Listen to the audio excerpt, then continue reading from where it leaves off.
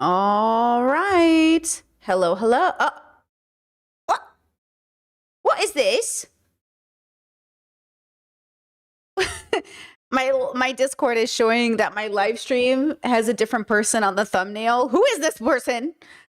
This is what happens when I use actual YouTube instead of what? What is this? Brittany's been replaced with a new white woman. Who is this white woman? Whose white baby is this? Whose white woman is this? My Discord has on their Brittany Simon stream starting soon, whatever. This white lady with pink hair. You know what? Good for her. My hair never looks so good. Look how cute this is. Okay, I don't know who that is. What did you do? Did you guys see me in Indiana as the thumbnail or what? Well, there you go. YouTube said all white people look the same. You won't tell the difference. It's fine. It's fine. You know what? It's all good. You know. Okay, the thumbnail looked the same to you guys. Okay. Well, there you go. So here's the dealio. First, let's start here. Anne. Oh, excuse you. Do not speaketh to me. Do not speak to me. Do not speak to me. Okay. I have 1 section, 2 section, 3 section, 4. I have like 4 specific sections today. They're all going to overlap, of course. You know how it is. But, you know, because I have to think about how I'm going to clip things. I always have to think about like the first time someone's seeing my content or the first time seeing someone seeing my work. And I don't know if other creators do this, but I think it really helps, you know, for people to have an idea of what's going on. So we're going to talk about that. I did read your comments on my last video and I did hear your feedback on Mal and Mel. Is it Mel or Mal? Mel. And I did hear your feedback of feeling like I misunderstand her work or I don't get her.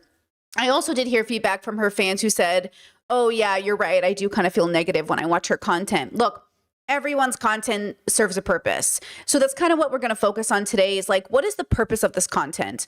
What is the purpose of the creators' creation, right? Because that's what we're doing here. And I want to bring it back to MJ because Lisa also made a video just like reminding people that like we're content creators. And Lisa, we'll cover it at the end, but Lisa said something to the effect, and it really allowed me to have like a little bubble pop of my own. Like she said, like, I don't know if the audience doesn't remember, like we're not like this in our real life. I mean, I kind of am, but I mean, I kind of am that girl who's always like, actually misogyny, you know, but generally, it's usually with people we know. It's not like we're going up to strangers. You know, when we make content, we're hoping to invite people to our spaces versus it's not like I'm not picking fights with people at the checkout line. You know what I mean? I'm not lecturing women about the patriarchy while we're in line to get, you know what I mean? I'm not lecturing people, you know what I mean?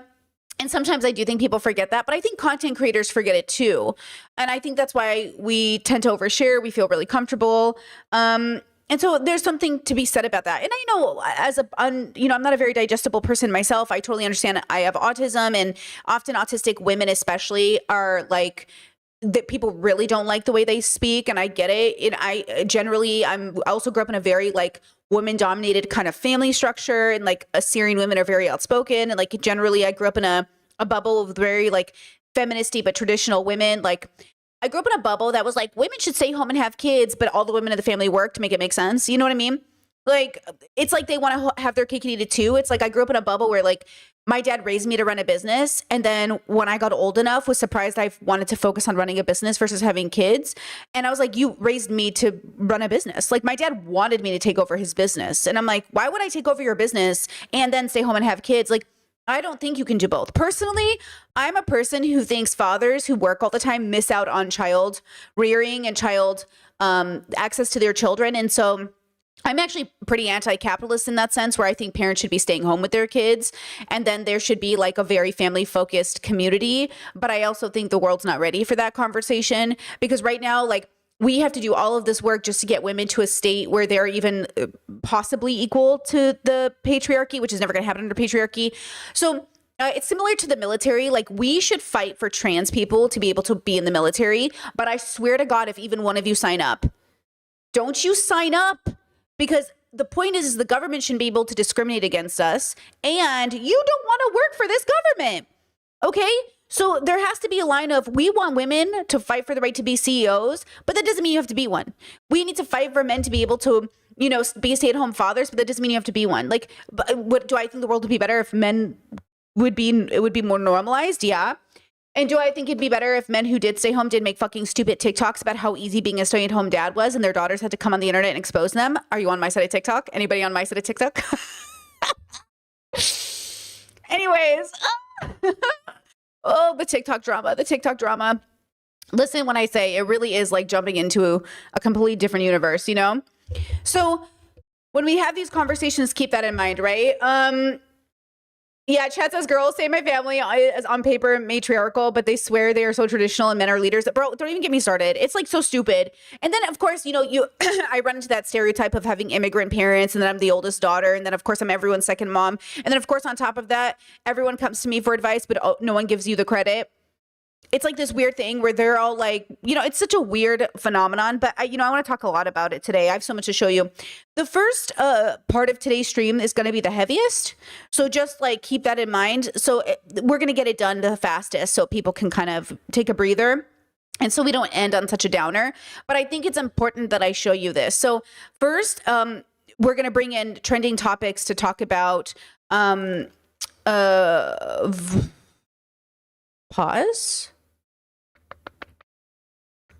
violence and how women can keep themselves safe, because I think it matters. And women and girls, young, vulnerable people, femmes, young, vulnerable boys. So first topic is going to be about David and Celeste. It's just a minute-long video, but I just want you to listen to this news story really fast, okay? Evidence from court in the David, getting some new evidence from court in the David case, and specifically an idea of the sheer breadth of evidence. The prosecution says that they have their hands on 40 terabytes, including child pornography collected from David's devices. The defense wants their hands on all of the evidence the prosecution has. 40 terabytes, bro. Before the preliminary hearing set for May 1st. That will probably last, they say, 4 or 5 days because of the sheer volume of evidence. Meanwhile, we are already privy to this extremely disturbing autopsy report that already came down this week. The LA County Medical Examiner reporting the cause of death for Celeste Rivas Hernandez was determined to be multiple penetrating injuries caused by objects. The manner of death ruled a homicide. We do want to warn you, some of the details are very disturbing. The report detailed the 2 penetrating wounds to the torso. It says this ultimately killed the teen, but also some of her fingers were missing and her legs and arms were cut off. One of the fingers that remained has a matching tattoo to David's, spelling out shh. Well, David is also pleading not guilty to lewd and lascivious acts with a person under 14 and mutilating a dead body. Prosecutors have yet to say if they will be seeking the death penalty in this case, of course. So apparently he started grooming her hey everyone, 12-ish, right? And then I still can't understand. Did he kill her when she was 13 or 14? Because I know people said that her birthday had passed by the time they found her remains, and so they kept calling her older than she even was. And I was a little confused about the date there. But just think about, you know, when they say like check his hard drive, that's what we mean. Check this man's hard drive. Check every Republican in office's hard drive. I kind of feel like a little bit to serve public office, I got to check your hard drive. Because a lot of these Republicans, a lot of these church leaders, all of them get caught with CP. Okay? It's ridiculous. It's absolutely grotesque. Okay? Now, what's interesting is that the people surrounding David, and there were a couple of people, are now having to come out to say, I have nothing to do with him, right? Because people are like, you knew, you must have seen Celeste, you must have been there when it happened. So even this girl who was in one of his videos, she had to come out and make this statement. Hey everyone, my name is Cassidy Clark. I was in the Here With Me music video when I was 18 years old, and I'm gonna talk about it. I submitted for the job via casting networks and I got casted. It was a 12-hour shoot, very low pay, non-union job. I met David's whole family. His whole family was there because he was a minor at the time. I was 18, he was 17. Oh yeah, CSAM, not CP. Because kids can't make porn. Okay, CSAM. What does CSAM stand for again? Child solicitation. What is it? Adult material? Child solicitation of adult material. What is it? Just so the chat knows. You're right. We're calling it CSAM now, not CP. Okay. And when you're a minor working on set, you have to have your one guardian present, but his whole family was there. I met his younger sister, who is probably now around the same age as Celeste would be, and he has a younger brother as well. During the shoot, I played his girlfriend, and that was that. We followed each other on Instagram just for the sake of, oh, you shot with me for 12 hours. We might as well follow each other on Instagram. We honestly didn't really get along that. So like she goes on to say they didn't even get along that well. It's interesting how it happens. Because he's a minor, his family's on set, right? Okay, I'm getting two different answers now. I'm getting two different answers from chat. I'm getting assault and I'm getting abuse. So child sexual abuse material or child sexual assault material. Either way, it's bad, but I'll try to find the, let me just Google. What is CC? I don't even want to Google this. Child sexual abuse material.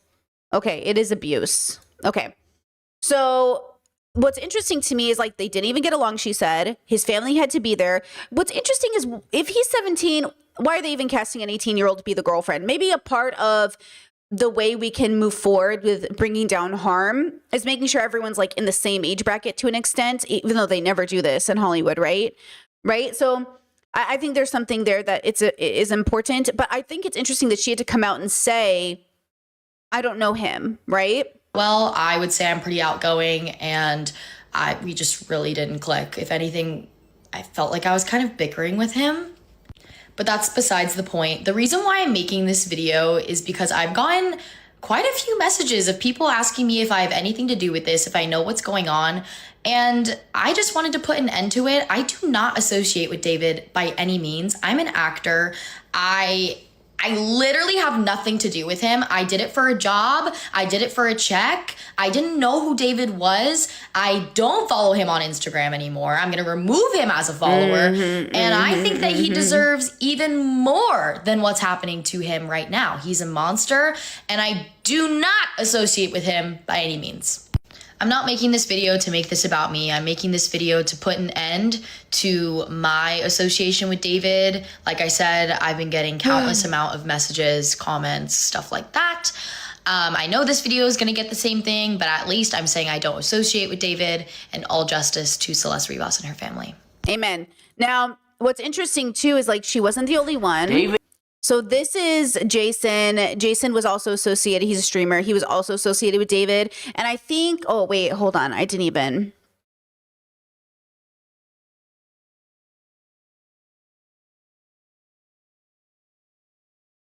How long it takes, I'm with you. Hold on. La la la la la. La la la la la la la la. La la la la la la la la la.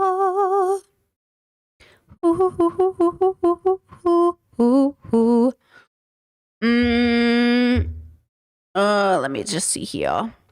Let me see here. So, okay, let me see. Ooh. Oh. Is that Benny Blanco? Is that Benny Blanco with the murder? So look at Benny Blanco with David. That's not a good look, Benny. You should probably take that down. The question is, can he take it down? So this is David's YouTube page. And David has like videos with streamers. And it's hard to say like if they even have the right to take stuff down, because that's the dilemma that people are running into. So like Jason, he was running into the issue of not being able to take stuff down. Like, what? This one. Everybody's saying like, oh, why do you have the song still up? Dude, I've been trying to take that song down for literally months.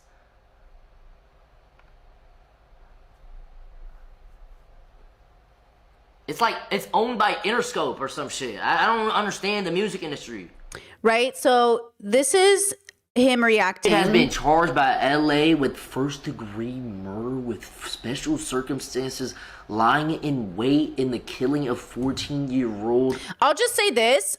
I have absolutely reached out to former YouTube collaborators. I'm like, can you please take down this video of us together? It is like 1 billion years old. The information is so out of date. I mentioned private information, and those videos are still up on the internet. Like, regardless if I have power, even other YouTubers can make the decision on whether or not they take a video down ultimately, right? So you know, the dilemma is, and I think that's the hardest part about making these videos, is like, look, people have the right to take it down or not take it down. But even like other women I've collabed with, I was like, girly, take this down, please. And they just like either, I don't know, are ignoring my messages, you know, because they've never even responded to me or what. Like, you know what I mean? I'm like, girl, take this down. But the problem is, like, I think a lot of YouTubers feel entitled, like, you know, well, you did this collab with me. I was like, I know, girly, but, you know, I'm mentioning like exes' names or family members' names, and I just don't want my, you know what I mean? Like, you kind of, when you grow up on the internet, you start to realize like, oh, privacy is really where it's at. But the dilemma is, okay, and then you make decisions, and that's a big part of it. But then even more than that, you know, the biggest part of it is like, you don't even know who you're collabing with, which is, again, something I'm trying to say to people, because people say, well, you knew, you must have known, you were there. Yes, there were definitely adults who knew about Celeste. Which ones were they? I don't know. That's the question. Obviously, somebody knew about Celeste. I just don't know if it was Jason. I doubt it. Like, maybe he was there, but I don't know, right? Like, the problem is, like, maybe. It's the same thing. Remember when we covered Katie Bugs? And I'm fully supportive of Katie Bugs. Like, I want that to be abundantly clear. Like, all these young girls in rooms with streamers are absolutely always the ones who need to be prioritized and protected, right? Whether or not people intend to essay or they do essay, the point is that the problem is, like, you are doing it. And the dilemma is, like, you need informed consent. That's why you need to be sober. It's why you need to have the conversations. It's why you need to give people a way out. It's why you need to make people not feel beholden to engaging with you. You know, the ThoughtSpot Irene just made an amazing video about autism and dating. And she said, you know, one of the problems she runs into often is when people are dating, especially in heterosexual culture or bubbles, there's like we need to know what we are before I actually treat you right. And I say that, and I agree with her, because when I was courting my partner, they flew out to see me in America, and I flew out to Europe to see them before we got engaged. And people were like, you're willing to fly out to see someone before you're engaged? And I was like, what? Yeah, like, we have to meet. And people are like, I would never fly out for a person. And I'm like, okay, I'm an adult. I have adult money. We get on planes and we go see people. Like, I know you guys are probably 19 and you could never imagine doing it. But, like, to me, that's just what adulting is. Adulting is doing what you have to do. And yeah, you get on planes and you go and see people, right? And you meet each other's families and you bring the family in and you have the conversations, right? I think the problem is like, there is, and Irene points this out, just this bubble of like, yeah, but what are you? If you're going out to dinner and you're buying lunch for people, what are you? It's like, okay, like, yes, I understand that you should be clear why you're there. But your need to put on label on something that you don't even know anything about, like, get to know people before that. Like, get to know people, right? Right? Chet said marrying people before is better. Well, it's not marrying people. It's like saying, oh, yes, we're a couple. That's why I'm flying out to you. Right? It's like saying, oh, but see, my partner and I knew we loved each other before we even physically met. And we said, what has love got to do with it? What's love got to do with it? What's love got to do with anything? Like, love is one half of getting married. Like, we still had to meet, see if we liked each other. Maybe I loved them, but like, what if I met them and it wasn't a match, right? So I think the dilemma here is like, people are dealing with so many different bubbles and different expectations of, what you're supposed to do when courting or dating, that it's confusing. So that's what I want to talk to you about today, girls, is the different bubbles and how we all use words and engage in these topics, and why I tend to be sort of out here doing my own thing from a philosophical perspective, because I do struggle to engage sometimes with like these bubbles where they're so stuck in gender politics, which is one of my favorite topics, but they're so stuck in a very specific heterosexual version of it that they make interesting statements about like,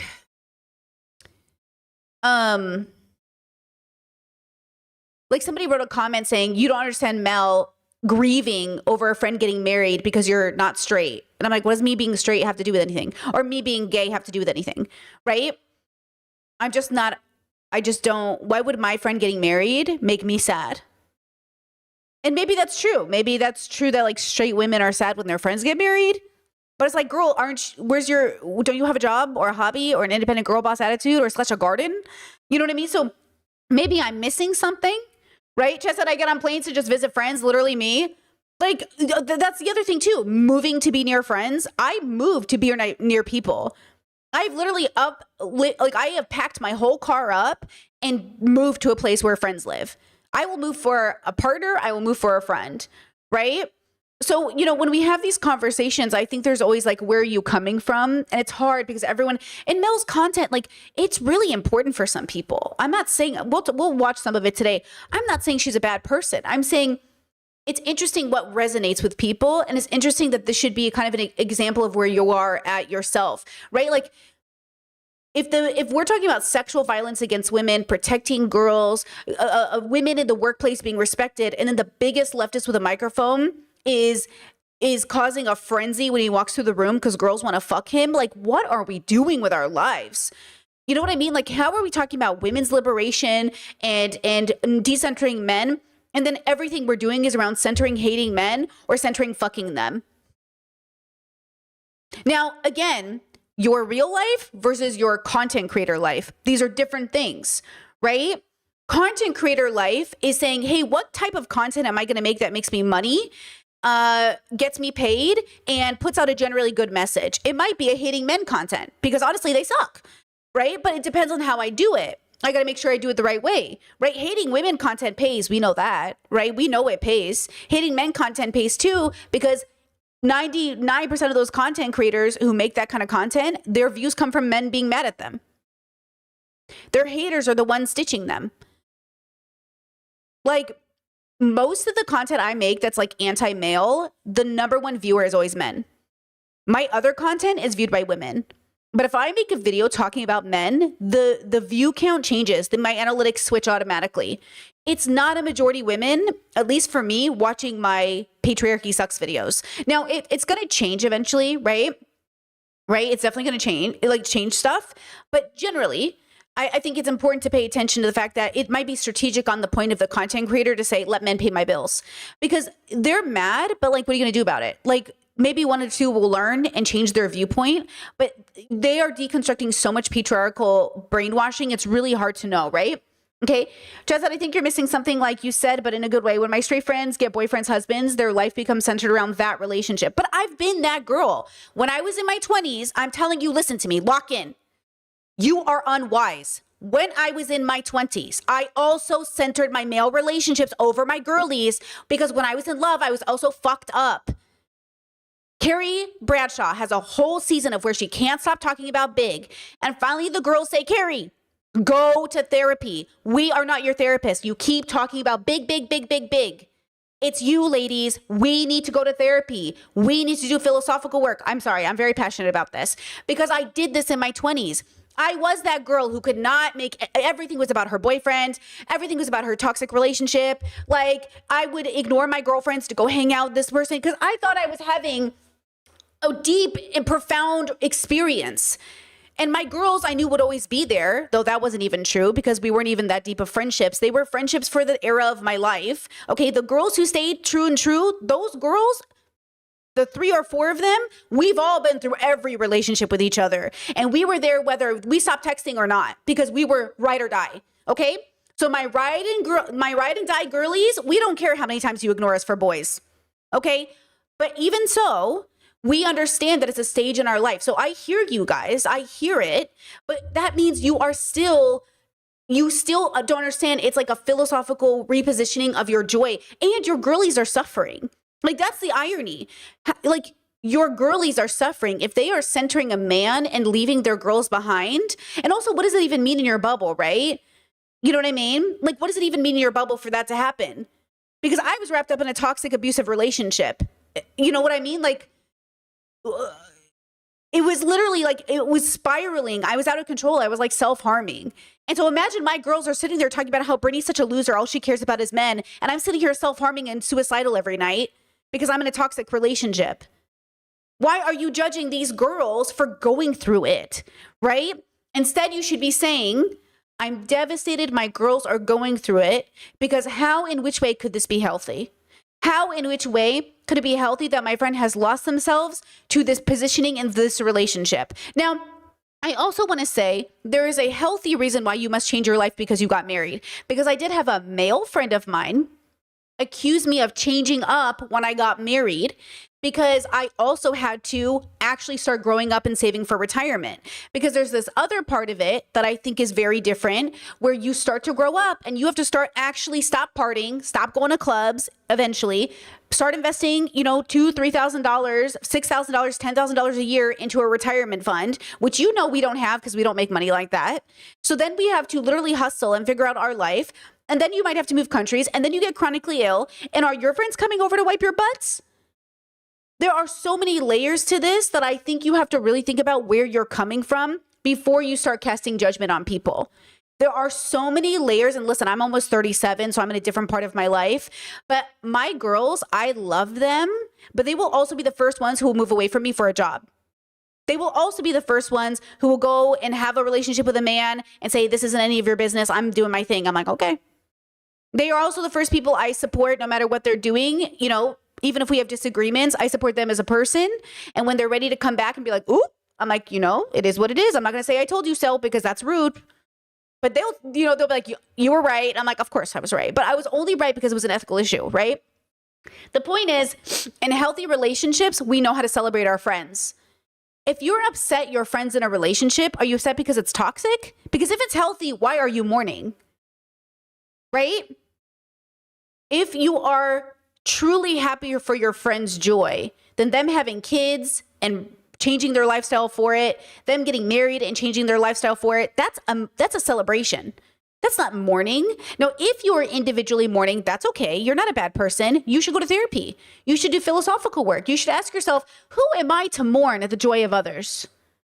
Why should I be sad if others are joyful? If others aren't joyful, then I should be concerned. Does that make sense? I'm very passionate about this because I feel like we are self-harming ourselves by, and I'm going to go into this right now with male violence because it connects.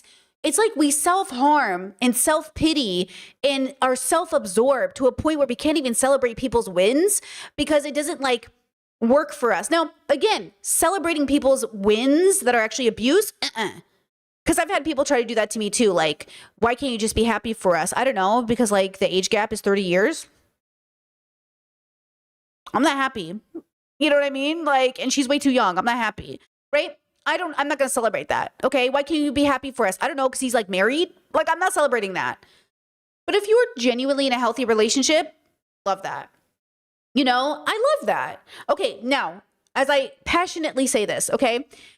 Jess, I'm not sure if you've answered this with different verbiage, but do you think objectification is tied to patriarchy? Absolutely it is. And men suffer from it as well. That's a whole other topic. Let me bring this around to this. Okay. I got a comment on my video about mental health and abuse and about Athena dying, Athena, the little girl in the UPS van and the delivery van, her dying. And this man wrote this comment, okay? He said, I'm a father, a brother. I'm a man, a father, a brother, and an uncle, and I hate the other men. I have given all those titles a horrifying stigma. I love the women in my life and especially the children in my life. How could anyone do anything like this to this innocent little girl? And then lying and making an excuse at ADHD made you molest and murder a child for over an hour. I want to do several torturous acts to him. I want his mother to watch as I do, because how dare you harm an innocent, you sick, demented fuck. They go on to say, I have a more extreme of thinking how we should treat abusers, but I'm not in the mind state to forgive evil deeds toward children. I will extend an olive branch to hear out most acts of violence to give a fair chance to explain how things ended up this way, the way they did. But on the grounds of a child violence on behalf of the adult, I cannot understand any scenario like this in which they can be rehabilitated or treated. Okay. It goes on, blah, blah, blah. So, okay. So thank you for your responses, girls. Crazy, right? Insane, right? But why is it insane? This, I know, please do not just hear me. It's not analogous. It's an analogy. It's similar. This response is similar to me with people saying, I can't be happy for people. It's like your responses are not proportional to the thing happening and or are just more harm dictated by patriarchy, right?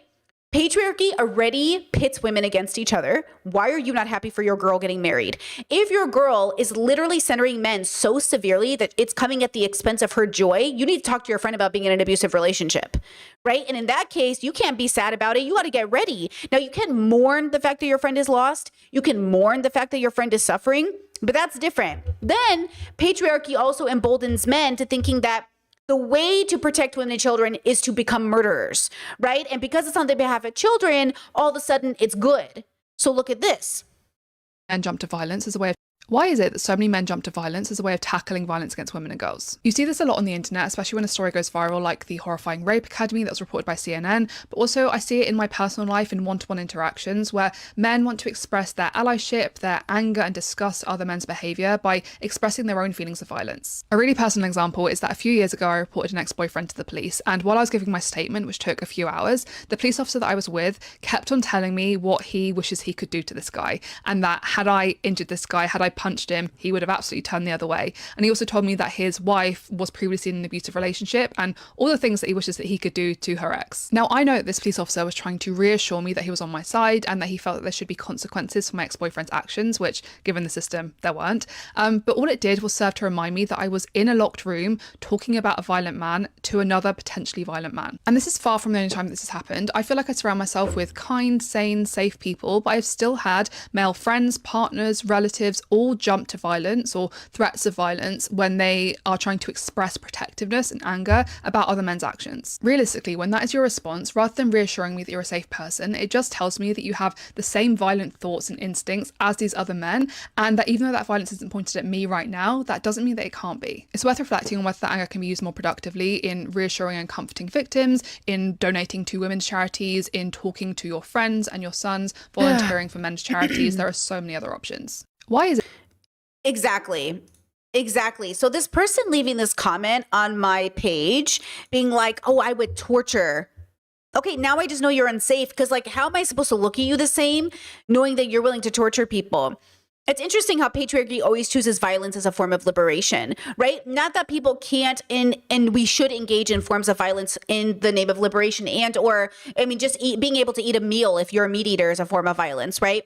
We all commit a form of violence by simply existing, right? Like some people argue childbirth is a violent act. I think it can be, obviously there are nuances to this. And I just want to say, guys, let's calm down because I was really too passionate the other 2 seconds ago.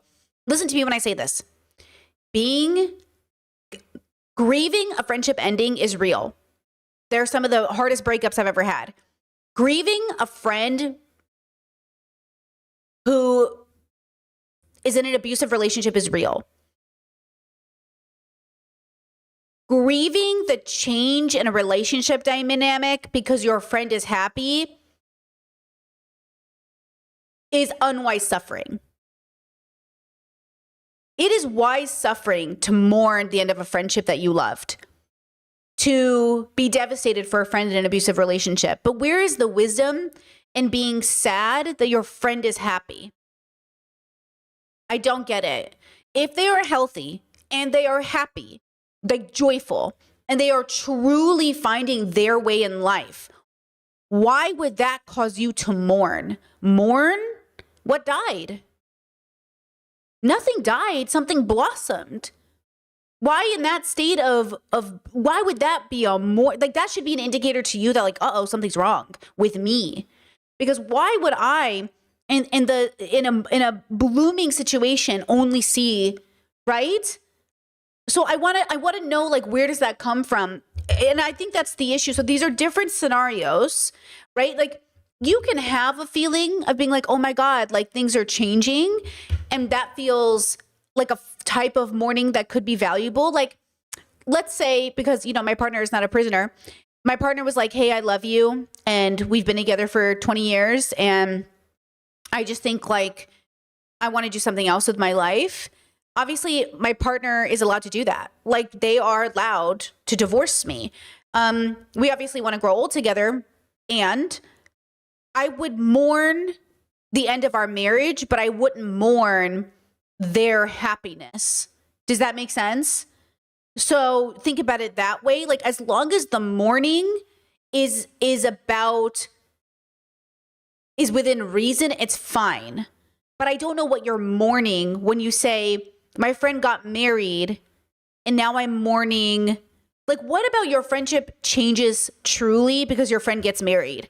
And maybe I'm just lucky that in my culture, in my background, I have not had any friends get married or have babies or take jobs that actually changed my relationships with them. So maybe that's it too, right? Maybe I just don't see it as a change. Because if I was seeing my girl every Saturday, but she got married and had kids and no longer could see me every Saturday, I would not consider that a change in our dynamic. I would see that as a change in her life in which I adapt to, because that's how it works. And also, I would just visit her every Saturday to help with the kids anyways. But some of y'all don't even want to help with the kids. Like, some of you don't even want to hang out with your friends' kids. So I'm like, that's where I'm confused. You know what I mean? I don't know what you mean by, maybe I need examples. Maybe that's what it is. Maybe I'm just imagining like a really weird scenario. And I have had some of my girlfriends say, sometimes I just want to hang out with my girls and I don't want to hang out with their kids. Okay, hire a babysitter, get it situated, help your friend out with babysitting money, and go out. But see, you don't want to do that either. You want to put it all on her. You want to say, well, she should pay for a babysitter if she wants to come out. I didn't choose to have kids. And I'm like, girl, we all chose to have kids. If our best friend has kids, we've all chosen to have kids. That's how it works in my family. My brother chose to have kids. Those are my kids. My best friend's going to have kids. That's my kid. So again, like, maybe it's a bubble difference of values, but like, yeah, that's our kids. That's their kids, but that's our kids. You know what I mean?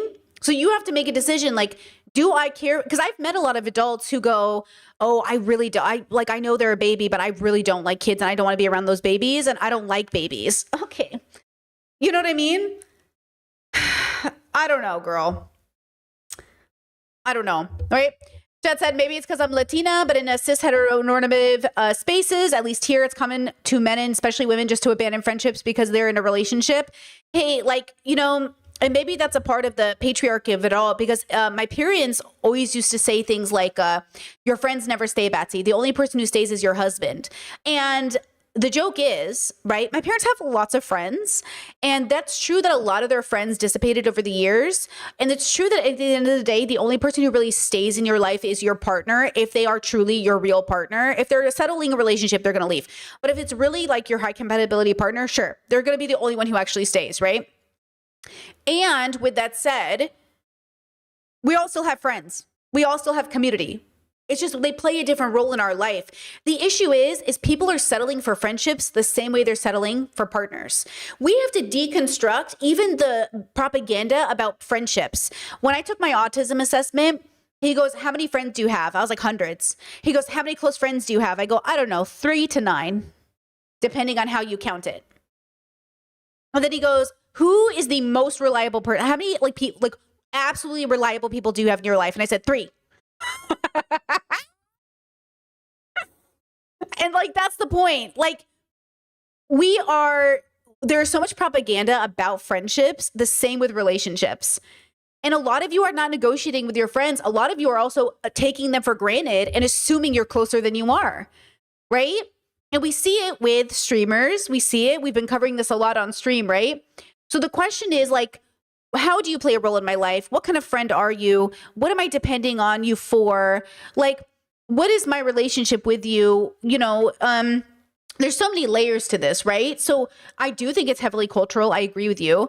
I see it in my own background. And even more than that, I also see a lot, because of my background, the concept that we're all friends all the time. So that's a big part of it too, is like, oh, everyone's friends.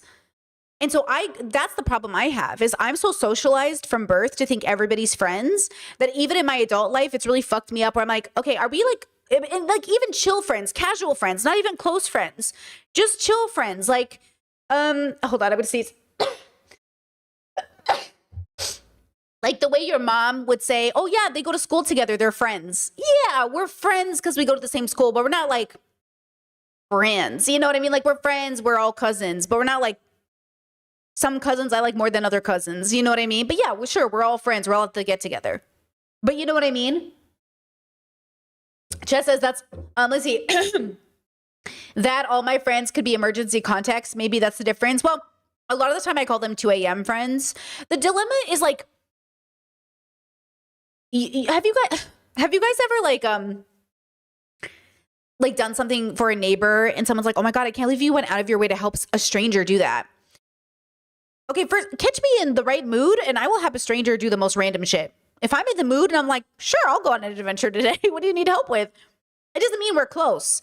Sometimes I think some of us are having like significant 3 to 4 hour deep, intimate conversations with people. And then all of a sudden they think we're closer. Do you remember the guy on TikTok who was like, when I dated an autistic girl, I felt like she, you know, unwrapped me and understood me in a way that no one ever has, because she simply asked me like, what did I do for my 18th birthday? And I was like, what did I do for my 18th birthday? And like, there's that problem that happens with neurodivergent girlies or psychology major girlies where we ask people like intimate questions and they're like, and no one's ever asked them before. So all of a sudden they're like, oh my God, are we close? Are we close? And it's just like, I was just asking you a question. You know what I mean? Chad said, where's the kitty? The thumbnail promised me a kitty. Her name is Indiana Jones, and she is definitely not here right now. She's probably sleeping because she just ate. This is about her feeding time. She's probably in a cat nap right now. Yeah, sometimes she's in here with me. Sorry. She is the greatest, though. Yeah, Chad said I'd save a neighbor from a fire. Yeah, exactly. Like, I'd save a neighbor from a fire. I'd take a bullet for a stranger. That doesn't mean anything, though. You know what I mean? Chad said, I feel we need different words for different levels of friends. Okay, so autistic people tend to have that. I call them inner circle friends. Friends, everybody else, basically. But here's the thing. Even if you're inner circle, for me, that just means like, I will like never not want you in my life, even if I never talk to you again. That just means like you will never become a stranger to me, even if I don't speak to you for 30 years. Versus other people, eventually you will be strangers to me, respectfully. Right? It's not to say that you're not special or unique or important. Everybody is. It's to say that, you know, you're now strangers to me. You're now somebody that I used to know. You know, you're somebody I used to know. And I think that's also hard for people, right? That's hard for people because it's just like, what do you mean, bro? Like, I was thinking about this boy I dated when I was in a homeschooling group and we were like 14. We used to hold hands. And we knew each other all of our lives since we were 6 years old till about during lockdown. And during lockdown, he got a girlfriend that he thought he was going to marry. And then he stopped talking to me, which was kind of our normal. Our normal was we've been talking to each other since we were 6 years old. But every time he got a girl, we basically stopped talking, which was fine. Like we grew up our whole lives. Our moms knew each other. All of our friends knew each other. This guy was like a cousin, basically. And sometimes I think about him and I go, oh, I wonder how he's doing. And I tell my partner about him. I go, oh, I knew this guy. And like, I tell you about this guy and he might, you know, one day he might pop back into my life. And my partner and I talked about it and I was like, oh, but he's not inner circle. And like, the thing is like, he's not inner circle, but I've known him since I was 6 and I would like to know how he's doing. I hope he's doing well. And it kind of would feel like we were back in our normal if I saw him again.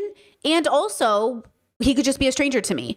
But it's hard because I've known him for so long. So a lot of the boys and girls I knew when I was 6, 7 years old, when I was homeschooling all my life, a lot of those people come in and out of my life now because, you know, people married into families, people know each other. We're all still connected. Our moms are on Facebook together. So sometimes those people come back into our life. And we're like, oh my God, how are you? Are you married now? Oh my God, you go to college? But we're not like, it's still like kindergarten friendship, but it's not like friendship. You know what I'm saying? Does that kind of make sense? It's like we all know each other, but we don't know each other. But it would be kind of like, so it's hard to explain to people that also didn't get that. And even though I moved around a lot as a kid, because I was homeschooled, I still knew the same kids all my life. Because we were homeschooled, it didn't matter where we moved, we were still with the same group until I moved away at 15 and went to public school. Then I lost a majority of contact with most of those kids. And even then, right? So when we have these conversations, it's hard because I grew up so socialized. Guys, we're talking about grandma and grandpa's house every Sunday with like 100 cousins. We're talking about Assyrian weddings of 400 people. We're talking about like you know, my mom has 9 kids. She's one of 17. All those people had 8 to 6 kids. You know what I mean? We're talking about huge family gatherings. We're talking about a neighborhood like bike rides and fairs that were happening. You know what I mean? Like I grew up in a suburb where like all the neighbors knew each other. I had a newsletter as a kid. My friends and I would wake up on Saturday mornings to go make money washing people's cars at 7 fucking a.m. before Pokemon came on. You know what I mean? Like it's like a completely different. I am medium traumatized. Like I always say, I'm very privileged in that way where I'm not extreme traumatized. Like, trust me, if I told you all my trauma, you'd be like, oh my God. But at the same time, I'm very privileged in a big way, right? All these things play a role in friendships and how you keep them. You know, all these things tie into how you show up for your kids. You know, we were definitely the house on the block that always bought the bouncy house, and then all the neighborhood kids would come in and my parents would be like, come. Even kids who live blocks away would come to my house and my mom would feed them. My mom was like the feed the neighborhood mom. So if the kids weren't eating that day, if they were latchkey kids and their parents weren't home to feed them, they knew they could come to my house and my mom would give them food. It's a very high trust community. We're living in if you grow up low trust community, you're having a completely different relationship with all these things. And remember, life is nothing but relationship. I am in a relationship to you. We are in relationship to words, right? So I have a very high trust sensibility. That's why when somebody in my comment section accused me when I was talking about Hassan, like never trusting people first. No, I always trust people first. It's my biggest flaw, greatest strength. I always trust people to be good at first. And then I see this man make rape joke after rape joke and I go, I'm out. And people go, oh my God, why don't you trust him? You know what I mean? I always trust people, but with data, I become more cynical. Like, it's like they want me to be more cynical about these red pill girlies or these girlies who are trying to fight patriarchy than these men who are trying to benefit from it. And that's why I say today, all this criticism I have for these girls today, no, they are not literally red pill girlies. I gotta stop saying that because I didn't know you guys weren't getting it. None of the girls who fight patriarchy and the way that they're doing, including the Wizard Liz, is actually red pill for women. You must understand, red pill comes straight from misogyny. These women are trying to combat misogyny through capitalism, which is why it ends up having a relationship with patriarchy. Because patriarchy and capitalism are siblings. They're twins. They're kissing cousins. You know what I'm saying? So that's the part that I want you to understand is like, I will change my language. I thought people were getting it, that when I said like, oh, it's red pill for women, I didn't mean literally. That's literally not what they're doing. We'll talk about it. Give me a second. Hold on. Look at this, right? Hold on. Chat says, I find your thoughts incredibly interesting because you view friendship from a totally different perspective from myself. It really helps me makes me a more whole understanding of friendships. Well, and look, that's just me. Like, right? Like, that's just me. If you don't resonate, great. If you don't, that's not where you're at, great. But I find that the weaponization of friendship is really fucking annoying because a lot of men as of late have tried to do it to me. And it's always men. I really have a bad streak of men trying to be like, I thought we were friends. What does that have to do with anything? And even if we were friends, did you think I wasn't going to call you out? So I also struggle with the way that friendship is weaponized. Like, oh my God, like, listen, I have my ride or dies, and I also have, regardless of you being my ride or die, I'm gonna call you out because I'm not gonna bury body for you. You know those friendships that are like, oh, I'd bury body for you, not me. I'm calling the police. I don't even like the police, but I'm calling the police. I'm not going to jail for you. Fuck no, don't put me in a position to go to prison. For what? Because you were stupid and killed somebody? Absolutely not. Okay, here we go. Are you ready for this? Son asks for the cake that bleeds when you cut it. Now, this is Kev on stage doing a stitch, but don't worry, I found the original.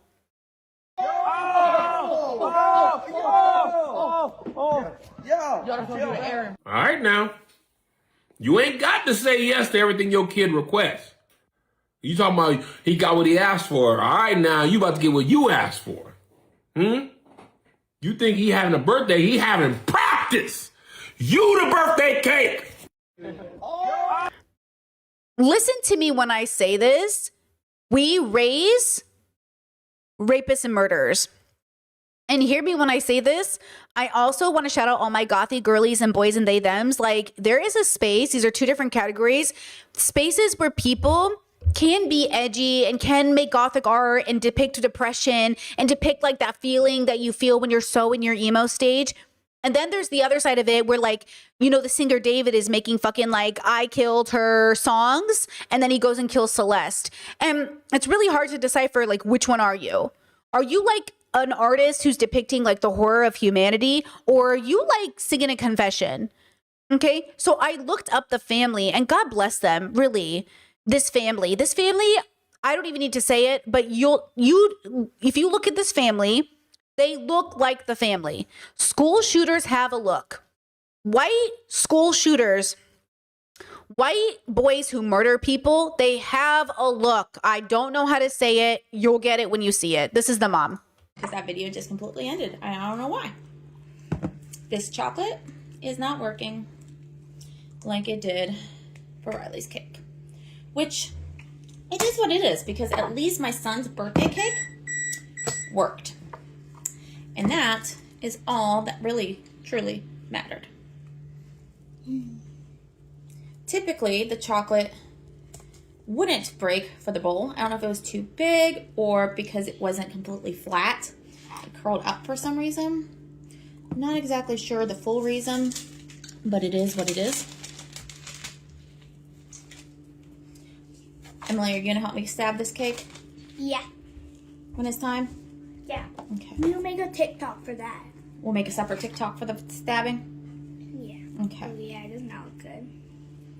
Okay. Well, you're going to see some blood on the outer part of the cake. It is what it is. You're not supposed to see any blood, but you do. Okay, so you go to the page. I don't know who she is. I don't know what's going on here, right?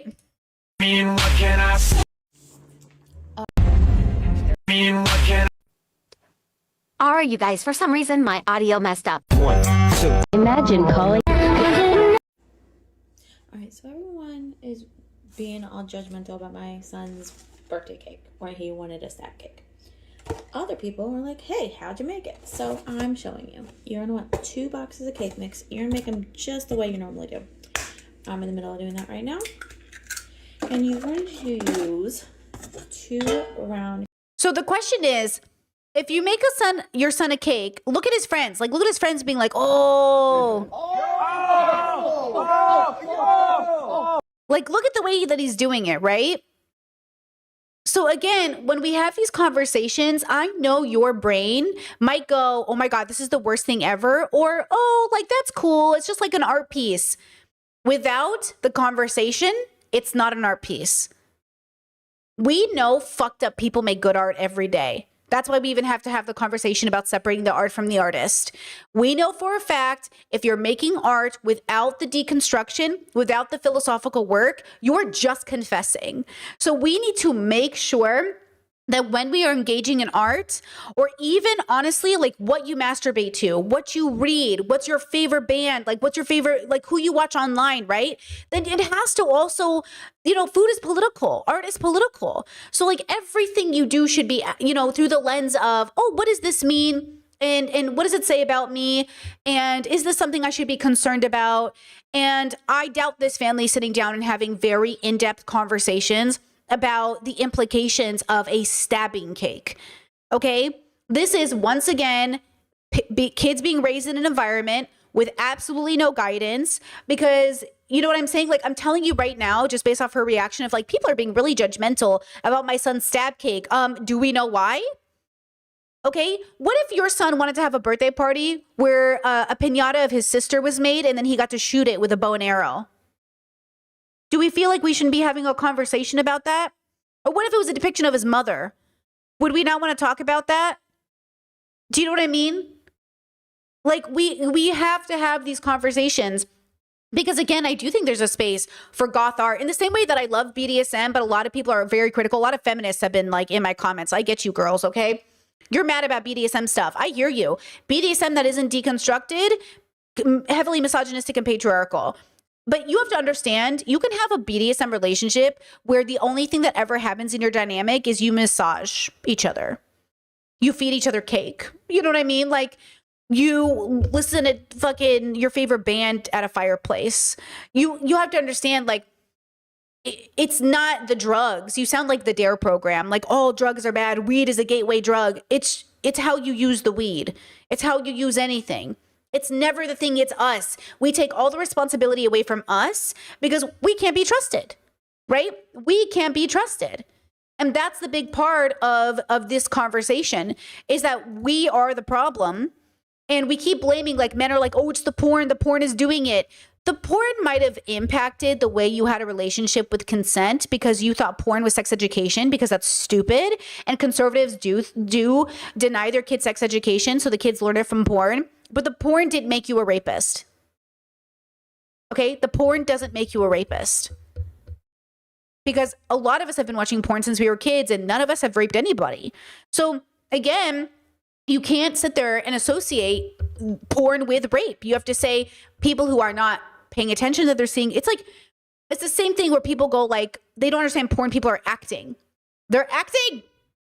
They're acting. Now, some people have really bad relationships with porn. Some people feel like their childhood was taken away from them. You can go ahead and have that relationship with it. It's not a universal one, though. And because we have to be careful, we have to distinguish the thing that made us suffer and the thing that is suffering within itself inherently. That's why I'm not anti-religion. I think religion, I've gone through my I hate religion, no one should be religious stage. I'm healed, okay, girl? I'm not anti-religion anymore. Okay. What I am, though, is somebody who says, if your goal is X, then you must do Y. If your goal is X, you must do the thing, okay? If you are willing to at least have the conversation about how a lot of these religions are, you know, patriarchal, that's one thing. If you're willing to say that it might feel patriarchal, but we're going to do something about it, like there's a discussion to have here, right? Now, I want to show you this, just like so you understand how my brain works versus like other people's, because I do think this is the one skill that I have that I think a lot of really successful streamers do have, by the way, and a lot of feminist thinkers do have in a big way, right? So first and foremost, a trigger warning, I guess. I don't know if you're going to need one for this, but there's a product that my Discord was like, oh, hey, do you like, basically, can you look into this? And I looked into it, and if you see this on your timeline, I want you to look into it, okay? And I'm not, listen, maybe I'm wrong, but I'm going to share what I found, okay? Because it's a fundraiser. And when I looked into it, I had a feeling like something in my intuition was like, this looks bad. This looks something looks off here. I don't know what it is. That feeling, I don't have it every time I see something. I see it when I see a pattern and I go, let me look into it so I can make sure I'm correct with what I'm assessing. And I think that's a really, really good skill to have when you're in a position of leadership, or you're putting your name to something, or you're trying to educate people, or you're talking about, you know, other content creators. Look, I can be wrong about content creators. I've been wrong before. And I always do my due diligence. So if you guys are telling me, Brit, you're wrong about this person, I will look into it, because maybe I'm wrong. And also, am I wrong, or do we just disagree? Right? So this person found this ad or this post on Instagram. So if you're seeing this on your Instagram, there's a thing called the Venus Guard. And it says, we want justice for SA survivors. Sounds good, right? Wow, $26,000 raised, $300,000 they want, you know. Look, recent donation, top donation, 2 hours ago donation. Whoa, look at these big donations. Whoa, $200, $300. And I'm like, who is this? Like, what is this thing, right? Now, here's the thing. When I Googled it to look into it, oh, chat says I saw this too. Okay, did you guys look into it? So first it says, CNN, Inside Africa, South African doctor invents female condoms. This is the doctor. Okay, this white lady right here. Okay, whoops. South African doctor Sonette Ellers was on call one night 4 decades ago when a devastated rape victim walked in. Her eyes were lifeless. She was like a breathing corpse. She looked at me and said, if I only had teeth down there. So she decided to create something that will basically make teeth down there, right? So the article goes on. Here's the website for it. Okay, here's their like get to know me page, right? Look at the imagery they're using. Look at this. Now hold on, this is the item. So this is their YouTube channel. This is what they created, right? Conviction, and potentially justice. Venus Guard works as a woman's last line of defense. The Venus Guard sleeve consists of a silicone sheath that within it holds a cut-resistant web of sharp barbs. The user inserts the device into herself similar to how one would use a tampon or a menstrual cup. If an attacker enters, the barbs attach themselves onto his skin, and this causes the assailant to become completely physically incapacitated to the pain, giving the victim time to escape or even fight back. The Venus Guard device cannot be removed anywhere besides in a hospital by a clinician. This results in the identification of the attacker and can potentially aid subsequent arrest and conviction. Okay, notice their branding. Okay, so notice the concept, right? Now, the woman that was featured in the article from CNN who said, I don't know about this. She's the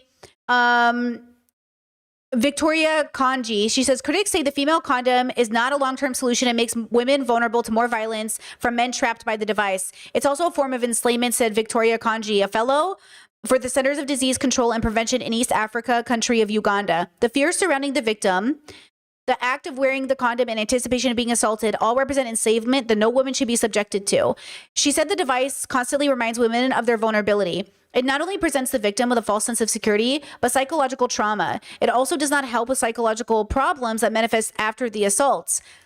This is her. At least from what I found, this seems to be her. Okay? Of the health budget in Uganda is funded by donors. Right? The woman who made it, a white woman. The woman who's against it, a black woman. This is important because when we talk about women's liberation and we talk about the politics of South Africa, and then we talk about the only solution women in South Africa get is a condom with teeth instead of actual institutional change and or some form of liberation that doesn't put women constantly 24/7 on fear of needing to wear a condom with teeth. Like a condom with teeth, this is the best thing you did for women. You know what's weird though? Is all of the branding is people of color. Is black women. All of the branding is black women, right? Okay, so check this out. I started to look into who were the people in charge of this fundraiser. What were their names? Here are the names associated. Okay, when I Google, it's only white people coming up. It's very confusing. Who are these people? I can't even find a direct answer of who these people even are, except for this one. This is the only one with a clear association with his name and the product. But everybody else, what is this? Okay. And then it says, reimagining sexuality, rape acts from concept to consumer, innovations for the human experience. This is the most disgusting use of capitalism I've ever seen in my life. It says, brief history of the concept, design, and development of rape acts. Vincent Laskowicz, inventor of the rape acts anti-rape device. Vincent, a mechanical engineer with over 30-year experience working with international teams in developing, commercializing new medical products. He is the designer and co-inventor of the Rape Axe, an anti-rape device and business partner of Sonnet Ethers, the inventor and founder of Rape Axe, right? Here's the dilemma. This is the problem with capitalism and patriarchy and whiteness coming together to, quote, protect women. Okay, this has no views, no backing, no large women's group is supporting it. And by the way, the article that covered the frustrations with it from Mother Jones, anti-rape World Cup condoms with teeth, okay, 2010. First of all, disgusting. And second of all, it's like, oh, great. So now all of us have to do the work. All of us have to be the people who are what? And then tell me this, when are we going to start doing it? When do we wear it? Right? So when am I supposed to tell my little girl when she's 10 or 12 or 13? Is it, when am I supposed to give people or give kids or give adults, like, when are they supposed to even be using this? It's like, you know what I mean? Like, it doesn't even make sense, but it's going around your Instagram right now and you're probably seeing the ads. You're seeing the ads, right? This article was in 2010, but the fundraiser is still making money, allegedly. And look how my Discord with the most good intentions was like, oh, hey, I just found this thing. And I'm like, pause. What is this? Who made it? Who's promoting it? Why the fuck is it? Somebody paid an ad for you guys to see that Instagram post. Question everything. And especially if it's targeted towards helping rape victims. Because under patriarchy and capitalism, ain't no way they care. Can we see when the fundraiser started? Let's see. La, la, la, la. Okay, how do we do this? So, let me see. See y'all. Do I just scroll? Can we even do that?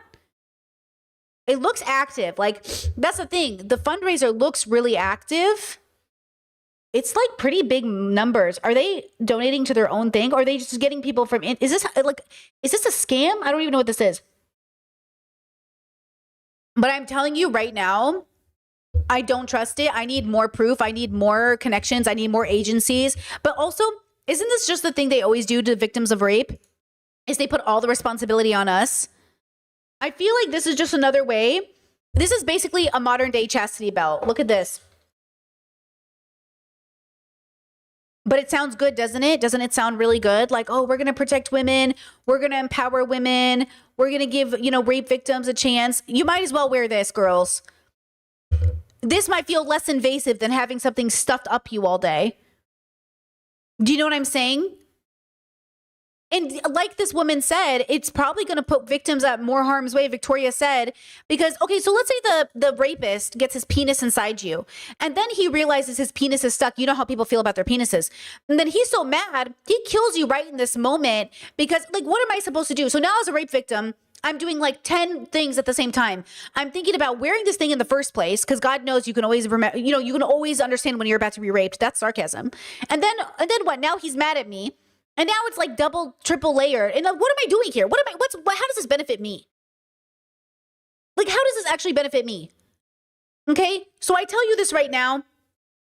If you see this ad, be suspicious because this feels, and this is the other layer of racism that I think plays into this because it's white created and seems to be white backed. It feels a lot like, I'm going to say this in a way that you have to hear me when I say this.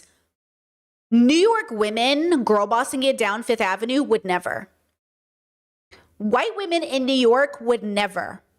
But you know who this is good enough for? Black women in South Africa. Because they can't get anything, right? They can't even, like, they are so an afterthought to you that you're like, hey, we can't do much, but like, here's a condom with teeth. Do you know what I'm saying? You could never sell this to entitled white women. You would only be able to convince yourself it's for the good of people by selling it to people you think less of. Because there's no way you think this is dignified. Like, you can't, like, really think this is what we need.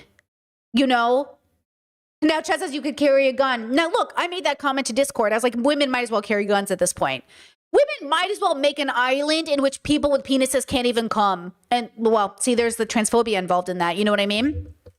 Like, that's the other thing, too. Like, there are so many layers to this, but it's so frustrating to me that, once again, like, it's an ad taking advantage of a very serious crisis. And this is the aftermath of it. Okay? Chet says, I saw commenters also mention that the product is advertised as a single use and comes with a 30 in a pack. So when the materials exist for it to be reused and washed like a menstrual cups. Oh, so when the materials exist for it to be, I heard it has to be removed by a doctor. Like you can't remove it on your own. The men have to go to the doctor, which is why then you can tell who the rapist was. And I'm like, or hear me out. Actually hold rapists accountable. Actually change culture, actually move people forward, dismantle patriarchy, right? No, the man can't remove it. Right, the men can't remove it. They have to go to the doctor, right? But it will come out of the woman. Okay, so it will come out of the woman, which it should, obviously, I hope so. It said on the website, it said it won't harm the women. Let's see. I have that page pulled up. I thought I did at least. Because I was reading about it. Let me see. This is the people on the team. Let me see. Our mission. Okay, let me see.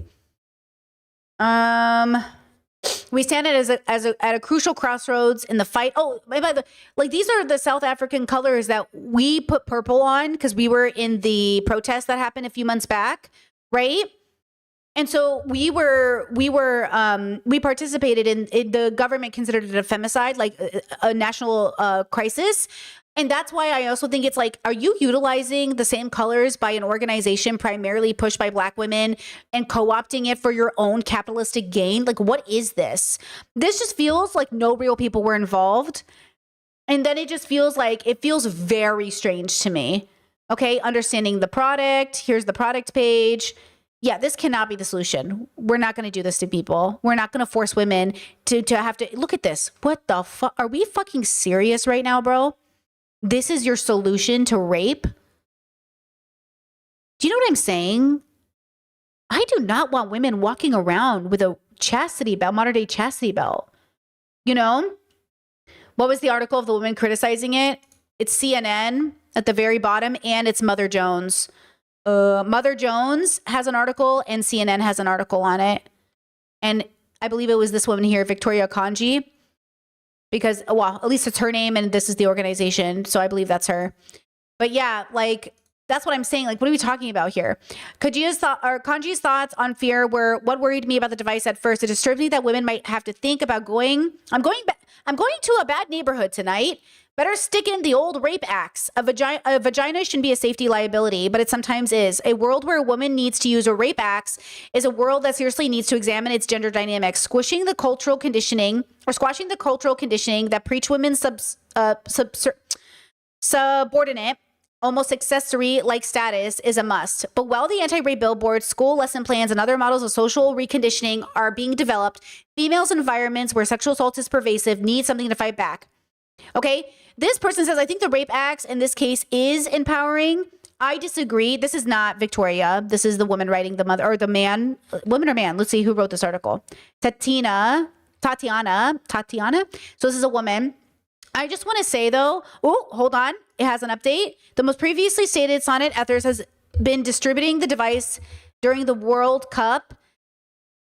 Ether says that contrary to CNN's report, she has not distributed 30,000 Rape Acts condoms during the World Cup as she intended due to a lack of donation. She will distribute them during the games as she finds more donors. Am I crazy, or does this sound like... Does this not feel like... Okay, I feel like I might be speaking out of turn, so you could just... Okay.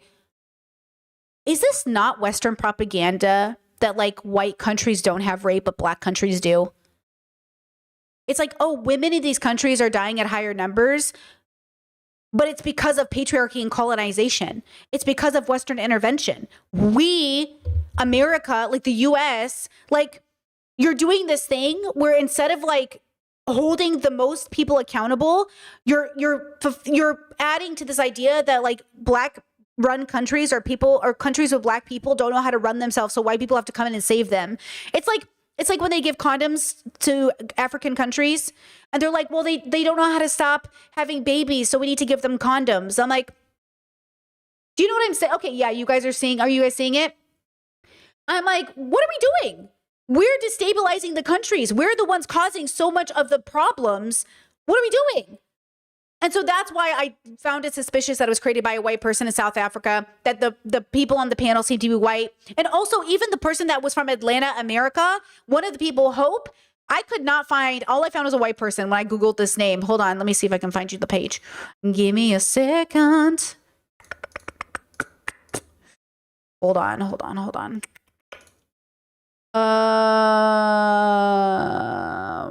About Us. Okay, let me see. Let's see. This person here, Hope Copeland. I kept Googling. Hope is from Atlanta, Georgia. And I was like, oh, maybe she's Black. But then I Googled it and all I found was a white person. So if there's a Black person, I want to know. You know what I mean? Like, and when I say, is there a Black person, I'm saying because of the racial divide in South Africa specifically, because of the racism and capitalism of it all, it is more likely insidious if it's a white person. It is more likely corrupt white South Africans / white people in America who are capitalistic and looking to benefit from Black bodies once again. And that's why I'm suspicious. Okay? That's why I'm suspicious. Of like, are you a Black person? Or like, are you a Black woman who understands the struggle? Or like, are you a white person? I'm confused. Okay? And I'm confused that I can't find any updated interviews, any updated like information. So again, if you see this ad, I think you should be suspicious. Does anybody have any questions? or comments, okay? Because I understand, like initially it was like a hope, like, oh, hey, is this fundraiser any good? Maybe this is a good thing. And I was like, absolutely not. Nope. Chet says, I don't get what you mean. It sounds like you're blaming immigrants. Who's blaming immigrants? Oh, hold on. You guys are talking in chat. Hold on. Let me see. What are you guys talking about in chat? Look at the statistics, dude. All of a sudden, Europe, we designed to get illegals and now rape statistics went up. I wonder why that could be. Uh-oh. Block. No. That's racist. Good catch, chat. Good catch. That's racist. That is a white, brown people are coming to Europe and now Europe all of a sudden has more rape. Bro, sit down. So no, blocked.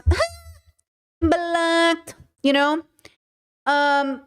Discord said, are you going to get into the in the meantime idea I was talking about? Sure. So some people tell me if I'm correct on this. In the meantime, is this a good solution, right? Is that what you're talking about? In the meantime, it would be better if women all moved to one place and left men behind. No, it's not good in the meantime. It is a huge cope. It cannot be a lifestyle. I'm not going to ask women to insert a rape chastity belt inside of them to have on a daily basis. And unless you're in a very unique situation, this is almost never going to help you. Do you know what I mean? So this is the problem. In what scenario is this going to help? Do we have even one story of it helping? Like, think about that concept. Think about how invasive it is. Think about how bad it is. You know what I mean? I mean, it would be better for you never to leave your house. It would be better for you to become agoraphobic than to wear a chastity belt, which, by the way, ends up being patriarchal. Because look, what is more patriarchal than you know what I'm saying? It's not good temporarily. It makes no sense for this to be the solution. I mean, better for women to sterilize themselves so they won't have babies. You know what I mean? Like, there are so many other things that are still bad that would be better than this device. And I wouldn't even recommend those things, by the way. I'm trying to give examples of why this isn't it. This isn't it. And so again, when we have these conversations about like, what can people do? You know what you can do? And this is the hard part. Okay, are you ready? Because everyone globally is having a completely different experience. And by the way, because of those very different lived experiences, it can be very hard to know what the solution is. But who are we? Are we talking about privileged Americans in our, in New York City or California? Are we talking about people, who are we talking about when we talk about solutions about rape? Anyone can be raped anytime. Rich, poor, no matter the country they're in. The question is, what do we do to liberate people out of oppression? And what are we gonna put all of our resources into while ignoring other things? This is the issue I've been having with the boys right now. It's like, they're all like, let's fight capitalism. Well, women are being raped. It's like, bro, well, you fight capitalism and I'm here for it. Women are still being raped. You know what I mean? So I would not move with fear. I think fear is the root of all evil. So I would not recommend doing anything out of fear. I would do things out of reason, logic, and groundedness. I would look at my personal situation and, to the best of my ability, be less bad every day and harm reduced to the best of my ability within reason. Not everyone has the same situation. As an example, I've been following Palestinians recently, and this is very sensitive. So just, okay. Because same thing with my family in Iraq. I would ask my mom, like, why would you guys have babies if you guys felt like you were being persecuted and you were in oppression? Like, why would you have babies? And we've seen this from watching documentaries on Black people who were recently like related to enslaved people, right? All of our parents, all of our elders believe, this is a very traditional thought that modern people are not engaging with, that children are like the point of liberation. Like, children, they have babies so the oppressors don't get the upper hand. They have babies as a sign of the future. They bring babies into situations, into the world as a rebellion, right?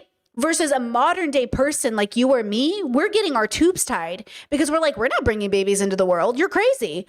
And so think about the disconnect between those two groups of people, where like our elders think like having a baby is a sign of never giving up, versus we think a real point of liberation is considering before we bring a baby into the universe. So that's the hard part of what's happening right now. How do you look at a whole population of people getting genocided and telling them you can't have babies? How am I supposed to look at my mom's family and say like you shouldn't have had all those babies, right?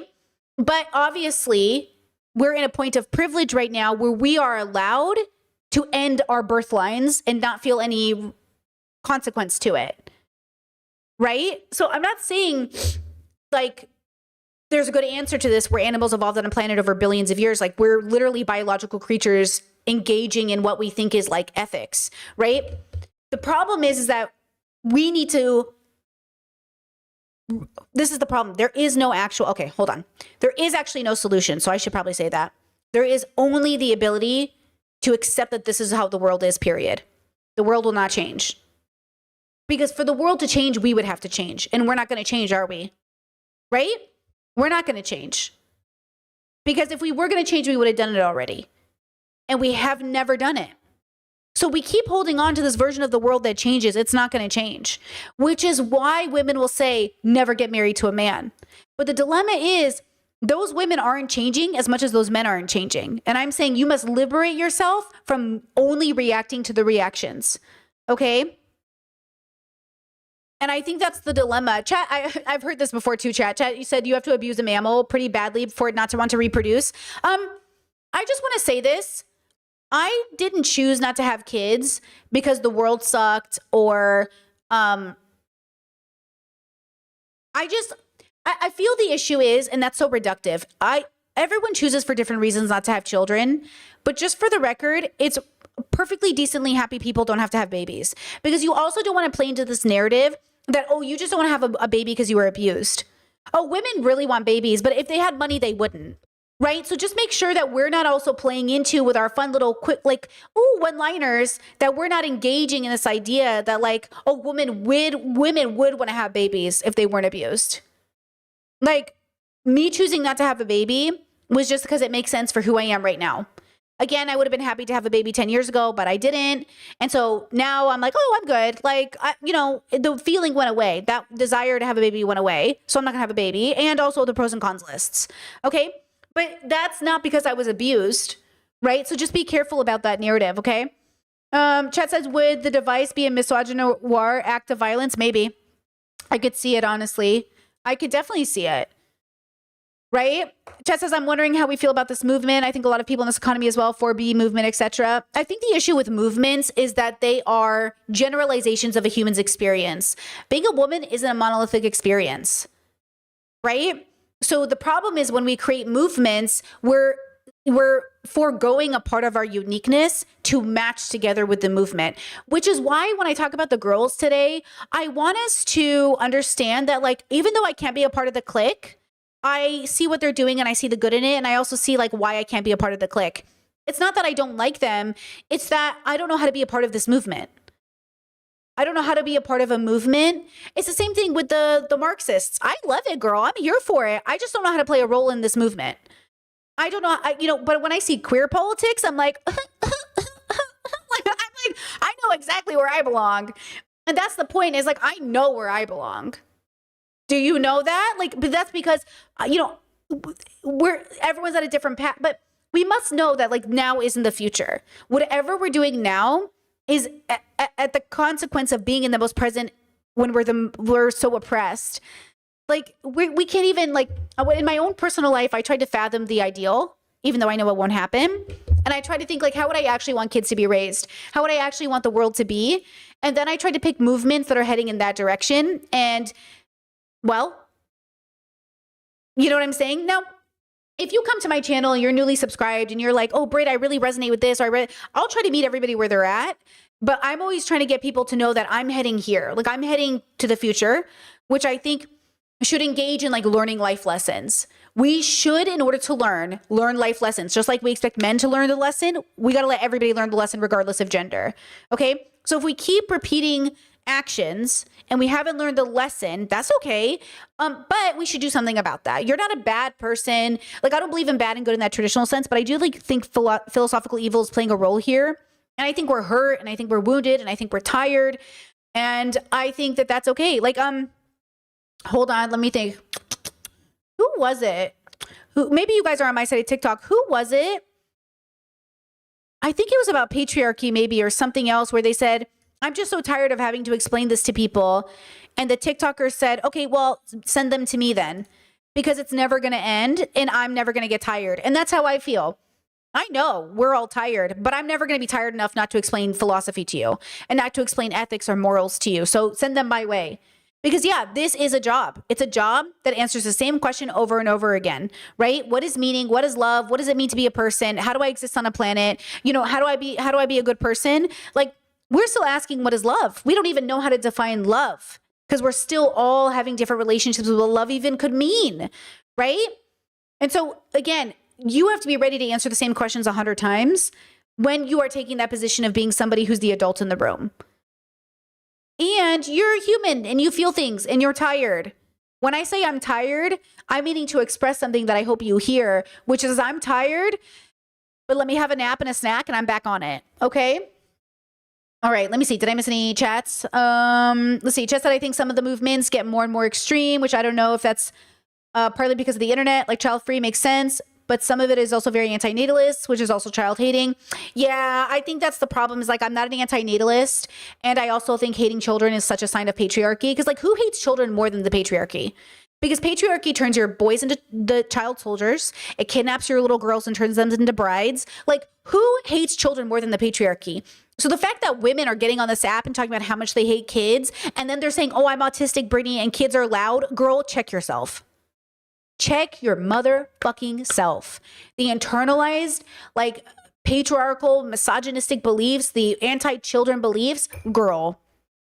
Autistic people do not specifically hate children because of noises. They just are noise sensitive, and anybody could have made those noises. The fact that you're blaming kids, you think I don't hear a kid scream, and sometimes I'm like, you know, I make that face a lot. There are kids in this building, and I'm always like, it doesn't mean I hate the kid. It has nothing to do with the child. It has just nothing to do with the child. I would never say I hate children, you know? Chet said, are you dead set on not having kids, or is it just how you feel right now? No, we're not having children. We as a couple have already decided. We've been seeing the doctors. I'm getting sterilized. And soon you will see that video. Life after sterilization, bitch. Okay, I'm getting sterilized. And or my partner's getting sterilized. We're dealing with national health care here. We have to decide. Croatia has to let us know which one of us can be funded through the state. So we're waiting, or the country. But the doctor, oh my God. I went to this doctor. She's so pretty. She's so great. She's so smart. And she goes, they're going to push you. They're going to fight you on sterilizing you because you're so young. And I'm like, I'm 36. She goes, oh, never mind. She thought I was a bit young. But she was like, never mind. I'm like, oh, thank you. Anyways, so we've already started doing the appointments. Okay. Chet said, is anti-natalist hate for the children or more directed to the parents? Well, I think anti-natalism is actually more selfish. It's saying kids can't consent to be here. I didn't consent to be here. No one can consent to being alive.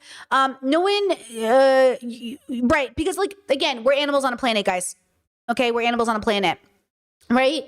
But I would say that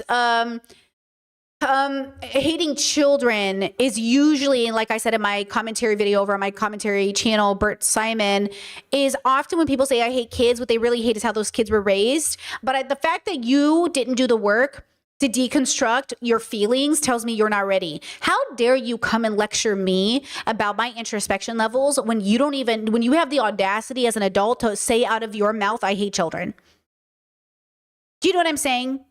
How dare you lecture anybody else about their level of deconstruction when you have the audacity to talk about the most vulnerable group of people on the planet, call yourself a good person, and say, I hate kids? Children? You hate children? You know what I mean? That's crazy. That is basically psychopathic. Like, that is whatever insert word here that is an ableist, that conveys a level of just like, are you the devil? Like, are you literally the devil? And I know you're thinking like, no, Brittany, this makes sense. It's like an empowering statement. Like, I hate kids. It's not an empowering statement. It's a dehumanization. It's a dehumanizing statement. Okay. It's not empowering, right? So when we think about these things again, why are we doing it? That's the philosophy of it all. Why do I hate kids? Why do I say it this way? Why am I communicating this way? Who am I also around that agrees with these sentiments, right? You got to think about all those things. How can we sit here and say, why is the world so bad? And then have you be in the same room where you're like, ew, kids. And I've told my girlfriends this too, because a lot of my girlfriends are like, I did not choose to have kids, and I don't want to have to feel responsible for my friends' kids. Look, I am not going to be an auntie and uncle to everybody's kids, okay? But to my inner circle, to people that are close to me, absolutely, right? And I will advocate for those kids more than anybody else. More than anybody else. One time, an adult man said to me, because the girl he was dating at the time was really going through it, and he was like, do you think I should fight for custody of her kid? And I was like, no. That kid is not going to be better off with you than their mother. Like, given the situation, given all the details, like, no. And he was like, well, don't you think she'd be happier with me? I was like, no, she doesn't know you. She barely knows you. This child barely knows you. Why would she be better off with you? Because her mom is having a bad time, which, by the way, could be easily fixed.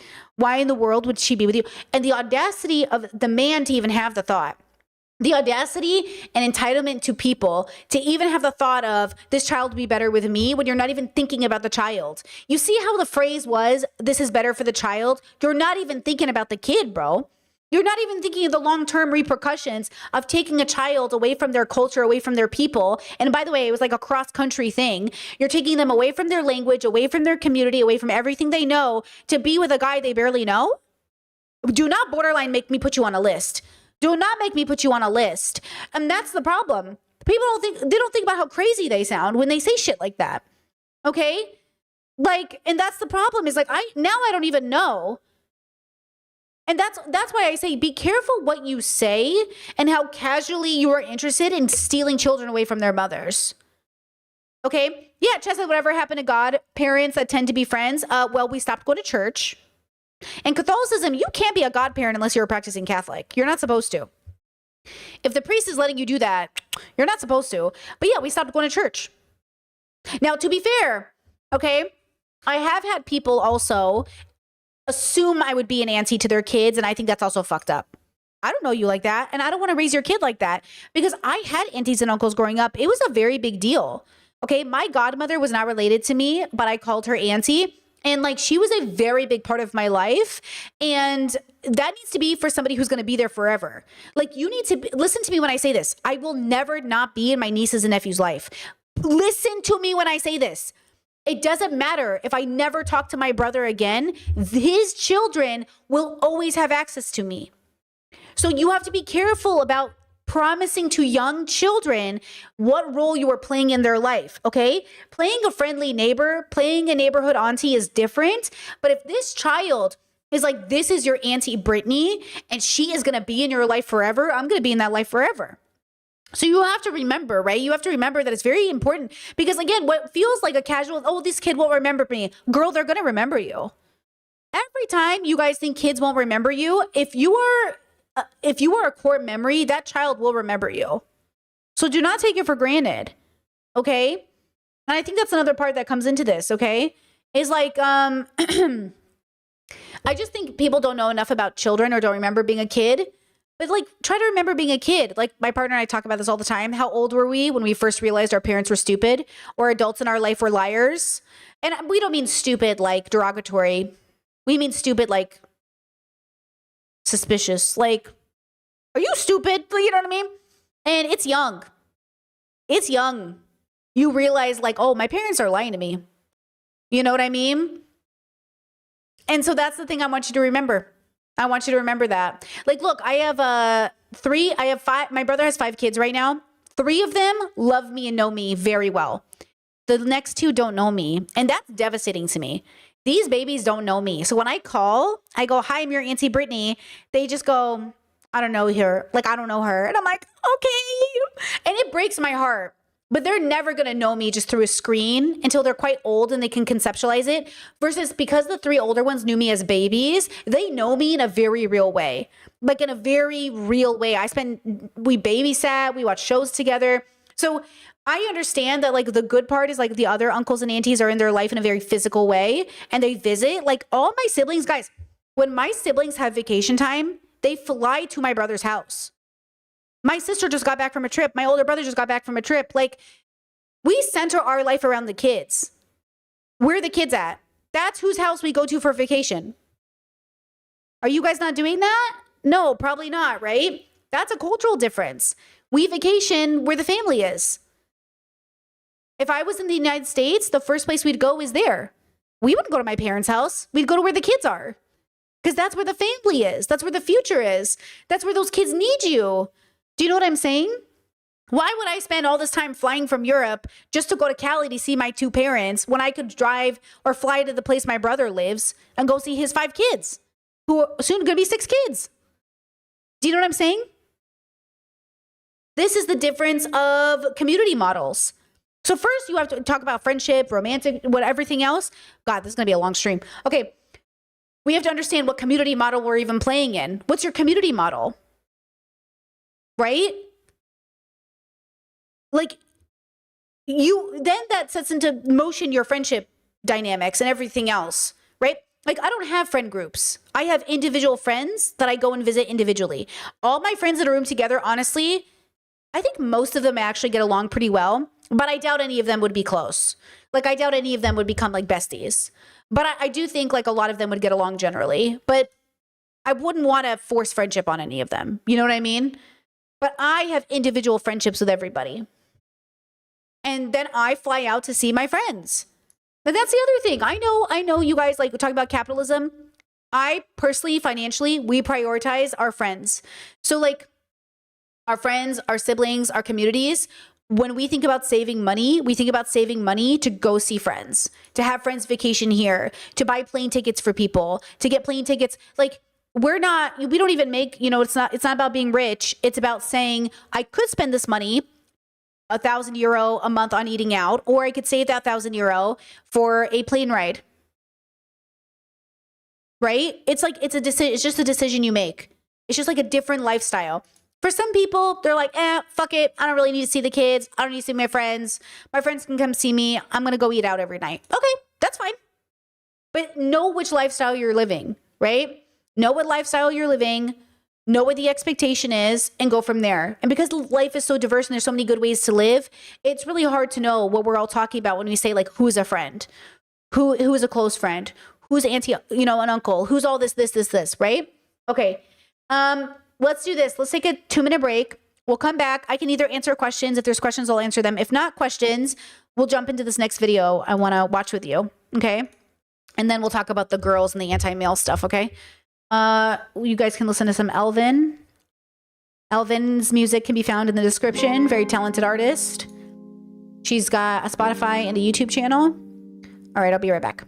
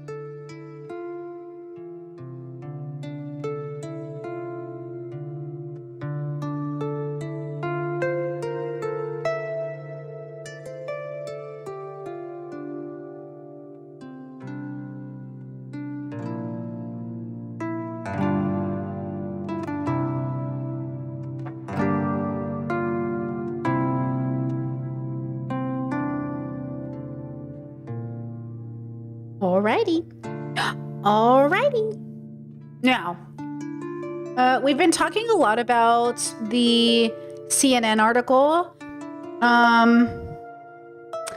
And I want to just highlight the public offender stopping music in 123. The public offender, people really liked his take on it, and from a male perspective, it's helpful. I like the public offender. I watch a lot of his streams, especially on the way to sleep if I'm not watching MasterChef. And I do enjoy, he falls into this niche as well with Lisa and the rest of them, where it's like very like combating patriarchy in men. And I think the niche is a good niche. It's like, the niche is specific. It's, it needs to exist to fight the red pill, right? That's what it is, okay? And it's really good. And I'm a fan of it as a person who, I do watch debate content. I do watch a lot of content that I don't make.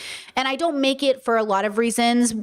When I decide to make content, it's about like focusing on philosophy because that's my niche.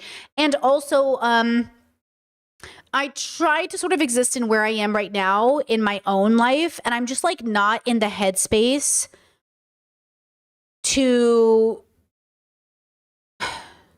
fighting red pillars is this, it's like it's really got to be your strength, because it really makes me feel like that Patrick meme where you're just like, it's like my brain is empty. Like I don't even know how to engage with them because it's so stupid. So you really have to have an amazing skill when engaging with people like the red pill. And I do think it takes a talent. Same thing with debate bros. Like, remember when I used to do debate panels and I'd be like, what? Because like I would suggest things about gender, gender issues. And it was like, you're not even being serious. Like, I don't know how to do it. I don't know how to be in a space where people aren't serious about what they're talking about. Like, I just don't get it. Like, what am I doing here? I could be doing anything else. I'd rather go home and pick my nose than be here. I can't do it. My brain's like, huh? And so you kind of have to have like a very patient and also skilled, like, you have to really know why you're there to, I think, stomach it. With Drew Afawalo, public offender. The public offender. Did I say that? Anyways, the point is like, you kind of have to really know what you're doing. So, okay, that's my introduction. Watch this section of this video, 4 minutes in. He does. You know what I'm saying? I am convinced we are living in the stupidest. Okay, for the record, this man has a crucifix on him. I was going to feature him in my last video, but I didn't. This man has like an American flag in his bio, a cross. He like, you know what I'm saying? Generation that has ever existed. This 62 million article that you guys are throwing around, I can tell that you don't understand how to read. Y'all don't know how to read. That is why the world is in the situation it's in now. And here's the thing. Oh yeah, that's why the world is the way it is. By the way, this is what I'm saying. It was very intelligent people that were saying 62 million men. Very smart people, very educated people that I know for sure have master's degrees and shit like that, right? And they were saying that. And I don't think it was deliberate. I think they misspoke. I don't think it was deliberate. I think they misspoke. Honestly, I do. I truly do. So already off the bat. Wait. Chad said, debating red pillars like Myron is like debating calculus with someone who doesn't even understand the rules of arithmetic. Do you remember when Fresh and Fit interviewed, I don't remember who they were interviewing, and not Myron, but the other one. He was like, he's like, why is 2 + 2 4? And the guy's like, what do you mean? He goes, but why is it? Who made that up?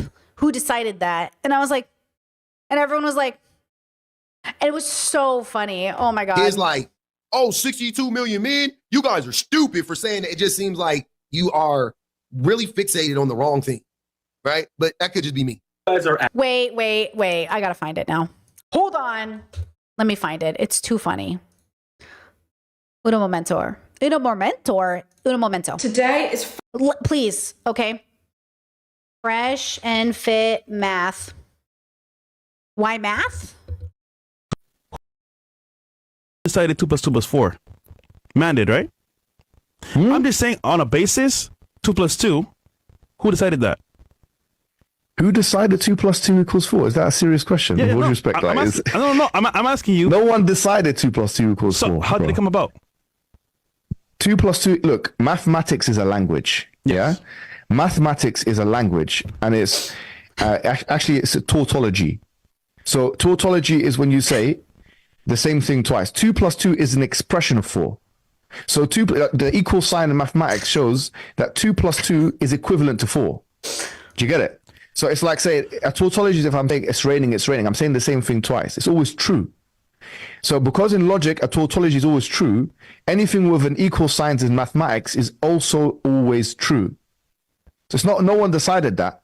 That's something which you call an objective truth. If you don't have it, you won't be able to do physics, you won't be able to do science, you can't do logic, you can't even have a conversation. Who decided? Great answer and great way to break it down. Honestly, like I'm sure that really helped a lot of people. And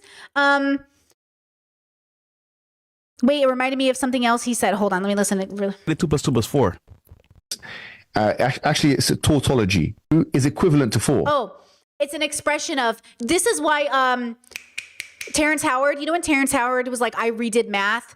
Because he kept saying, I think he kept saying 1 times 1 should be 2. Instead of 1 times 1 is an expression of 1, so it's 1. He kept saying 1 times 1 is 2. And Neil deGrasse Tyson, who when there's 4, there's more. So like, we're not a fan. But, you know, it's like arguing with somebody. Like he's like, I went over your numbers. They're wrong. And they're like, what do you mean it's wrong? And I think that's the problem. Is like you're trying to talk to somebody who doesn't know and you don't know where to start. And that's the struggle in my work and in everyone's work. That's the struggle in all of our work. Is like when I'm talking, I'm almost assuming some level of knowledge from my audience. And the dilemma is like, where are you coming from? That's why I say we all live in bubbles. We all live through a perception, and that perception is limited because we're having a biological experience. And so me, you, all of us, we have a framework we're working off of. And so when I say, oh, love, I unconditionally love, and somebody else says, Brittany, there's no such thing as unconditional love, we can't be talking about the same thing. Because we can't be. You cannot possibly tell me there's no unconditional love if I'm telling you I'm experiencing it right here. Right? I'm telling you I'm experiencing something that language, when I say unconditional love, this is what I mean. But when you say there's no such thing as unconditional love, like what are you saying? So this is it, okay?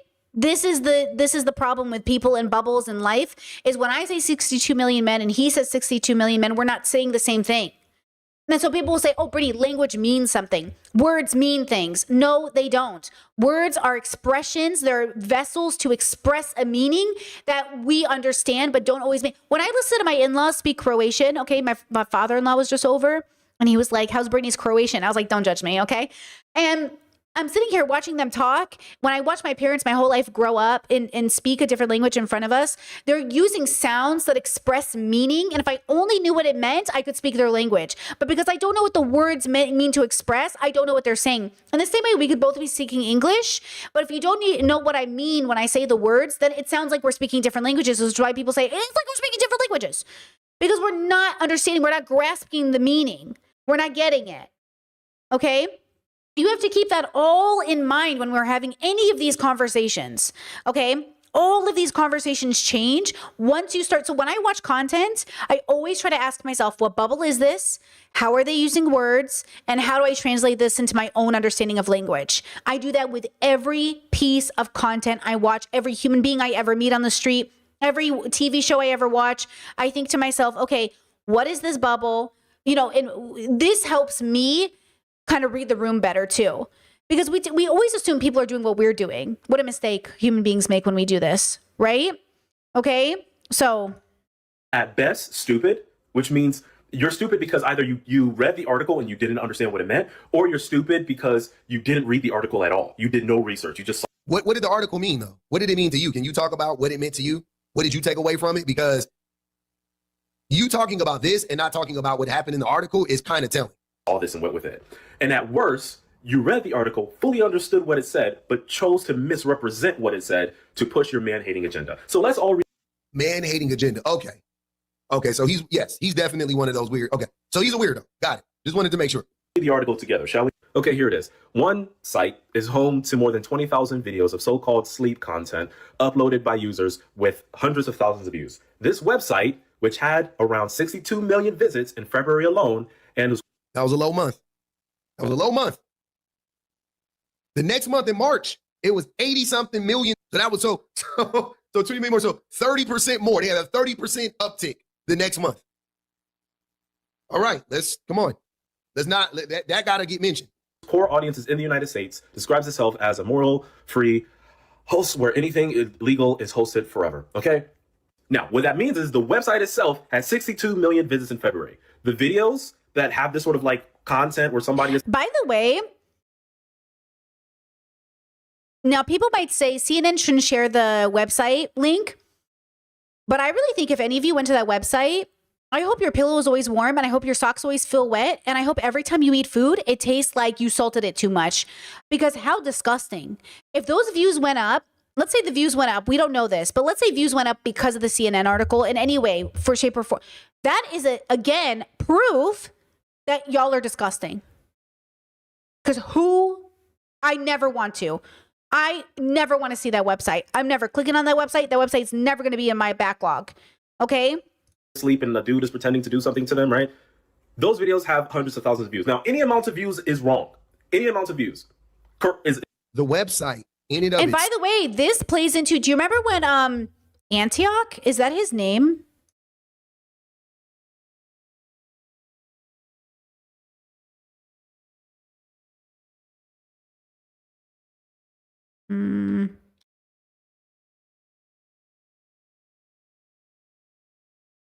Atrioc. Okay, hold on.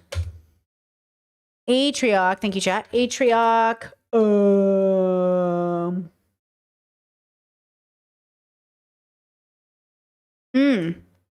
Fundamental part of being really. Somehow their stock went to the moon. Why is that? Why would that happen? Truly awesome quarter. Stock goes up 30%. They made Ellison, the CEO of the company, the new Atrioc, I'm really disappointed in you, Hassan. I mean, what the is this shit? So let me give you the lore. So Atrioc, in middle of his stream, accidentally moved over tabs and exposed himself as looking at the deep fakes of people he was friends with, like Pokimane.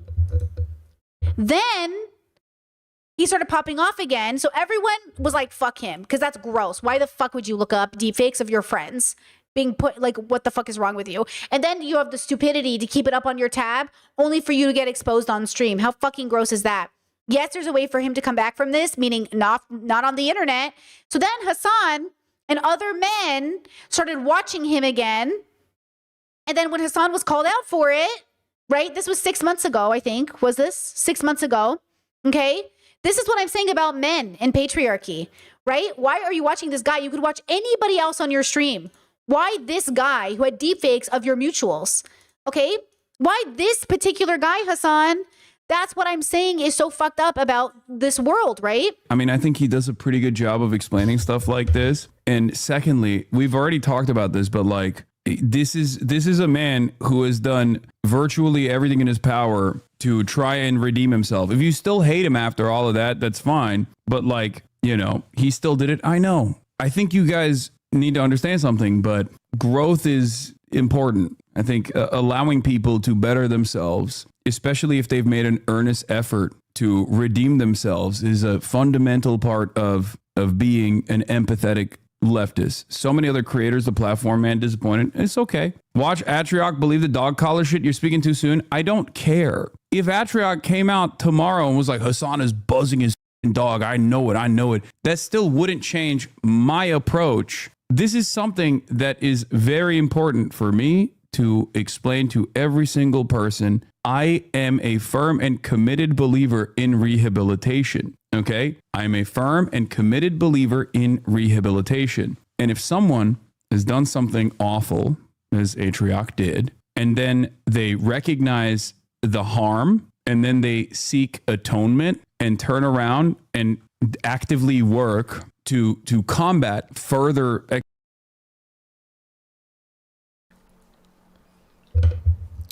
Obviously, you know, there's people from LSF, they're going to make a bunch of jokes and things. I'm definitely going to address everything today, but you know, if you this was his apology video with his girl in the way over the background, line, I asked the mods to stop it, but right? Fording, he's busy crying. Yeah, that'd be great. More minutes. Fucking embarrassed about this. I'm deeply I'm embarrassed. I'm angry at myself. I just feel so fucking stupid.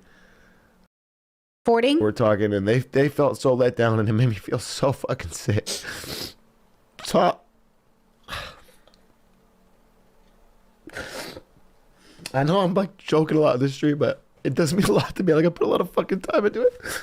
I'm sorry. I'm just fucking sorry. I don't support this stuff. I don't believe this stuff. I'm not like a fucking advocate in any way. I regret it. I would never do it as long as I live. Like as long as I live, I'll never do anything like this again. And I don't know. I'm just the most fucking vanilla. It's just too much information, but I'm the most fucking vanilla guy when it comes to anything. Like, we don't do sexual jokes on here. We don't. I fucking Reddit, not safe for work gifts is 99%. Okay. And then, wait, where's the Hassan video? Oh my God, where'd it go? Hello? Oh my God. Why do I have all these tabs open?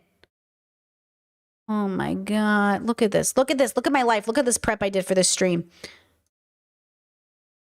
As Atrioc did. And then they recognize the harm, and then they seek atonement and turn around and actively work to combat further exploitation or further harm, as he did. Okay. So you will platform any awful person as long as they're left so disappointed in you. Is that what I said? No. Expand even further than that. I will platform any awful person as long as they have made an active effort to literally rehabilitate themselves. It has nothing to do with left-right dynamics. I think you guys are failing to understand. This is a fundamental principle that I abide by.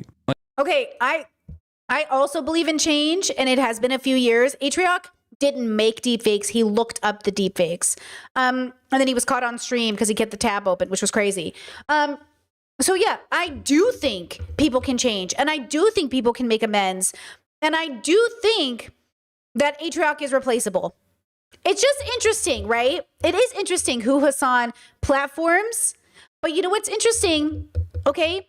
He said the other day about Contra, which, I'm not a Contra Points fan. He said about Contra, and Destiny Orbiters. He's like, once a Destiny Orbiter, always a Destiny Orbiter, as if he wasn't a Destiny Orbiter. That's the thing. None of us were Destiny Orbiters. We all had careers without Destiny.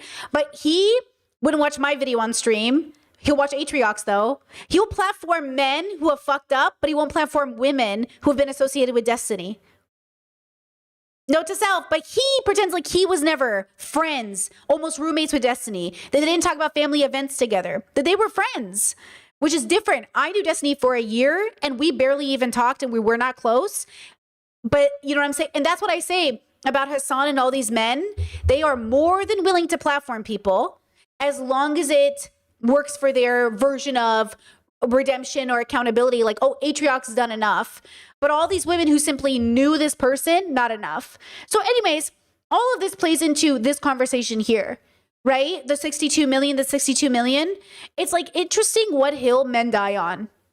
That's the thing that I think is so interesting, But yeah, fuck those deepfakes. I've never seen them. I do not Google things. If I find out celebrities have nudes leaked, I never Google it. I am proud to say I don't think I've even accidentally ever seen one. Okay, I am not interested. I do not want to know what anybody looks like naked, especially not anybody who didn't consent to it.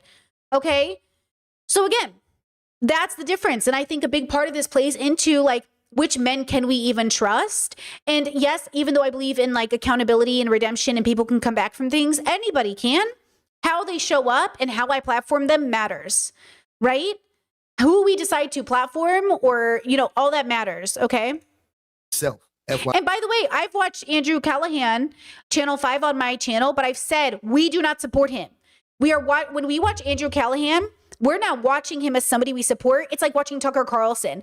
Just because I'm watching Tucker Carlson doesn't mean I support him. But Hassan is promoting Atrioc, said he makes good videos, and says he's done the work. And that's the difference. Okay, anytime I have to platform, or not platform because I don't collab with these people, but anytime I show their videos, it's us reviewing the bubble. It is not us saying, oh, go watch this video. It's great.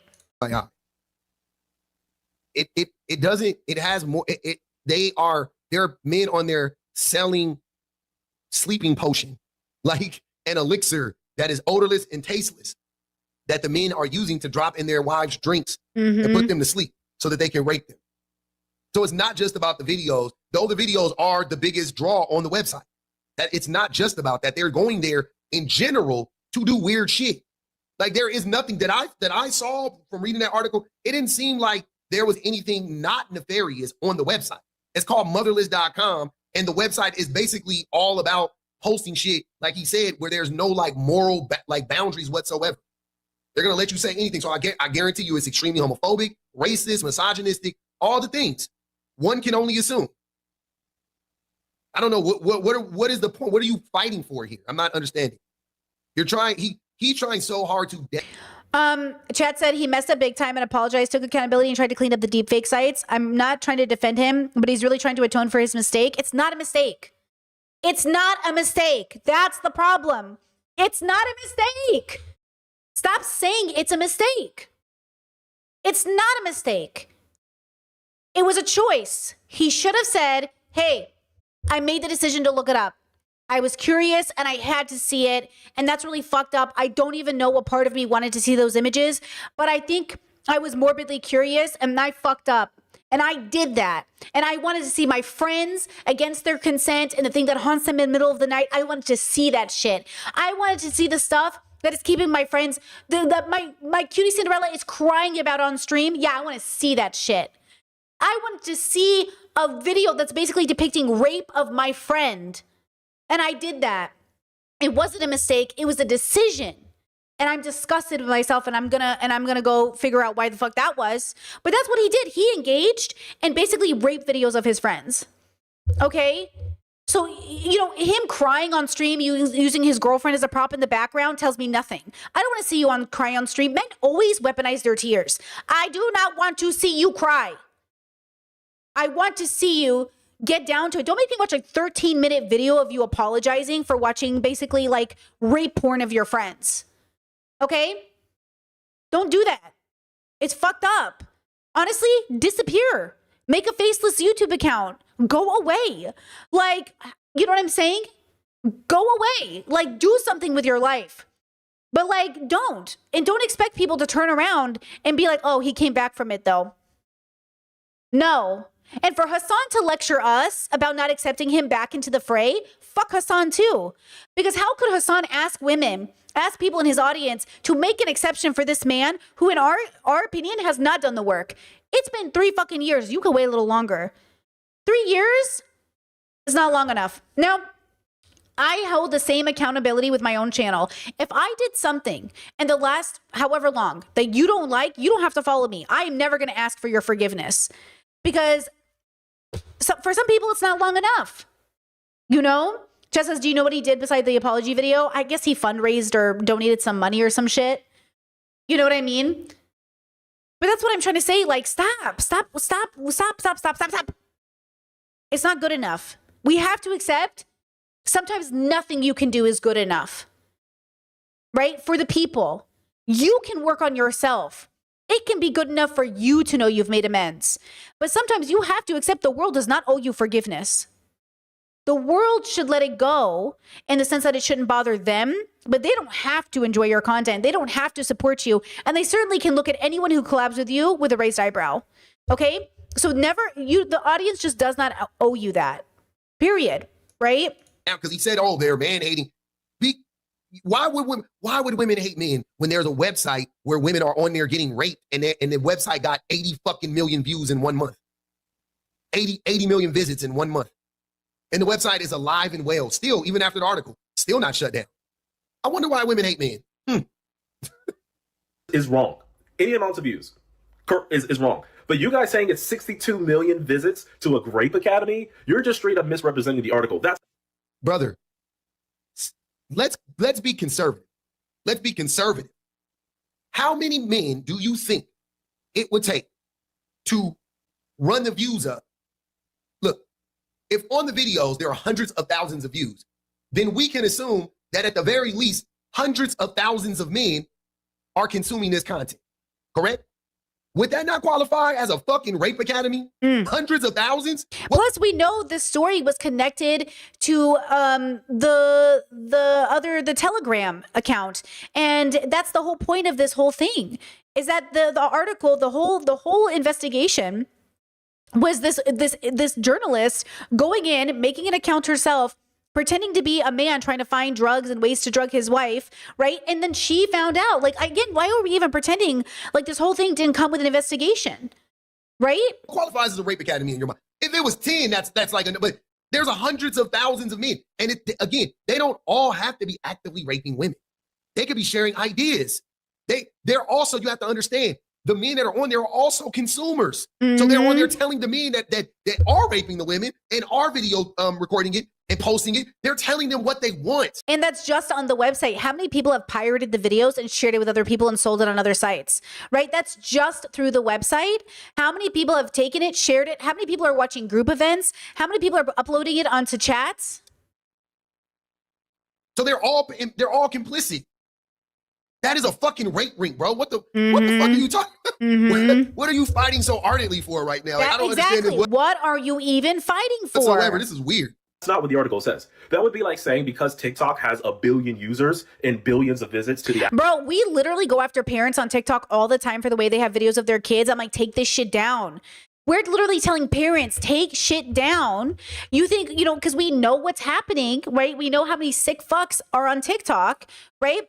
And then you're sitting here not understanding, right? That we're not, we'll get into this in a second. I'm going to talk about this later. You guys get ready. But like, he's acting like, that this isn't rampant. There's a reason why young people, youthful people, it's a reason. How many times are we going to have to hear Hollywood stories about grown men telling Britney Spears, like, oh, I want to be with you. I want to be with you.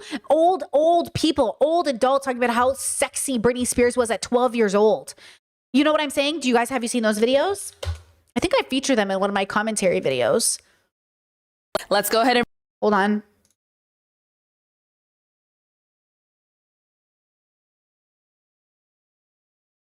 Ugh, I can't believe I just had to Google that. Not that one.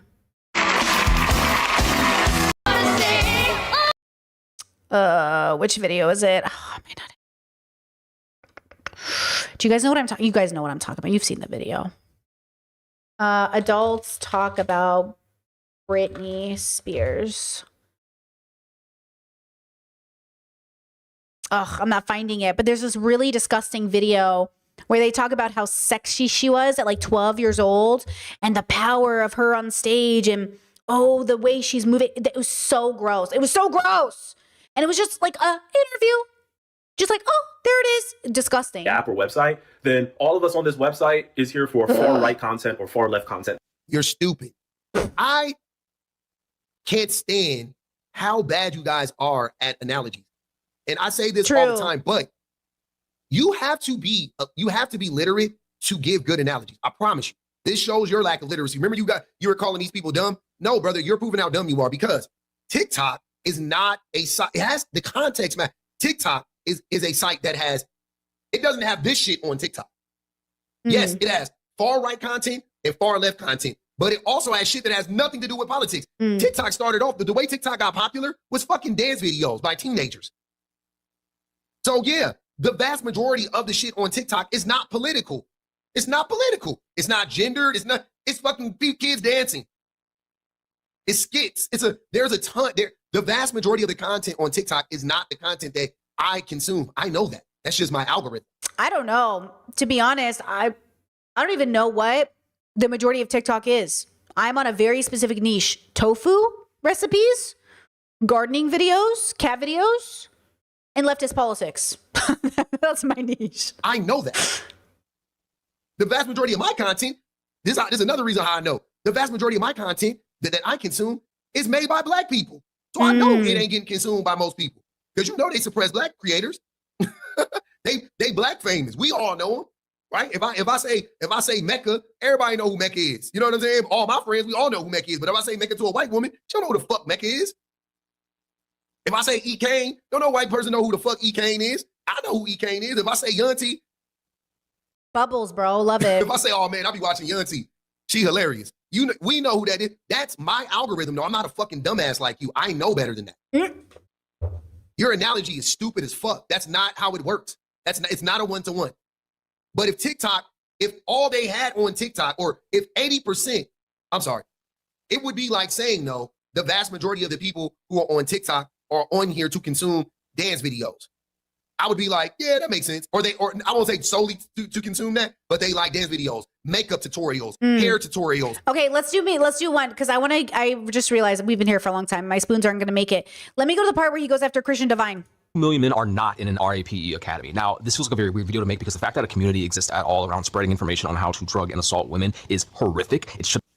How many men do you guys think is in there? Is my question. Tens of thousands? Minimum tens of thousands. I think hundreds of thousands. Minimum tens of thousands, right? That's not fucking crazy. What the fuck is happening here? Not exist. It is awful. It is genuinely evil. However, people are not reading the original article and are misinterpreting data in a way that would make it sound as if a third of American men are actively in a group chat spreading information on how to drug and assault women. Also, how American-centric for everyone who read 62 Million Men and only thought America, only thought US. That's what you need to deconstruct. Why did you think this article was about US men? That's what I'm saying. You're so American focused that you read 62 Million Men and you just thought, oh my God, American. What does that have to do with the US?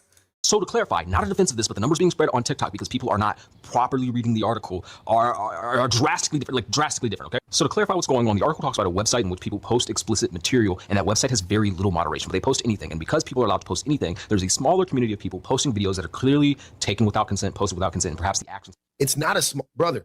The videos have hundreds of thousands. Wait, what did consent posted without, and because people are allowed to post anything, there's a smaller community of people posting videos that are see how you downplay the language when you go, oh, it's a small group of people.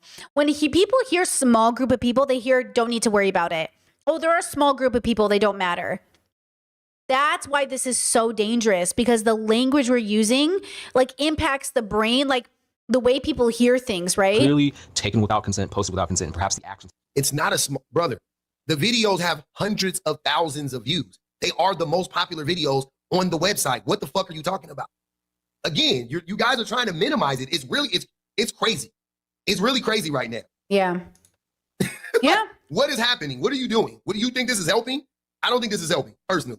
Happening in them happened without consent. And then under those videos, there are comments and people offering services and connecting to group chats where they're going to explain to you how to enact these crimes upon women. The source website itself got 62 million hits in the month of February. And so to clarify further, a hit is just opening the website. A better explanation would be Bad Bunny got 18 billion or over 18 billion streams in the year 2025, but that is people playing his song, not 18 billion individual listeners of his music. So there were 62 million instances of this website being opened, not explicitly for the sake of assault, right? But the website is a website for degeneracy.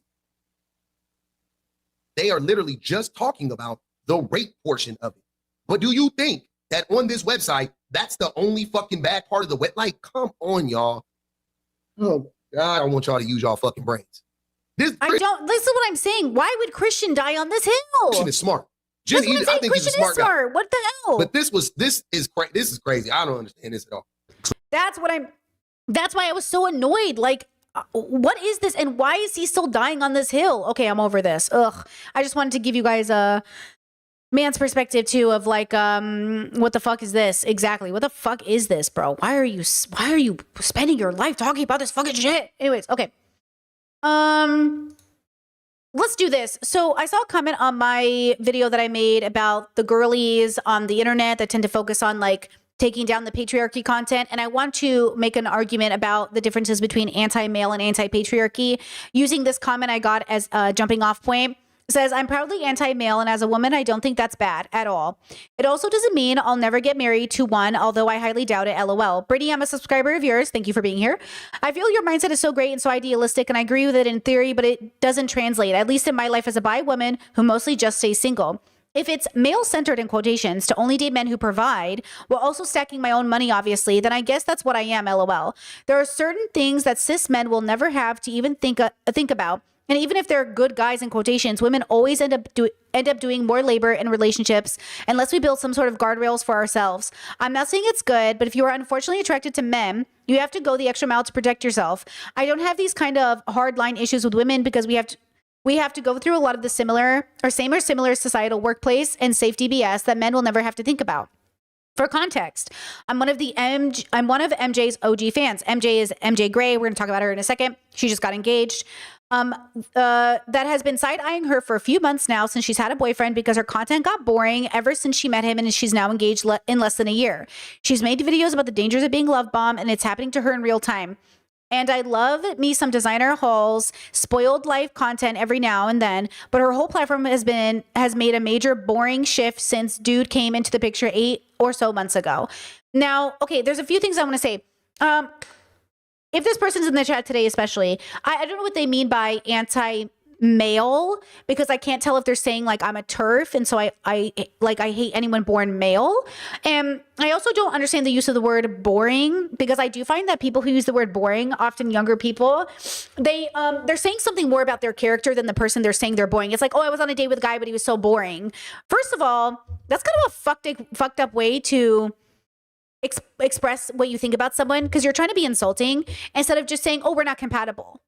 Yeah, I found us to be very different. Like, what's boring to you isn't boring. Like, you're making sort of like a judgment, but the judgment is more on your character, because there's no moral judgment here. You're not an unethical person because you're boring. So when you call somebody boring, you're basically kind of saying like, I'm snooty, at least in my bubble. That's why I don't know why people call people boring. Like, oh, you're so boring. Like, do I look like a fucking clown to you? Like, he's not a performer. Like, they're not, you know what I mean? Like, you're not in a relationship with a clown. So when you say like, oh, like her content's been boring, so she's an entertainer you no longer identify with, unsubscribe. Now, if you really think she's in danger and you think she's being love bombed, honestly, girls, I get it. Because like I've seen that so many times on TikTok. I'm devastated for her. There's a very huge chance it's happening. And people are talking about it. I mean, people are considering the fact that she might actually be in a position where he is kind of, hold on, I have a video on this somewhere, that she might actually be a victim of, you know, the kind of man that tries to date a lesbian to prove she's straight, or the kind of man who tries to go after a feminist to kind of say, I tamed her. Here's a woman giving this is Julia. Male-centered misandrists lead their women audience to lose, but they're also the victim. And this is, you know, maybe there's something here, right? Where if you make kind of like content about how you have to survive patriarchy and you have to do it because that's how people survive, then you're in a survival mode. I'm saying I'm in a living mode. I'm saying once you guys get healthy enough to be in living mode, you don't make decisions because of men. You make decisions because of your joy.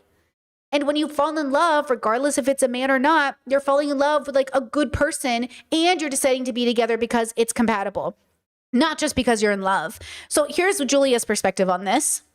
MJ Gray, I can foresee the future ahead. She's been telling people that she met this man through TikTok. He saw her through TikTok and then contacted her. I suppose slid into her DMs. Now think about this. Why would a man with money and power want to convert a woman who claims she doesn't want a man, or that she doesn't believe in provider men? And she's telling her audience that a rich man will own you and control you because he wants to break her. Remember, the most sadistic, misogynistic men don't want a compliant pick-me. They don't want a woman who's willing to do anything and everything. They want to take a woman who claims to be a feminist, clip her wings, rip her apart, and then discard her. That is more satisfying for them than to find a compliant good girl and rip away her life. Now, she has a lot more at stake. She has a public profile. She has a lot of followers. If he destroys her, that will be a huge performance and an insane powergasm. Look at the men who date famous women who are very beautiful, accomplished, and talented, and humiliate them by cheating and making multiple babies with multiple women. The powergasm reward is insane when it comes to a woman who seems to have beaten the patriarchy, and it takes one man's sweet words, validation, saying all the right things, performing to get her in, ripping her apart and ruining her life. And I don't know if that's all true, but maybe it's 4D chess. Who knows? Right? I don't know. Now, chat said, is saying boring and ethical judgment? I'm saying no. I'm saying so they're saying it like it is. Like, oh, you're such a bad person because you're boring. And I'm saying it's not unethical to be boring. So when you insult people and you say, oh, they're so boring, why would you say that about somebody? Like, are you a bully? Are you a mean girl? Like, think about what you're saying, right? Now, you might say this entertainer got boring for me. That's okay. You can say that. But you can't say like, oh, it depends on how you're using the word, right? It's kind of like when people say, oh, I'm so bored. How are you bored? Life is like, what do you mean? Look at life. What do you mean you're bored? You know, now some people are different and they feel like boredom gives them an opportunity for inspiration. So, you know, there's something to that. Now, this person was fighting my comments with other people. And I think it's important because there's some points to be made here, right? Somebody said, oh, you're one of the MJ weirdos I see. Okay, this person sucks. You could have just led with that. Okay, that's a crazy thing to say. This comment is nonsensical and filled with gender essentialism. Okay, that's true. But also, like, why do you got to be like, oh, you're one of those weirdos who like MJ? Way to watch a video and learn nothing. Like, do you think you're a fan of mine because you're berating a woman in the chat for saying something that means something to her? Why are you saying she's a weirdo for liking MJ? And then why are you like, you know what I'm saying? Why are you being mean to her? And then they go on to say, so she replies and goes, acknowledging that society treats men and women differently isn't essentialism, but okay, reduce a nuanced point to a buzzword, very enlightened. And I was like, yeah, like, why are you being mean to her? And then this person said, anti-men is so dumb. You're no better than the people who don't like black people because they had a couple run-ins and now they want to write off a whole race. You have so much vim that you want to declare you must obsess over men a lot. What? Girl, what are you doing? And then they responded, girl, what? That's a weird and inaccurate comparison. Statistics don't lie. Over 10% of women experience gender-based violence. Men are responsible for their overwhelming majority of violence. Like, girl, pause. Everybody pause. Wait. Why is that happening? Okay. To the original commenter, I hear you. I see you. I get it. And I think you're coming from a survival perspective, which you're acting out of survival. This coincides with women who think you should always have a to-go bag. Okay. Right? No. Women who in this bubble who are worried about men as a system. They're conflating and accidentally engaging in some variation of bioessentialism, maybe, and or accidentally forgetting to replace the individual man for the system of men. Yes. But also, if you're in survival, you should not be dating. You should not be dating men. You should not marry or live with a man you needed to go back for. You know what I'm saying? So let me just like make this abundantly clear. When black people say white people this, that, when black people have black parties and don't invite white people, that's a reaction to white supremacy. When women have women parties and say, fuck men, they can't come, that's a reaction to patriarchy. This is not the same thing. These are not analogous. Women who have absolutely every reason not to trust a man are not the same thing as men who hate women for simply being women. Men exist on the planet who think women are born inherently inferior. That is different. That is different than women engaging in sort of combating patriarchy with really silly and reductive talking points. Like this example here. So Myron is doing a Q&A, okay? He's doing a Q&A with this little girl. I'm calling her a little girl because she's a college kid, and she uses the F slur at him. And I'm like, girl, homophobia to get Myron Gaines? This is what I said. Like, you have to be careful about how you try to own the patriarchy. Oh, shit. Okay, here we go. I know. Aren't you so excited? I just have one question. Is your mom, like, still around? Yeah. And, like, she didn't blow her shit, like, immediately as soon as, like, you turn into whatever the fuck you're into? No. Are you sure? Like, you say this shit to her face on a daily fucking basis. She was the one that actually warned me about you dumb bimbos. Really? Is that why you're lonely? Or is it just because you're a fucking faggot? Yeah, laugh because you don't have a fucking answer. No, it's just funny. It's just it's interesting because it's like you came in and you said fag. I thought, aren't you like a progressive? That's like a mean word, isn't it? I can say what I fucking want. Okay, Maybe great, I don't. great. Maybe I'm not what I look like. You ever think about that? That's good. I mean, do you have an argument though besides asking me about my mom? Yeah. So, you know what I mean? Like, okay. I get it. Okay. Like, listen. And a part of me is like, I get it. We've all, okay, listen. She's probably queer, but also, like, why'd you use it? And again, women call Myron gay to get one on him, but you're just being homophobic. Don't do that, girls. Don't do that. Okay. So she's young. But this is why I'm trying to say these women are trying to find power by using patriarchy against itself. It won't work. I've tried this myself. It doesn't work. Okay? It doesn't work. You cannot use violence to stop violence. You cannot use rape to bring down rape statistics. You cannot use torture to stop torture. This isn't going to help, right? You have to liberate yourself out of even thinking about that as being an option, right? So this girl is young and she's trying to contend with Myron. She's up against this old man. She's under pressure. She's going to be on YouTube. And she just she thought this is the moment. Okay, fine. To this person here, right, who left me this comment, I understand this perspective, right? Like, oh, even if you're with the good guys, women always end up doing more labor. Okay, listen, here's my advice. You don't have to take it. Stop getting married. Stop dating. Fuck these people. Stay single. You're born single. Nothing wrong with staying single. No baby was brought into the universe to have to be paired with somebody. Fuck all that noise. I would have been just as happy to stay single my whole life. The only reason I said yes to my partner is because they were the first time in 33 years I had met someone that I was willing to do life with, and same for my partner. My partner was single and happy and thriving. Job, apartment, vibing, friends. We were both chilling in our lives. And when we met each other, we were like, honestly though, we could be pretty good together. And then we decided to do our due diligence, to do all the checking boxes and stuff. And then we made the decision to be together. It's great. I honestly, if you could have what we have, recommend.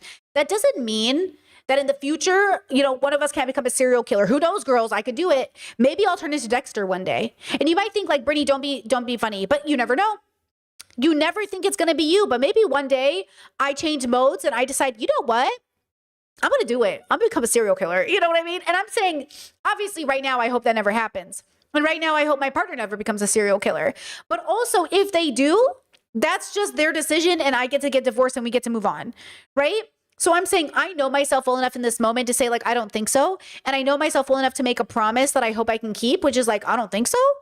But okay, so we are taking a risk, but so is having a baby. You're still doing that. So is getting a job. You're still doing that. So is waking up and going to work every day and you're still doing that. So is getting into a car. We're still doing that. Just staying alive is a risk. So with wisdom, choose your partners. With wisdom, choose your jobs. With wisdom, choose your neighborhoods. With wisdom, choose your countries. With wisdom, choose your families. With wisdom, choose your life.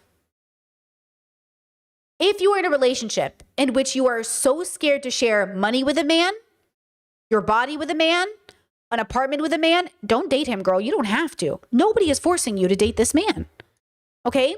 So I think the dilemma here is like people are in settling survival mode. And so they can't help but say they decenter men. They're not worried about men. But then your only advice to survive by either staying single because you don't trust any man ever or dating a man but having a to-go bag. I want you to know you're a good person so other people can be good too, regardless of their gender. I know I'm a good person. And if I know I'm a good person who doesn't lie and cheat, that means I can meet another person who doesn't do those things either at the stage that I'm in. Now, if you're at a stage in your life where you're cheating on people and you're like, I want someone who doesn't cheat though, you know what I mean? You also have to be the person who is the example that good people exist. Okay, so I know, and I made a promise to my partner, and I hate empty promises, so we don't overpromise in this marriage. I made a promise to my partner, everything I could do in the present. And I know that I'm going to keep those promises. We will make future promises, hopefully based off data, but we do not overpromise in this marriage. Now, there's two sides of the coin of sort of making what you think is a choice, and then we can get into the biological conversation about free will, but that's a whole other thing. Okay, there's two sides of this coin that still engages in patriarchy. And stay with me here as I show you this formerly woke person, this former lesbian. When I saw this girl, I was like, I know this lady. Who is this lady? You'll never believe it. If you're a member, you've seen me react to her on a Jubilee video. Or no, a Dr. What's her name? Not a Jubilee video. The other one. Look, do you remember this girl? Being homosexual was a choice. People say you can't ever not be gay. Being gay isn't a choice. Being queer or whatever isn't. Does anyone recognize her? Boom. We all remember her. See, when she straightens her hair, I didn't recognize her, but then I recognize her here. Do you remember? Okay. A choice. It's not a choice. Because then you would have to be accountable. You would actually have no excuse for falling into your temptations. Let's be real. Because someone like me who overcame their homosexuality threatens you, so then you try to tell me that I'm repressing my lesbian desires and all this stuff. And it's like, no, babe, I grew the fuck up and I got over it. Simple. Grew the fuck up, got over it. You want me to get my ring? Hold on. Grew the fuck up, got over it. Got married to an amazing man. If you want to stay in your homosexual lifestyle, you can stay there. But stop telling people that they can't overcome it, because it's not true. Stop lying. Okay, it's not an incurable disease. You're not born this way. Okay, you get it, right? Here's this one. 22 is the cutoff. We shouldn't be 25, 26, 27 being a feminist. That's silly. Come on. That is for children. You know what I mean? Imagine crying to the government while saying fuck the government. That makes no sense. If you identify as a feminist, that is like a signal to society that you are a confused woman. You have no idea what's going on in the world. Okay. Say, like, how are you a DJ and a model, but you're conservative and you're like against feminism and all this stuff? My black father owned a music store for over 20 years of my life, and he played in rock bands since he was young. And this is Matrix. So I did make a video over, if you remember Tier 2, I actually reviewed a video where she's on a panel between like LGBT and former LGBT. It's a hard watch, okay? It's a very hard watch, right? And so there's something to be said about how difficult this is, but this is the other side of surviving. So surviving looks a multitude of ways. Some people are very good people and in survival mode, right? But it's not philosophically fulfilled. It's not like joyful. It's not like your place in the universe. Like, you need to radically accept the place in the universe that you're in to sort of not just be moving out of survival. Like, fall in love with a person because you're in love with a person and you value them and you respect them, you like them. Like, I often say to my partner, like, I really like you. And they often say to me, like, hey, I really like you. And it's like a nice reminder of like, damn, I like you, man. I like you as a person. Like, I really like you. And, you know, as much as I am extroverted on the internet, I'm a pretty introverted person, and I do enjoy humanity, but I don't really like people like that. You know, like, I get along with everybody, but I don't I'm not like, you know, especially at this age in my life, like, I'm not like, you know what I'm saying? So and generally too, like, I really like this person. And then we love each other, and then we respect each other enough. And then we still said, would you like to do life together, right? And it's a constant negotiation. We're always staying in tune with each other. We're always catching up. So many marriages, guys, people aren't talking to each other. People aren't engaging in conversation. Trust me, I watch a lot of advice channels. I watch a lot of finance advice channels. I mean, there are people who are like, oh yeah, my wife and I have separate finances and I don't know how much she spends, but she just told me she has $48,000 on a credit card. Girl, we do not spend money we don't talk about. You know what I mean? And not in a controlling financial way, and just like the you deserve to know how I'm spending our retirement way. Like, I love you. I want you to be in on this with me. I want us to plan together. I love you. Would you like to do this with me? Look at this TikTok that I saw. Look at this. I cannot reiterate this enough, because I've had people even comment on the post and be like, my husband would never. I don't think any of you understand. There was never, ever a moment in my mind, a moment, a second, that I genuinely thought that this was going to be a potential. Never, never, never a wandering eye, never any like issues. Access to both phones, access to his location, access to every account, access to everything. Like I do not think people understand. It does not matter how much you think you know someone. You don't. You don't. And like, that makes me sound so jaded. Okay, I would say I really know my partner. I know them like I've never known a human being on the planet more than myself. Like, I know them the way I feel about myself, right? I would also say that's a feeling rooted in data that gets reinforced every day because we're openly communicating about everything. And I accept that I can't read their mind and they might be lying to me and I could be wrong. But if I'm not lying and I'm not deceiving, and I marry someone who's also not lying and deceiving, then you do get to know a person. So the dilemma is you might be married to a liar, but that doesn't mean you can never know somebody. This is why when people say like, oh, if the police knocked on your door and said your brother murdered someone, I'd be like, oh, I know which brother. It would be shocking if it was certain brothers, but the certain brothers are like, oh yeah, that makes sense. The difference is if my mother was asked, she'd be like, oh, I didn't see this coming. Liar! You just didn't want to see the signs. You knew it was coming. That's the difference. It's like we think, oh, I just didn't see it coming. There were no signs. Your kid asked for a stabbing birthday cake. Come on, girl. That's what I'm saying. That TikTok I showed you of the mom making a birthday cake that bleeds when her son stabs it, that's the sign. That's the sign. And people go, there were no signs. Okay? So I'm saying you might not be able to see or recognize the signs, but if you look back in hindsight, I bet they're there. Now, here's the dilemma and here's the empathy, because I agree with you. When I was younger and I was cheated on, I didn't see it coming.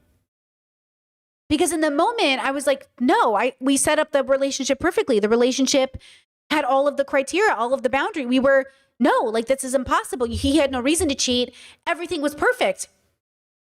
But after therapy and through growing and all the work that I've done, when I go back and look at the relationship, I could have really predicted day one it would have happened. I really could have. In my marriage now, we openly take bets on what the future might look like. I tell him, I was like, what's the probability that one of us cheat on each other? And he's like, we'll openly talk about the statistics. We're like, well, the probability would be like, this would be the situation. And then this would be the scenario. Because listen, we're philosophy girlies. So the idea is we believe we're animals on a planet. So when we have these conversations, we're very matter-of-fact sciencey about it. Everybody else, they're acting like they're not animals on a planet. So they're engaging with some sort of, but I'm better than this. I'm smarter than this. So you're doing this thing that means our relationship with these conversations are going to be different. So if, and this is why when I view people and when I try to figure out what's going to happen, I try to say well, with all the data, here's the probability. So the probability of us cheating, nearly impossible. Nearly. Right? But it's not the same thing. So I can understand we live in a world where people are very, very, very, very bubbled to the point where it's very hard to even imagine you could work off data alone. So my partner and I, we do analytical and we do in our feelings in our body. So if we're having a discussion, we go, do you want to look at this analytically or in our body? So if let's say the cheating conversation came up and that was analytically, I just showed you. If it was in our feelings, we do this. Hold on, I'm going to get my acting on. I was a theater kid. Hold on. It'd be like, hey, yellow, safe word. Can you look at me? I got to ask you something. Seriously. Do you think you're ever going to cheat on me? Because I think that would really break me. I think it'd be really hard to look at our life and how happy we are and to realize you would do that. You would go behind my back and have an affair. And I think how would I even, look at you again? Do you think you're going to do that to me? You think you're going to do that to this marriage? That's a very okay, scene over. You're in a lower voice. You're making direct eye contact. You're adding emotion to the conversation. You're allowing your vulnerability to show. You're saying to them, hey, I need to communicate this thing to you. Okay. Or it could be analytical, like I did before, and say, hey, what are the chances we cheat on each other? Let's do the math. So you leave the house this many times a day. You're gone this long. I'm busy working this long. You have a 15-minute window to cheat on me. Is it worth it? Do you do it? That's analytically. That's what are the statistical probabilities? Are you getting a condom? Are you running to the store? Are you showering after? Then it's a different mode. The mode is not I am not embodying. It's just you know what I'm saying? So when we have these conversations, we are very strategic as well. Sometimes we'll be having a conversation in our feelings and I'm pause, let's move to analytical because this isn't working. And then we'll switch to analytical. And then sometimes we're hey, we're too analytical. Let's switch to feelings. because we're trying to actually communicate. We're actually trying to solve a problem. So whatever tool is necessary to solve the problem, let's fucking go.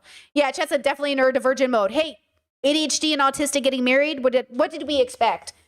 What did we expect? Now, here's the thing. Sometimes I will see videos of women saying, I married a man that I thought was really liberal, and then our kid comes out as gay, and I find out he's homophobic. And I'm like, that wasn't a conversation you had date one? What's my favorite first date question to ask a man or a woman or anybody? What would you do if we had trans kids?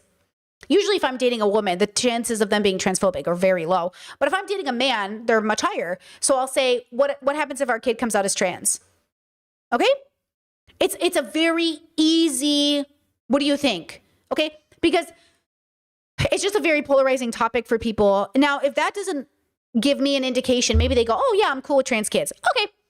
There are other questions, right? Like you need to pick a question that's real for you. This is a very important, by the way, this is a very important question for me because as a parent, if I was to have a child and they were trans, if they were any child, it would be the focus on protecting the child.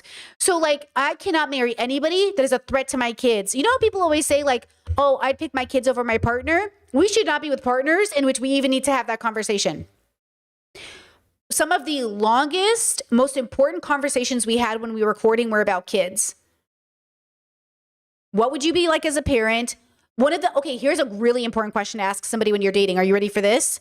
If we have kids and we're married, let's say we get married and we have a kid and I die during childbirth and I leave you being a single parent, would you resent me for dying? Would you be upset that I died? Because a lot of people only want kids if they think their partner is going to stay alive.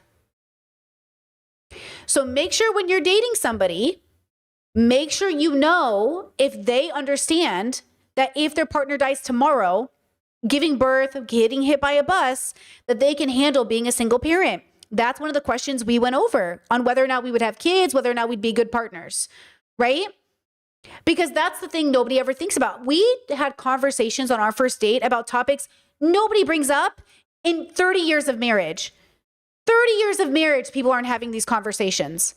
And I'm saying, no wonder we're all unhappy. No wonder we all have bad relationships. No wonder we're all settling. No one's having real conversations. You're having superficial conversations about like, how much do you make a year and can I afford a new purse? Fuck your new purse. What do you do if our kid is wheelchair bound? What if you do if we need to move apartments because there's no elevators? What if you do if you just invested in $1 million house in Seattle and it just has stairs up to the front door and our kid is disabled? Or are you ready to sell this house and move? Fuck your new bag. Real life is happening and you're busy about buying fucking shoes or buying a new Ferrari? Go fuck yourselves. I'm concerned about whether or not we're building a quality of life for not only the human beings who are bringing into the universe, but the human beings who live here already. What is your opinions on the environment? Are we going to fly commercial and how often? What is our opinions on having cars? What engine is too big? Which one is too gas guzzling? What are we going to do about groceries? Where are we shopping? Who are we boycotting? Okay? So all of these conversations. So when I see somebody like Mel, who I think has good intentions, and I say, man, when I watch her content, bro, it kind of makes me feel like she's a Debbie Downer. And you guys go, no, you just don't know her content. She's really great. She really helped me. But all of the content has an energy of like, it's not like pick me up content. It's more like, hey, life is hard. And also I have no solution and men suck. That's fine. That's for somebody out there. But I would recommend, and what I try to do in my content is like, I want to get us towards healing.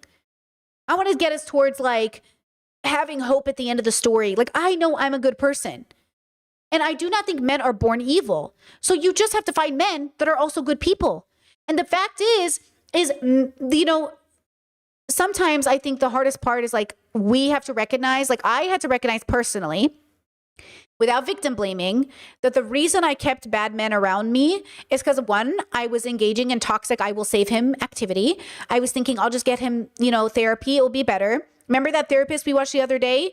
She said that her man was beating her and she kept thinking, oh, it's because he has PTSD, until she recognized that he would deliberately make a choice to beat her everywhere but her face. And then she realized like, oh, this isn't mental health making you beat me. You're making a choice and calling it mental health. Now, maybe you could say it's mental health, but it's not an illness. It's not like if he got the right therapy or took the right pill, he wouldn't hit her. No pill and no therapy was going to stop him from hitting her. And that's the lie we've been told. That's the lie we kept getting told, right? That I think Mel would agree with and other people would agree with. That I kept thinking if my guy just went to therapy or just got the right pill or just got the right diagnosis, he would stop doing what he was doing. And it wasn't until the day I remember I was sitting next to my bestie. He was mass texting me a bunch of things about how much I was a bitch and how much I hated him and how much he worked for me and blah, blah, blah, blah. And I'm looking at this text message thread and I'm like, oh, this is who he is. Like, this is who he is. It doesn't matter who he might be tomorrow. It doesn't matter who he could be in 10 years. This is who he is, and I'm not doing this. And I blocked him and I never talked to him again. Okay? Same thing with you. When I was in that relationship, I looked at myself and said, oh, you're the girl who dates men like this. Oh my God, how embarrassing. No, pivot. Same thing with even my professional life. Oh, you're the girl who makes this content. I'm always looking at my thumbnails and trying to think like, what girl do I look like? When I look at my content, is my branding how I want to be seen? Guys, it's all branding. Thumbnail choices, text choices, title choices. Like some of us are, you know, because we're in certain genres, we have to make our stuff similar to people we're similar to. But it's all at the end of the day signaling who we are. It's bringing in an audience who's looking for that same thing. My audience is a reflection of me. Is my audience mostly good? Is my audience mostly misogynist? Is my audience mostly racist? Like if my audience is good, I'm like, okay, I feel good about that. But also, right? A comment section isn't always a reflection of your audience because sometimes I get rated by audiences that aren't mine and they'll be like, wow, see, even your audience hates you. You know, that's not my audience. My audience is a core audience, right? So then it's like all of these things, same thing with your friends. Okay, we all have besties that go through shit. Their actions are not a reflection of me, but I do think who your friends are, like your casual friends, could be more of a reflection of you. Fun fact. I actually think who you might choose to stay around, who you don't even have close relationships to you, might be more of a reflection of your character than your best friends. Because sometimes the people we're closest to, our family, our brothers or sisters, it doesn't feel like a choice. It doesn't feel like a choice that we chose them. But people we're casual with, people that we were like, oh yeah, I don't want to hang out with you anymore. The fact that we casually keep around bad people is much more interesting. So that's what I've been paying attention to lately with myself. Like, no, I don't want you around me. Like, you're not, like, I don't need that. I could find anyone else to replace you type thing. Like your consciousness is not why we're hanging out, right? So it's like, okay, let's move that aside, right? Does that kind of make sense? Hold on. Chat says, wait, what are we talking about? I think did I miss something? Wait, did I miss something? Are we good?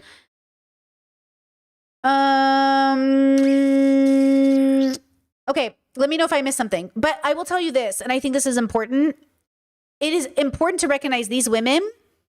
They're coming from a real place of pain. The men who are misogynists are not. I need you to understand this.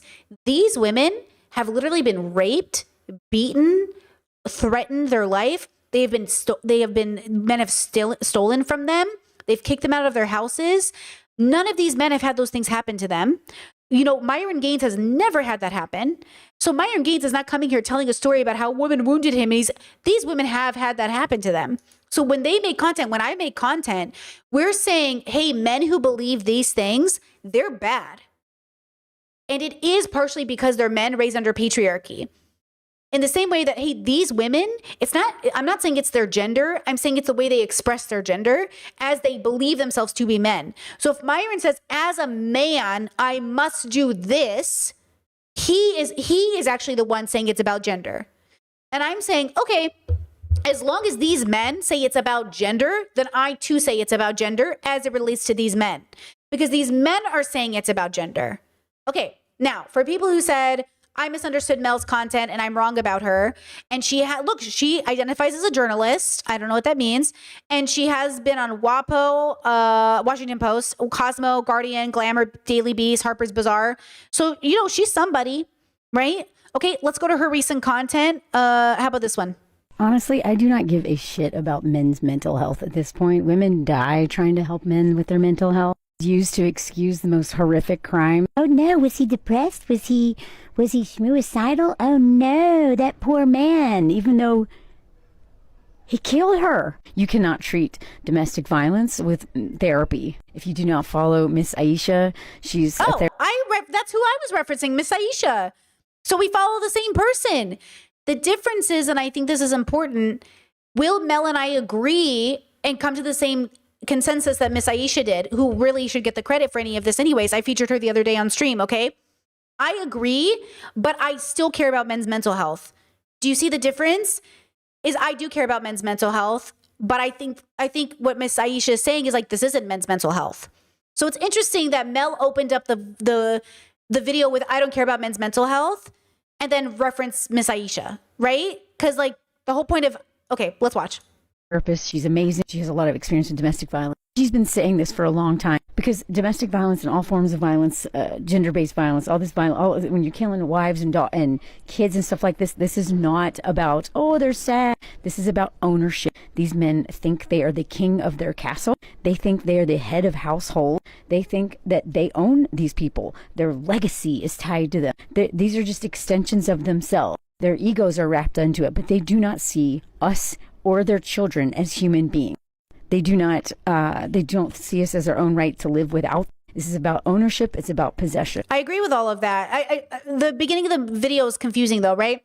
She said we should focus on human beings, not women or men. Okay, so I'm not saying that. I want to be clear. I think you can't combat patriarchy and not talk about gender. Because patriarchy is gender-based. You can't actually help the world by not dismantling systems of oppression. You can't say, I don't see color, black people don't exist, white people don't exist, and then talk about dismantling racism. Right? So I do want to be clear that we can't actually help humanity until we actually understand everyone's coming from different positions and everyone has to deconstruct their own way out of oppressive, you know what I mean? Like systems. You said I was directing it to her. Are you making fun of her? Like, guys, if you're being sarcastic, make sure you do tone indications because I can't tell. And also because people might read, you said she talks about men like there's a difference in genders. Well, there is a difference in genders. That's why we have different genders. Okay, see how language is interesting? Okay, hold on. Genders are expressed differently. They are different experiences. There are many genders. And what we're getting down to is it's like see, this is so hard because where are we all coming from? She might be playing into bioessentialism. That's what we're going to get down to. Is she saying men are inherently evil, meaning born evil? Or is she saying men because of patriarchy are evil? Now that's important. Okay. Now let's see if that's what she's saying, because maybe she's saying that, or maybe she's just saying, I'm sick of men, because who isn't? I'm sick of men too. Right. It is about patriarchy, male supremacy, male entitlement, and the selfishness and violence that comes with that. And the same thing with white supremacy culture and all the other hierarchy. And about depression. I don't fucking care. And so I want to say to any women listening right now, if you're with a partner and he's depressed and he won't deal with his stuff, you are in danger. Oh, hold on. Okay, we're going to have to pause on that one. Hold on, everybody wait. Let's see what she follows with, because we've all dealt with mental health. That's a very loaded statement. Everybody pause. Okay? You are in danger. So many of these men will not go down without taking you with them. They do not believe that you should exist without them. Okay. I'll give an example. Okay, we'll give an example. Hold on, Chad said, wait, is that ableist? Let me give her the benefit of the doubt. Let me translate. My dad went through a depression spout for 2 years. And while he was in that depression cycle, he stopped going to church. But you know what he didn't stop doing? Going to work and paying bills. My mom never financially had to bear the burden of his depression. Okay? My mom never had to go to work, never had to get a job. He was never rude to my mother. He never beat my mother. He never took it out on my mother. He was going through something personally. And I wish he had gone to therapy, but he didn't. And he got out of it through reading in church. But he did come back out of it. I think not in a totally liberated way. I have opinions. But during that time, he was very responsible with his expectations in his relationship. One of the rules in my own marriage is the same thing. If one of us are experiencing limiting disability or mental health impairments, we still have responsibilities to this marriage we must complete while taking those things into mind. Because if we do not do those things, even though we are, then we are neglecting. And so again, it's the marriage, but not at the expense of us, and it's us, not the expense of our marriage. So if you are allowing yourself to be so self-pitying and so negative and so bitter and so depressed and so mentally ill that you are willing to hurt everybody around you, then now you're sacrificing the well-being of others for the sake of yourself. So, okay. So I think that's what she means to say. I think, to be good faith, that is what she is trying to say. Is that maybe what, any Mel fans here? Because in another way, it could be ableist. In another way, it could be like deeply fucked up. But I think, again, because I know it's hard, you're autistic, you're neurodivergent, you're depressed, taking a shower, brushing your teeth, like basic hygiene stuff is hard enough. Doing chores around the house is hard enough. And at the end of the day, if you're responsible for people, we still have to get something done. Like, same with me. I make the money in this relationship. That's my calling. Everything we do is focused on my career because I'm the career girly. And that's how I want it to be. I've always wanted a partner that supported my career. But that means that sometimes I feel like a main character in my relationship where I have to check in with my own partner and say like, hey, are you getting enough attention? Hey, like, don't just make it about Brittany's job, because sometimes my job is over consuming, right? Like, has Brittany eaten enough for stream? Has Brittany got her clothes washed? Did Brittany get the dishes washed? That's all my partner's job. But also, I need to make sure that he's doing well. I need to check in with him and say like, hey, are you getting the care you need?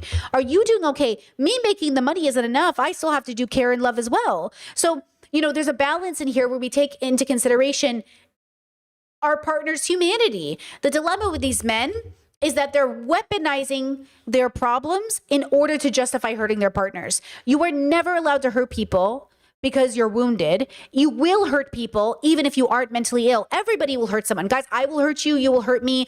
All of us will hurt each other. It's just how human beings are forever. We will hurt each other. The question is, what do we do when we hurt each other, and how do we make amends? And how do we really change and learn to not hurt each other in the same way in the future, right? So if you have a long friendship, like I always joke, my bestie of 30 years, I'm like, man, we've really gone through it.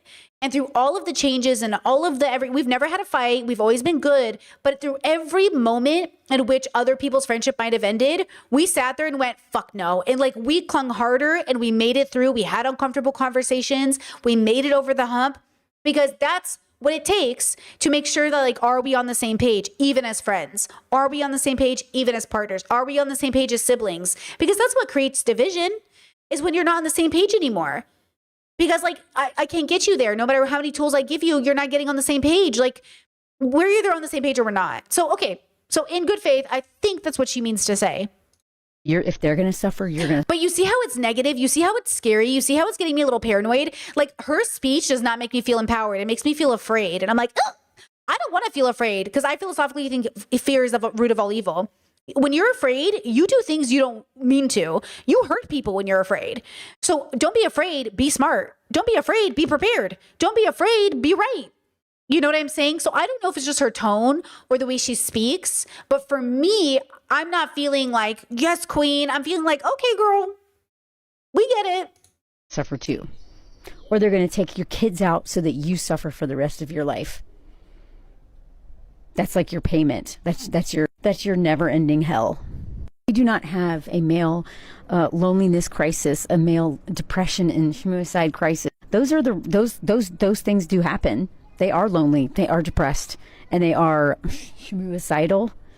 But the problem with most of them is that patriarchal male supremacy mindset that dehumanizes them and also teaches them that no one else really is above them, right? I agree with Within that. the systems, like, white men are at the very top, right? So there are some people above Black, Indigenous, other men of color. But at the end of the day, there's all those women are beneath them. I agree with that. So they may, whatever man it is, it doesn't matter where he is in the hierarchy, there's at least two groups of people that are beneath him, guaranteed. Women and children. Oh, children. Those are his possessions. They do not have a right to exist. That's where all this violence is coming from. And until we... And that's the mindset of parents saying, I put a roof over your head. I fed you. Didn't I do enough for you? Every time I've tried to hold my parents accountable and say like, hey, you fucked up in this way. It's always like, hey, I did right by you. I fed you. I gave you a good house. My parents always say, we stopped partying. We stopped driving motorcycles. We stayed home. We never drank. We never did drugs. We were always so good to you. Da, da, da, da. Look at all these other parents who do that. And I'm like, fuck those other parents. They suck too. But you guys still fucked up. And they're like, you know, it's very hard for people, but that comes from the idea that like little kids are just like almost like dolls to people, you know? It's like not like this child is a real person having real thoughts and real feelings, right? Deal with that. This is not going to end. I don't care how many like mental health stuff you provide men. This mindset of ownership is the problem. This mindset of supremacy is the problem. Sure. We just get taken down with it, and we're the ones who are dying more because of it. It's not because these men need therapy. They need that too. They probably have their own traumas that they haven't dealt with. The audacity to think that just because you want to die, anyone that you love in your home has to die with you is bonkers.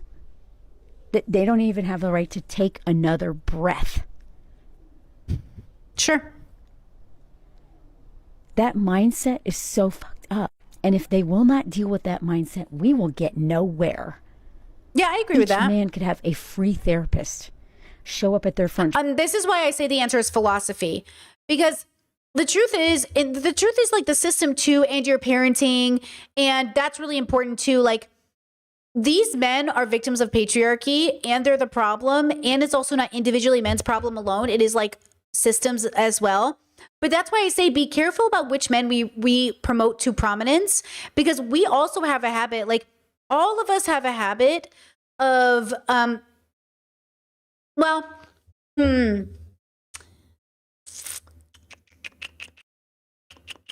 nobody's going to change unless they want to. And that's it. Okay? And that's what we all have to accept. But this is why I say, guys, like, I'm not waiting for humanity to change. I'm not waiting. You guys figure it out, but I'm not waiting. I'll help. If you want me to protest, I'll protest. If you want me to make signs, I'll make signs. If you want me to vote, I'll vote. But I'm not waiting for you to figure it out. Because if I waited, then my one opportunity on earth is going to be what? Waiting for you to figure out that like you shouldn't judge people on their skin color? Girl, I have no time for this. And I don't think a lot of people do either. So that's why you have to live two lives. You live your real life at home, the one that's grounded in like the most about your joy. And then you live your community life, which is like going to work. Like I am right now. I'm at work. When I turn off this computer, I go to my actual, like my fully fulfilled life. That encompasses work. Yes, this is a part of my fulfilled life, but this isn't my life, which we're going to talk about at the end of here from Lisa. Like this is a part of my life, but the most important part of my life is the relationships I have with people, including, yes, the relationships I have with you, but you know what I'm saying? So this is the part that I think is the most important, right? And I want you to know you can have a good life. You don't have to wait for the world to figure it out. Now, you might be born in a circumstance unlike any other truly. And in that sense, you are dealing with a pain that is unlike any other. And you're growing up in a culture that is like any other. Like I said with my own parents earlier in stream, I asked my parents, what were you thinking? What were your parents thinking? Having kids in Iraq, if everybody was struggling, if my grandpa and my uncles were rebels from the government and they were running into the mountains hiding from Saddam's men or whatever the story was, okay? And the women had to face soldiers coming into town. My grandma had to be taken from a wedding. Then are you saying the man ran away and the women had to deal with it? Well, how is this a romantic story? My mom would say, it's so romantic. The men would come into town and take pictures of the women to prove that they were the ones getting them pregnant. And then they go back and hide in the mountains. And I'm like, so they'd come down from the mountains, jerk off, and then go away again? How is this romantic? And she's like, we had babies for Christ. Your grandma and grandpa like brought babies into the universe. So like, you look at all these babies we had. Girl, how is this romantic? Also, my grandma was married at 10. How is this romantic? You know, so be careful the story you tell yourself about why you do what you do. Right? And be careful and understand that we're dealing with a population of people globally that feel very entitled to forcing people to have babies or raising them to think that they're nothing without those babies. Right? So just okay, all of that keep in mind. Keep all of that in mind. We will never do that for women. Women, do you know how lonely it is to be in a marriage or a relationship with a man, you know, maybe you're not married, but maybe you're living with him, and he has you so isolated from your friends because he's putting all this unpaid, unnecessary, time-consuming, exhausting, and like emotionally draining labor on you all the time, that you lose yourself, you don't have time. Sure. Okay, so this is another thing too. I do not talk about toxic relationship alone, and this is why I think it's important to feature healthy ones. I'm in a healthy marriage, and if I can have a healthy marriage, so can you. And I think it's bullshit to tell women they can't have healthy marriages. But I think what's really important, and this is the difference, is I do think most people are in settling marriages. I do. I think most people settle in marriages and settle in relationships because that's how we're taught to. And I'm saying don't settle, you don't compromise your values. You compromise who does the dishes. We don't compromise values in this household. If my partner woke up tomorrow and said, hey, I think I'm going to be a Trumper, I'd be like, okay, I'm getting divorced. I'm not saying in this marriage, this whole like fight for your marriage, that's not what I signed up for. If my husband woke up tomorrow and was like, I actually think I'm homophobic. Okay, first of all, and second of all, okay, new marriage. The difference here is like, this isn't a business transaction. I'm in love with this person. I love this person unconditionally. It will break my heart to divorce them, but I will not hesitate. And I will love them forever, but I will not hesitate. Versus my exes who I settled for, I don't love them anymore, girl. They're just men I used to date, girls I used to date. No offense. I don't love them anymore. The love faded. My unconditional love for my brothers, my parents, those don't go away. Even if we don't talk, they don't go away. So I just want to say to you, you can have a healthy relationship, okay? Like, that's why I always give bad examples and then I tell you the good examples. That's why I always tell you, like, you can have it. Now, what's the difference for me and MJ?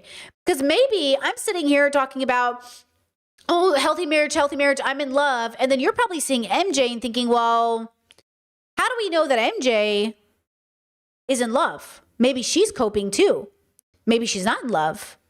Maybe Brittany's as delusional, right? Maybe Brittany's just as delusional. Right? Maybe Brittany's going to have but even if I did get divorced, what would that matter?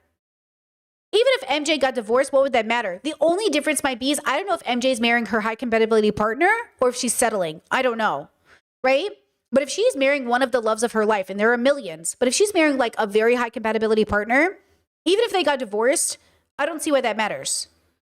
The only difference will be the level of joy and happiness they had until that divorce. The statistical probability of divorcing your high compatibility partner, very low, right? Very low.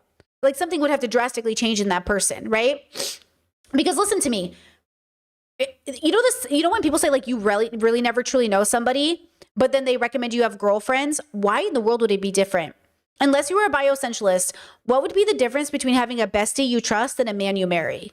Some people think there's a difference. Some people think, oh, my girls are people I can trust the most. Not in my lived experience. In my lived experience, everybody's different. It doesn't matter if they're your bestie, your sibling, your lover, whatever. Every individual has its own level of like trust, ethics, morals. It's not about the title. It is about the person. So again, I'm not going to go my whole life without having friends or connecting with people or loving people. You know what I'm saying? I'm just going to trust that the person that's presenting themselves to me is being honest, and I like this person and I want to be with them and I want to hang out with them and I want to be friends with them. Right? But you have to understand, because chat says, so why get married? Why do you need marriage? Well, I don't think you're asking me, Brittany, why do you need marriage? I assume you mean like these ladies. Well, the issue is like a lot of people around the world are still making political marriages, right? A lot of people around the world are still getting married culturally. A lot of people around the world are still engaging in marriage as like a business contract. I think you should never engage in marriage as a business contract. I think marriage, between the people you're marrying should first and foremost be secondary to the fact that you want to be together. Marriage is a legal contract, but for me, marriage is a level of commitment that you can have in other relationships. But I would say that, you have to decide, why are you getting married? And then make it make sense. Okay, so here, let's watch Lisa's video actually on MJ, because I actually want to get to it. Hot take, decentering men content only feels repetitive if you've stayed too long. In the interest of us walking away with more than just misogyny as a result of all the hate that MJ Gray is getting right now, let's at least have a productive conversation. Okay, hold on. I just realized context. MJ got married. MJ got married. She's engaged. Everyone's mad about it. This is her. Okay. Yes, I am engaged. Yes, I am. Okay. And everyone was like, oh my God, you got married or engaged after 9 months. You swore you'd never get married. What are you doing? Okay. That's MJ. Conversation about what decentering men content is versus what man-hating content is, why they are both necessary and important, and why it seems like certain creators only talk about men because it's their whole personality. One thing you need to understand about social media is that when the stuff that people post on social media is not what they act like in real life.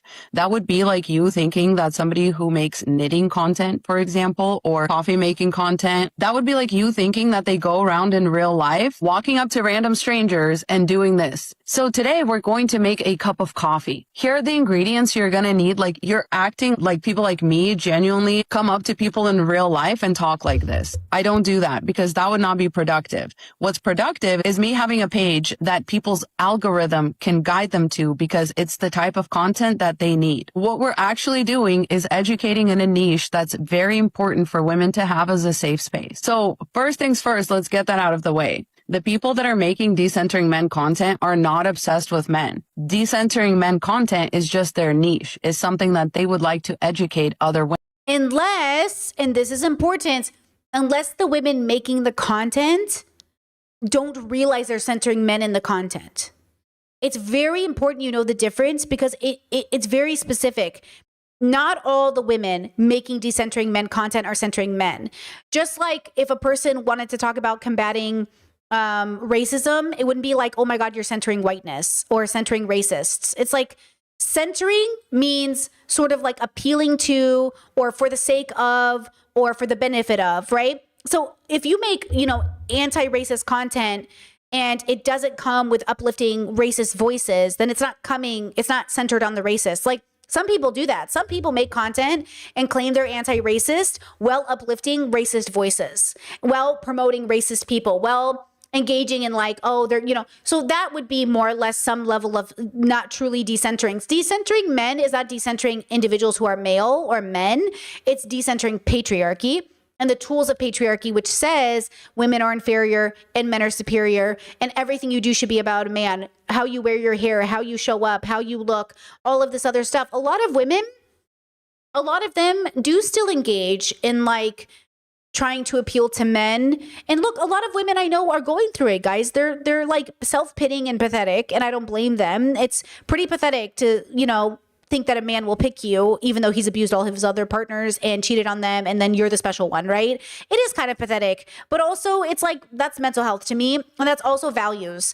Like, and we've all been there where we made excuses for a man's behavior. Our brother, our father, whatever, he's old, it's the culture, it's his religion, blah, blah, blah. It's pathetic, but if pathetic is too harsh of a word, it's sad. If sad is too harsh of a word, it's icky. If it's icky is too hard of a word, use the word that's going to get your brain to get it.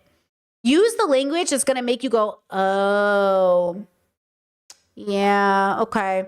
So you have to be careful about how you make and how you present and how you engage with, right? Chad says, if people making decentering men content, then what would be considered male-centered content?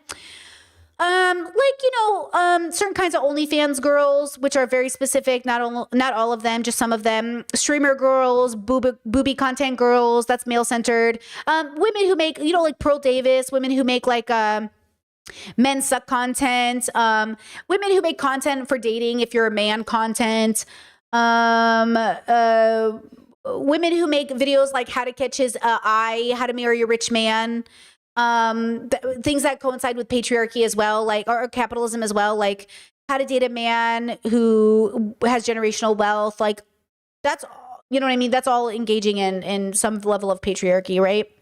Women on, because it's an important skill to have, which leads me to my next point, is that the patriarchy disproportionately centers men. That's the whole point. That's why we make the content that shows why men shouldn't be centered. The third thing I would like to say is, well, okay, Chess is the sprinkle girls. Well, okay, so the issue with the sprinkle girl specifically is that she makes content that's aware of misogyny and patriarchy, but tells women that because capitalism is the way it is, and because misogyny is the way it is, and because patriarchy is the way it is, the only thing women can do is his money is our money and my money is my money. And I'm saying if patriarchy is that dangerous and men are that evil, then marrying a man in the first place for his money is engaging in patriarchy. And I'm saying no. I'm saying I would rather be a cat lady lesbian living in the woods than marrying a man for his money. Shira 7, that's Shira's work. And I do think Shira really loved him in the end. He died, but I do think she loved him in the end. But I think the issue is Shira is more than well aware of racism and well aware of patriarchy and well aware of all these things. I think the issue, though, is that I would never in good conscience tell my daughter to marry a man she didn't trust fully. I'd be like, girlie, if you don't trust him, don't marry him. Because I know domestic violence is up. Because I know men will murder you. How could I tell a woman to marry a man for his money not thinking he's going to kill her? That's the part of it I don't understand. And that's the part of it that feels like, are you grifting right now? How could you tell women to marry a man that they shouldn't even trust with their money, as if that might not turn into a murder?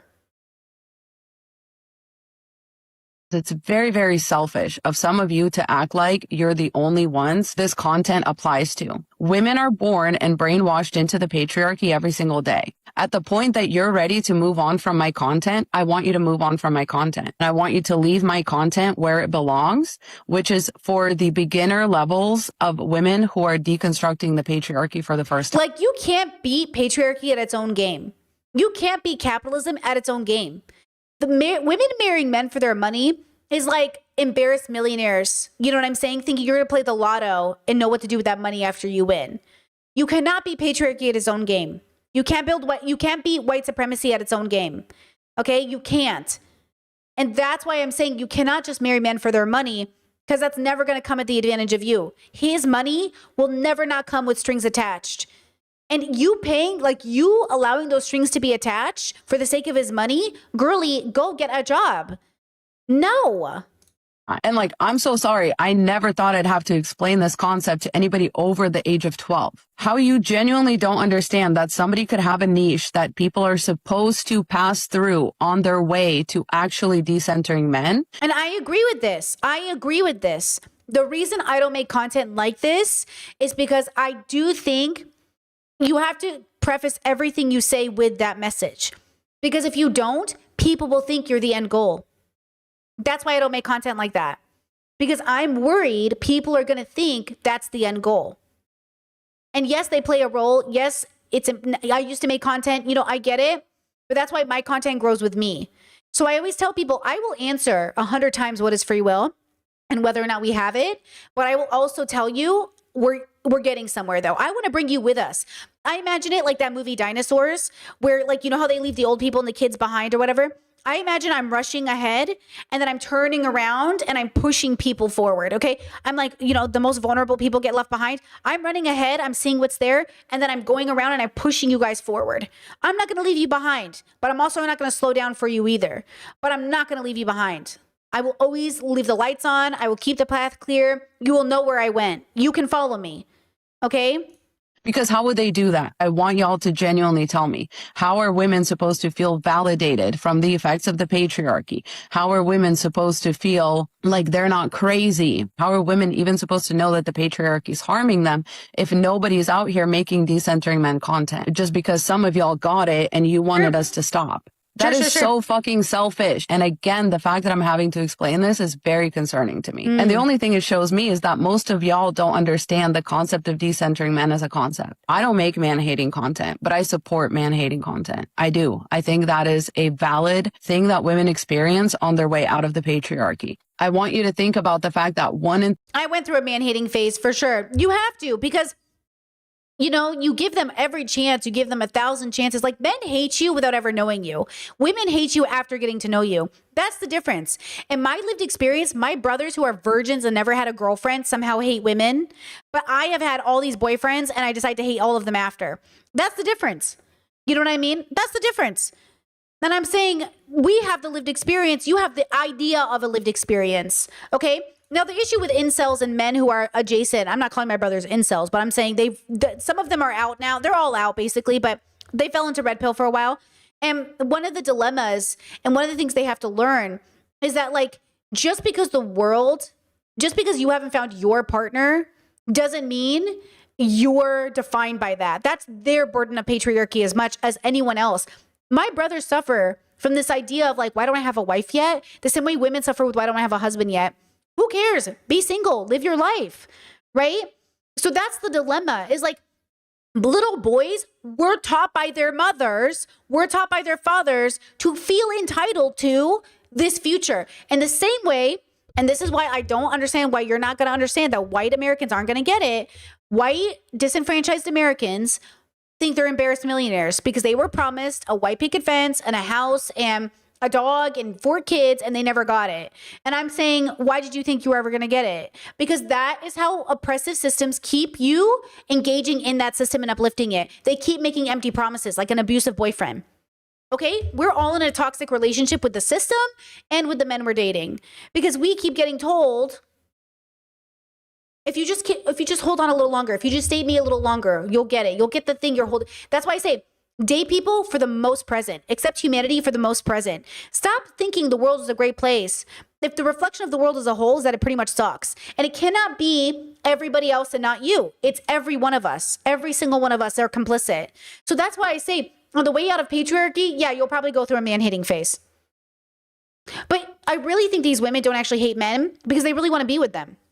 They really want to love them. They're just so sick of the pain they feel when they're with them. Okay? And I think a lot of minorities feel this. This is a minority experience. I really think it's like, I watch a lot of black content and black content creators will talk about white people. Listen, this is, okay, example.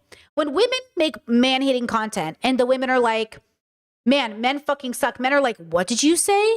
Okay, when I'm watching black content and they're like, these white women, this is me. What? I don't hear it. It might, I don't even, are you talking about, the dilemma is like, if they're talking and the way they're describing the white woman does not apply to me, I do not look up. And that's the difference. If you are a man listening to women and she's like, oh, he's a cheater and he's a liar, why are you looking up? Are they talking about you? Did they mention you? Did it engage with you? Why are you looking up? I don't look up. And that's the difference.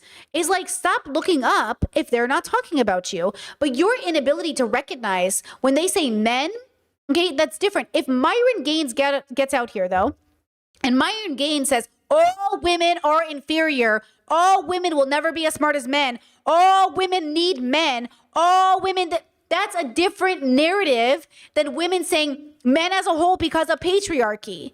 Myron is saying patriarchy is good. And because men are smarter than women. And they're saying patriarchy is bad, it even hurts men. These are not the same messages.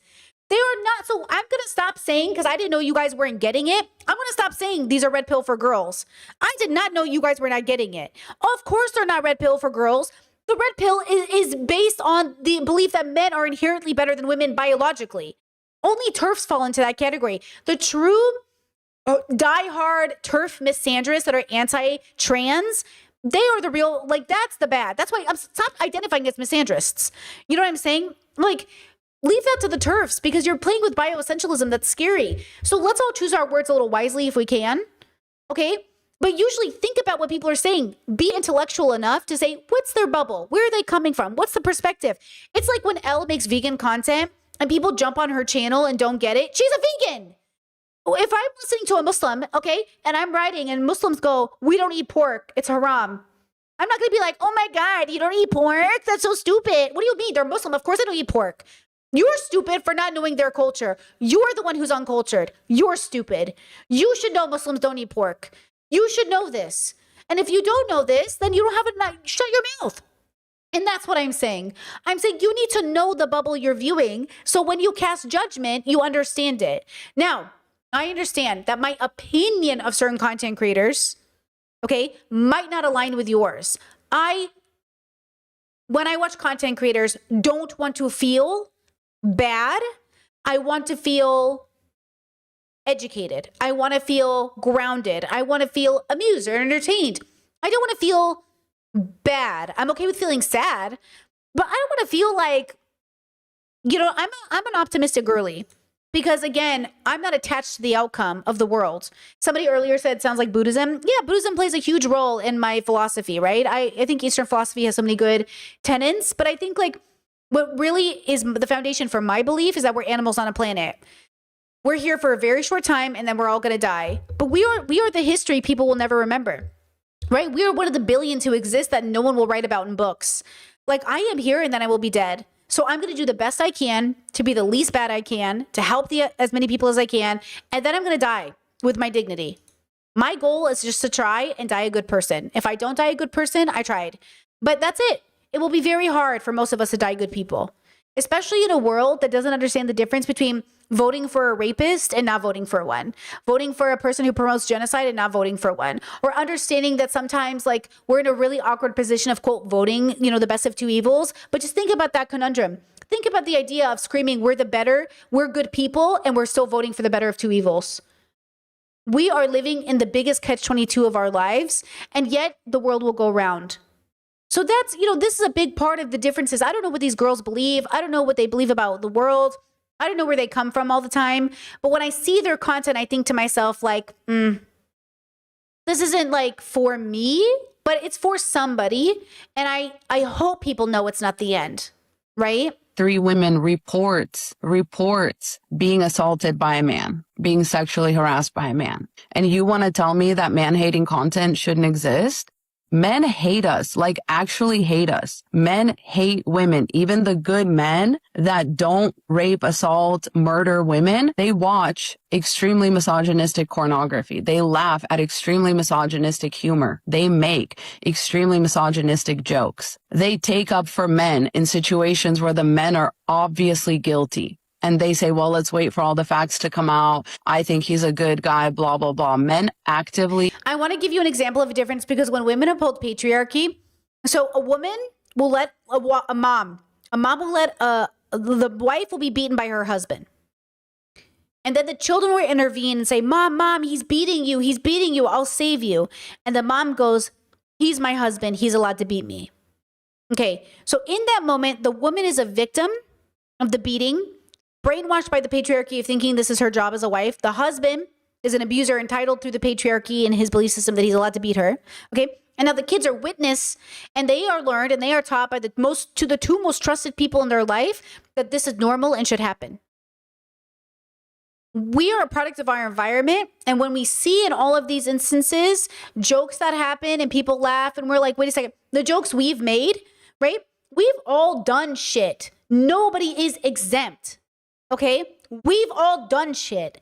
The question is, did we catch ourselves and stop it and say, hey, we don't do that? I learned we don't do that. And then did you go on to teach it to other people, right? Chad, what if the wife is beating the husband? What do you mean by that? See, when you ask this question in this context, you're more than likely a troll.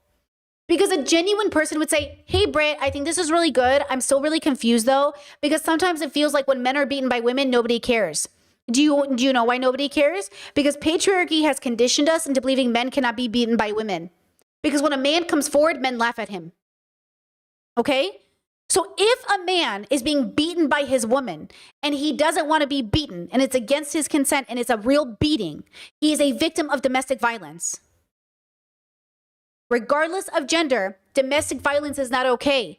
That is not the same thing as what typically happens in these scenarios in which men will abuse women and out of retaliation and safety, she will fight him. That is not the same thing. Because women have been taught under patriarchy, you'll never be able to hurt a man, no matter how much you try to hit him. And so women are taught in bubbles, right?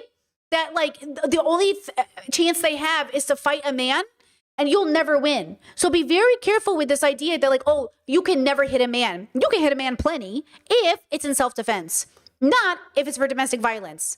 A man who is much stronger than a woman will almost never need to hit a woman, even if she's threatening his life, right? So in that case, he would have to use a strategic, within reason way to hold her down. In the same way I would do it if a child or someone weaker than me or an old man was trying to hurt me. If an old man was trying to like fight me and I was stronger than him, I would try to subdue him without hurting him to the best of my ability, right? You said women use weapons, okay, but the statistics show that's less likely, right? And then you said women can falsely accuse men. Yes, women can be liars. I'm going to block you because obviously you're not ready for this class. That's okay. You're just not ready. Women can lie and they can falsely accuse people. And is such a low percentage that it's definitely a problem, but it's not the problem. The problem is lying. We've normalized lying in a society where men will lie to you about having STIs and then spread it to you. So don't you think women will also lie about other things? People lie, right? False accusations are lies. And you'll say, oh, they'll ruin a man's life. That's not true. Trump is president, right? So nice try, right? We know false accusations do not ruin men's lives because we know proof that they've raped somebody doesn't even ruin their life. Right? So nice try. Thank you. Hate women. And you're telling me that man-hating content is not okay? It's okay. I want you to imagine how some women feel who... I would say it's reasonable and I know why you're doing it, but it's not healthy. I would not say it's okay. I would say it's not healthy, even though it can definitely be a healthy process. That's why I say talk to a therapist. Girls, if you talk to a therapist, you can vent to them and they can tell nobody. You can say, I hate men. I hope they all rot in hell. When I was really mad at my parents when I was younger, I was like, I hope they die. I don't really hope my parents die. I was trying to express a feeling of abandonment I felt as a child when the people who were supposed to protect me the most didn't. I didn't want my parents to actually die. Talk to a therapist. That's the point. Get out your feelings, get it out in art, and let it go. Because holding on to that anger is not good for your skin. So yes, go on a journey, but get it out. And don't get it out by punching a bag. I mean, get it out. Literally free yourself. Forgive your parents for being flawed humans. Forgive the world for being fucked up and move on with your life. Forgive and then do activism for the world. Forgive the world for being fucked up and then forgive yourself. Because as long as you're angry at the world, you'll be angry at yourself. As long as you are burdened by the evil of the world, the evil of the world is with you every day. And I'm saying, don't do that. Genuinely have never been treated well by a man in their life. I want Chat's that side question. Do band folks ever get to come back? No. you to think about how some women feel who were born into situations where men were allowed and encouraged to abuse them as children. I want you to think about little girls that thought their dad loved them. And then one night their dad came into their bed and did something really fucked up to them. And then their mom didn't believe them. I want you to think about exactly. Women uphold the patriarchy too, but that's why we say recognize where people are and still open with boundaries. Right? That's what I'm saying. I can recognize where you are, but it is what it is. That's why sometimes we have to watch our female friends, our women friends, our girlfriends, our femme friends, our gay friends, or trans friends, whoever your friend is. We have to watch people who should know better do stupid shit every day. You have to accept your friends in an abusive relationship and they don't believe you right now. And then when they're ready, you should be there for them. Now, if your friend is in such a toxic cycle that it comes to being a threat to your life, you can have conversations about that. If this friend is not the closest friend in the world, you're also allowed to end the friendship. It depends on what your role is in a person's life. Like for my sister, as an example, or any of my friends that are like my sister, I would never abandon them no matter what. With that said, I will create a distance. And with that said, I will voice my opinions about the relationships they're in. And with that said, I will always be there for them. Even if they're embarrassed, I tell them, call me. I say, even if you're embarrassed, I say, even if you're mortified, even if you're afraid I will judge you, you call me because I'm the only person who's going to come get you at 2 a.m. I will never abandon you. I don't care how many times you go back to this man. I don't care how many times you ignore his red flags. I don't care how many times you call me crying. Call me and I'll come get you because I know for a fact you're in a cycle of abuse. And because you're in a cycle of abuse and I know you can't see it right now, okay, I'll wait for you. I'll wait for you to the end of time for you to see it.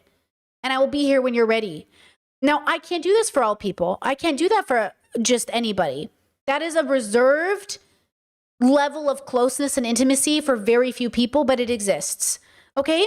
And this is different, but that doesn't mean that I won't say it's wrong. It doesn't mean that I won't make content reminding people you can't do this. It's not to say that my friends don't know that, hey, like Habibi, I love you, but if you engage in this behavior, I will make people know it's wrong. So, you know, I do think it's wrong to make man-hating content, and I think it's important to decide what that is. As an example, Drew Afawalo. Some people feel like Drew makes man-hating content. I don't think Drew makes man-hating content. I think Drew punches at a community that is like the lowest of the low. I think the kind of men Drew goes after are bad men. So I don't think Drew makes man-hating content. Drew makes, I'm going to make a bag off of men's stupidity content because they're absolutely the men who will rape you, murder you, kill you, throw you under the bus. And at that point, whatever. Okay? Example. Hey, I was just in the middle of This is a recent video. This is 19 hours ago. explaining this to my man. And instead of doing that, I decided to make a TikTok and then he can listen at the same time. I just watched that video. I've been getting tagged in it a lot too. The video of the white dude talking about how American women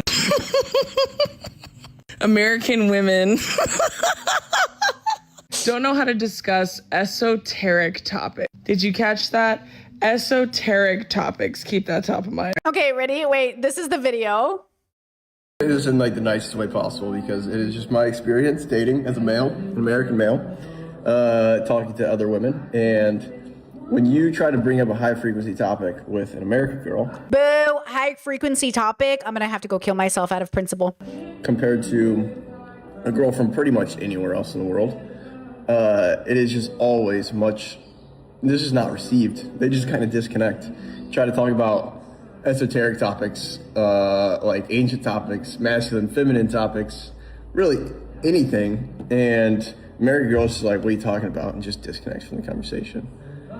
From my experience with girls from other countries, it's just like they don't. It actually goes deeper. The conversation actually continues on.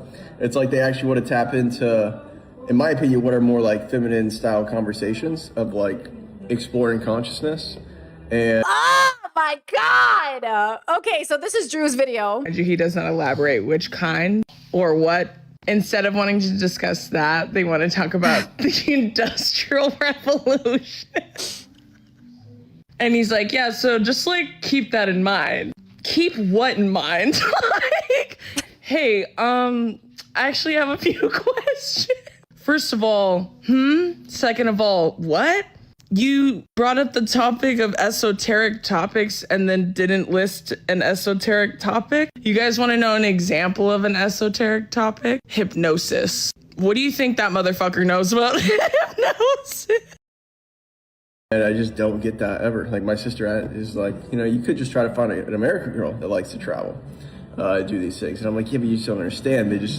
They don't actually want to tap into these higher echelon conversations. They just want to disconnect and just talk about like random patriarchal bullshit that just doesn't matter and is so irrelevant. Certainly not what I want my wife to be focused on talking about. So I definitely don't want my wife to be focused on.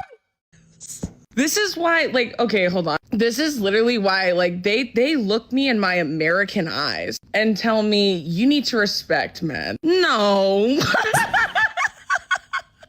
Actually, I don't. Actually, in fact, I shan't. I won't. They get on the internet and say shit like this to their phone and post it to TikTok.com. That dude is literally re-watching that video and going, nobody is operating at the levels that I'm operating at.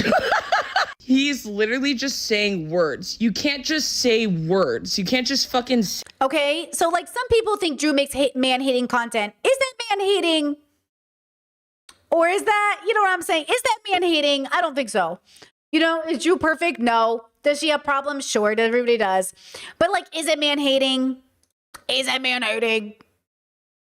Now, there was another girly, okay, Skyfish Returns, who made a couple of videos on Drew, and I don't really know what her beef is with Drew. I think she feels like Drew kind of has a capitalistic way of existing in the world, which, to be fair, a lot of streamers still do. You guys know, right? It's very normal to be a capitalist in America.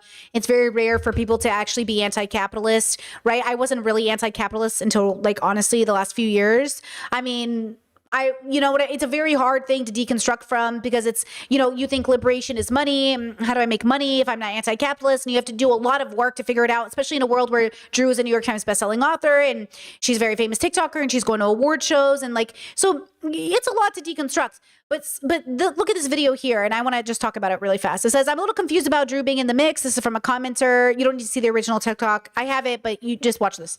Little critical thinking. So here's your critical thinking hat. Let's get into it. Basically, I consider Drew Afwalo to be a grifter in exactly the same way I consider Alex Cooper to be a grifter. Because even though they have deliberately positioned themselves within leftist or progressive political spaces. Pause. Okay, Alex Cooper is not a leftist because she's not an anti-capitalist, right? She's not even really an anti-racist. She's really just, I don't know what she is. But Alex Cooper, I actually did a documentary of Alex Cooper's called Her Daddy. And I reviewed her content. I said, look, it's for somebody, but the truth is like, it's very capitalistic. Nobody becomes the number one best-selling or the number one podcast for women and isn't a capitalist. We'll talk about capitalism in a second, how it all plays a role in this.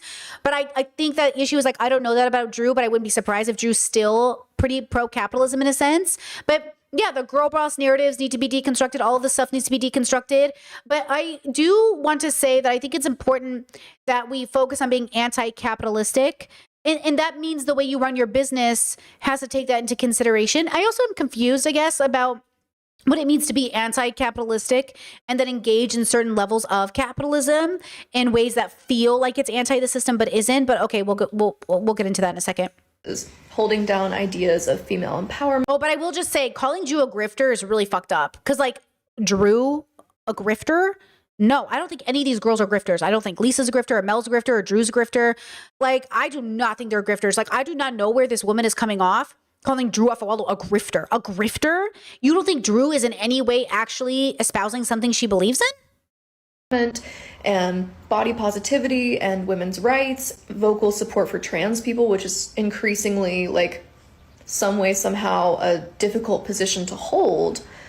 The problem I run into with their content actually circles back to a song by Bo Burnham where he talks about the inventor of rape whistles starting the company with good intentions, trying to reduce the rate of rape, but if the rate declines, you'll see an equal decline in whistle sales. So now all of a sudden, someone who came out very vocally, positioning themselves against a big cultural issue is entirely dependent on the continuation of that cultural issue for their empire to remain.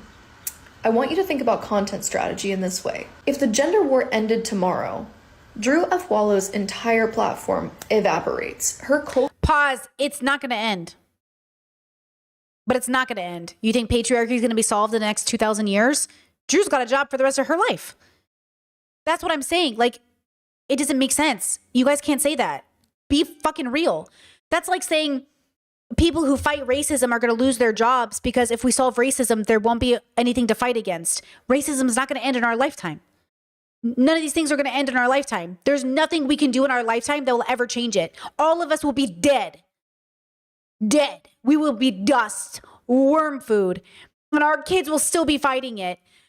So no, like this isn't analogous. It's not the same thing. It is not a conflict of interest. It is ridiculous. It's a ridiculous idea that Drew is grifting because if patriarchy dismantled and gender wars were over, she would lose her job. So she actually wants it to continue. Girlies, please fucking get real. Get real. Cultural significance loses value. The same thing could be said for a lot of advocates who claim to be advocates but are really dependent on people's outrage and upset and injustice continuing for their voice to be important because they are not really positioning themselves in forward movement. They're not really holding down activism. They are just engagement farming and rage baiting based on issues that they perpetuate with their content. Drew Afwalo's job is not to solve body positivity. It's not to get women rights. It's not to protect or uplift trans people. It is to constantly affirm that those issues still exist and you should be angry about them and you should trust her to be the loudest and angriest about it while also making it a joke. That is grifting, necessarily because you are not trying to get society to progress. You are profiting off its regressions.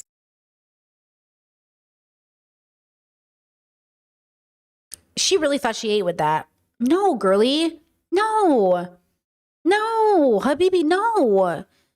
No. Like, I don't even know where this is coming from. Like, so, okay, let's look at Sky's page. Because what?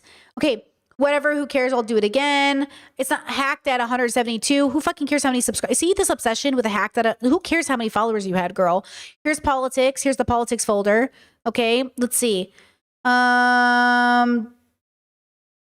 Let's see. What's gonna give me an idea of is humanity evil? Okay, let's see.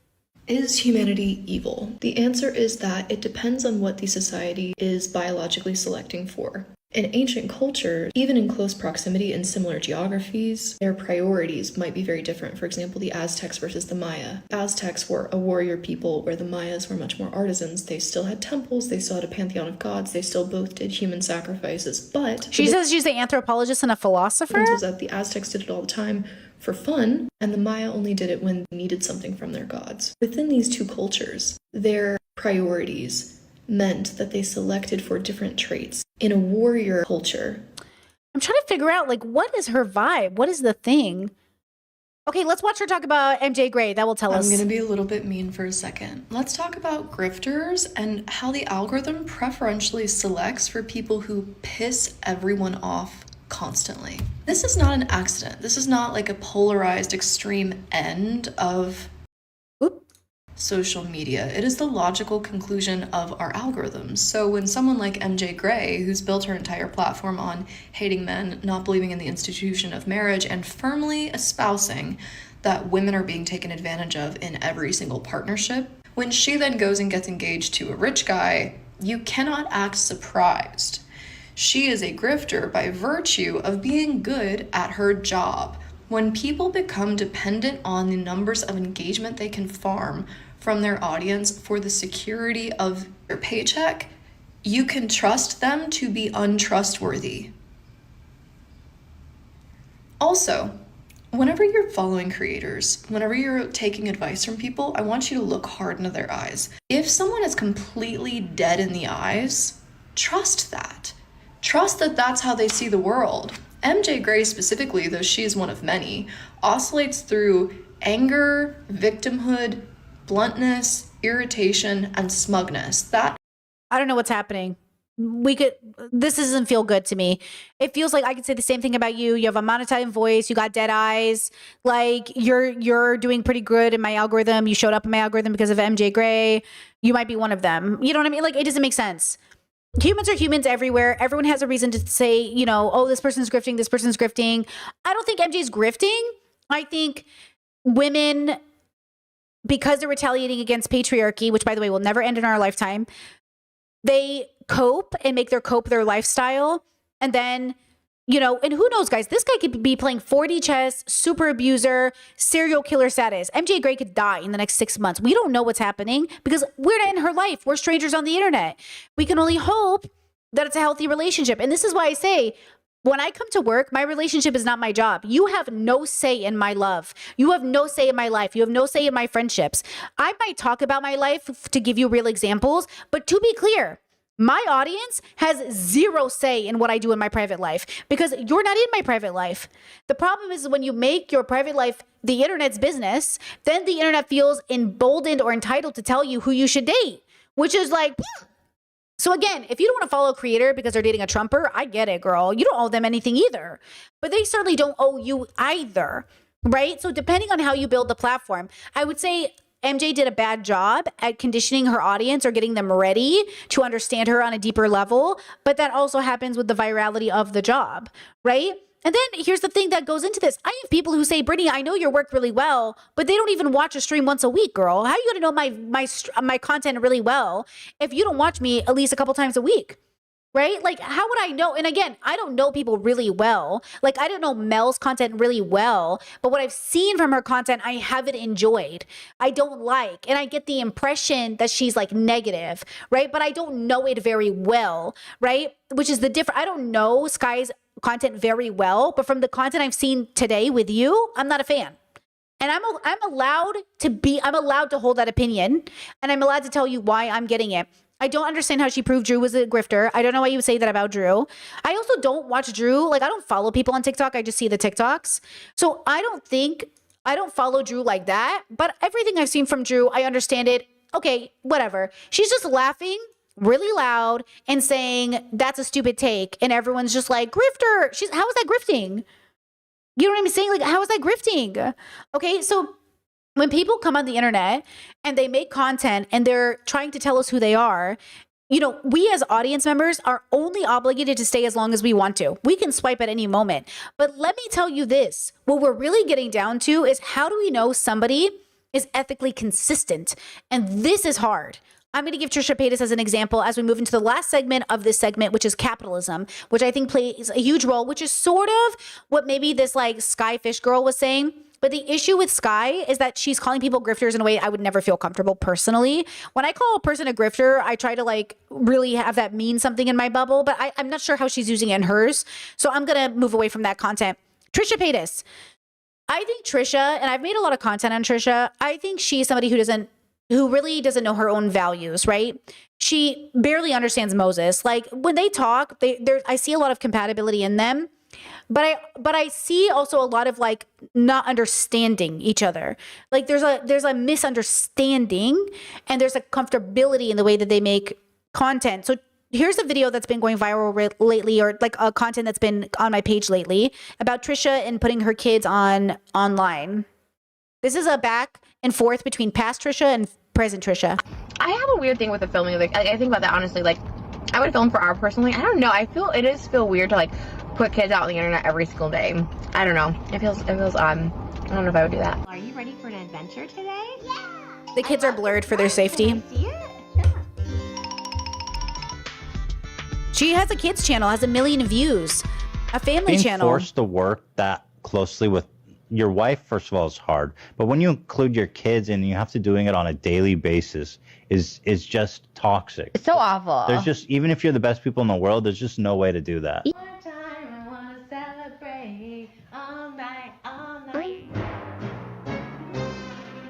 So you think the kids are getting a cut of all that money? No, I mean I guess they're just getting the toys and the benefits. Families, that's their work and identity, is being the family online. Right. Which means the kids are working.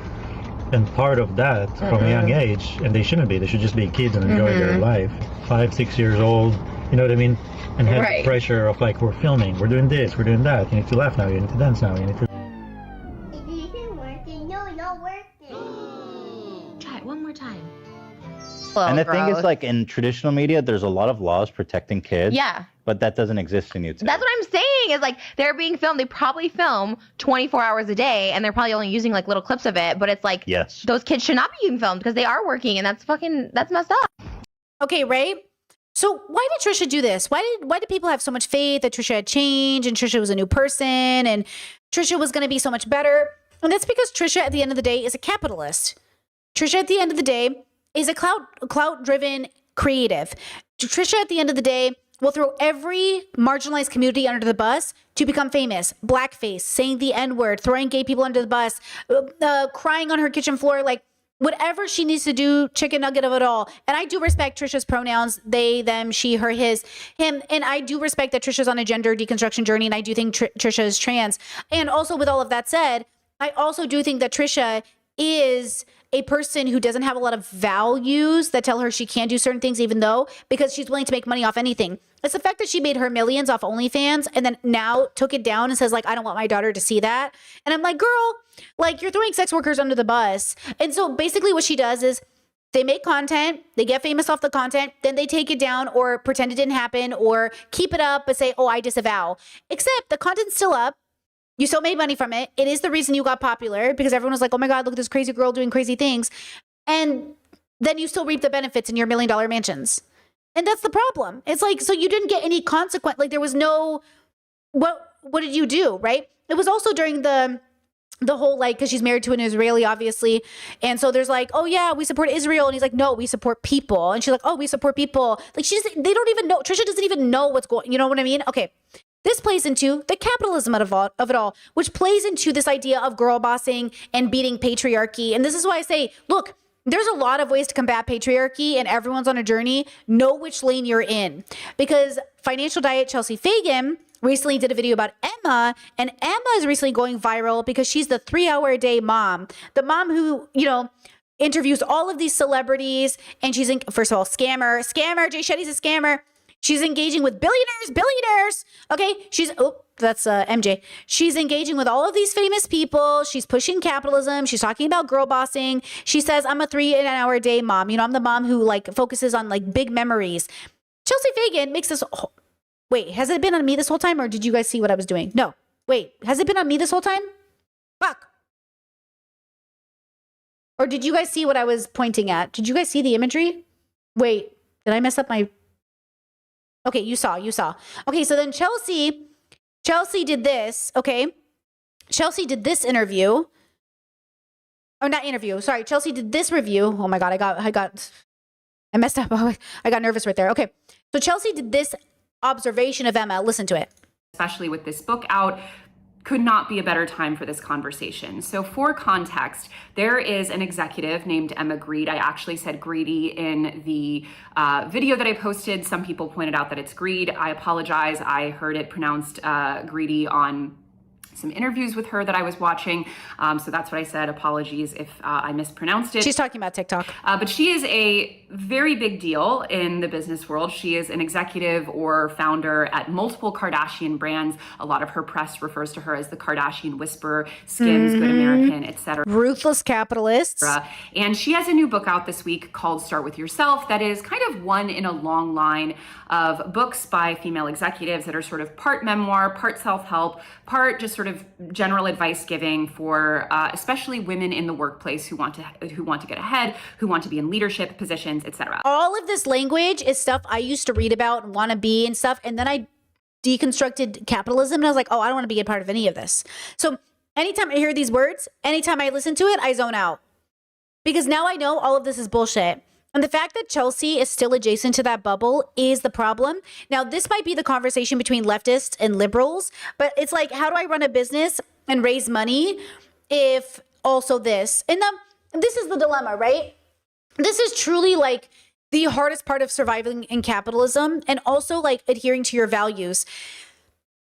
I don't know exactly the answer for everyone's situation, but I would say that the dilemma I had with this video is that Chelsea focused on the going back to the office statements that Emma made. I'll show it to you in a second.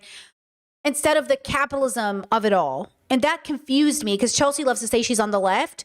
But I can see why Marxists say like your leftism has to start with anti-capitalism. I kind of understand why they say that. And I also would say that your leftism has to start with dismantling racism, capitalism, misogyny, patriarchy. Like your leftism has to incorporate anti-capitalist perspective, but that's deeply embodied. So when Chelsea, puts a post out and says, hey, I just bought a second house in France and I already have a house in New York and I'm going to make $220,000 this year. But oh gosh, I've been really poor for the last few years, guys. I've been making $75K only.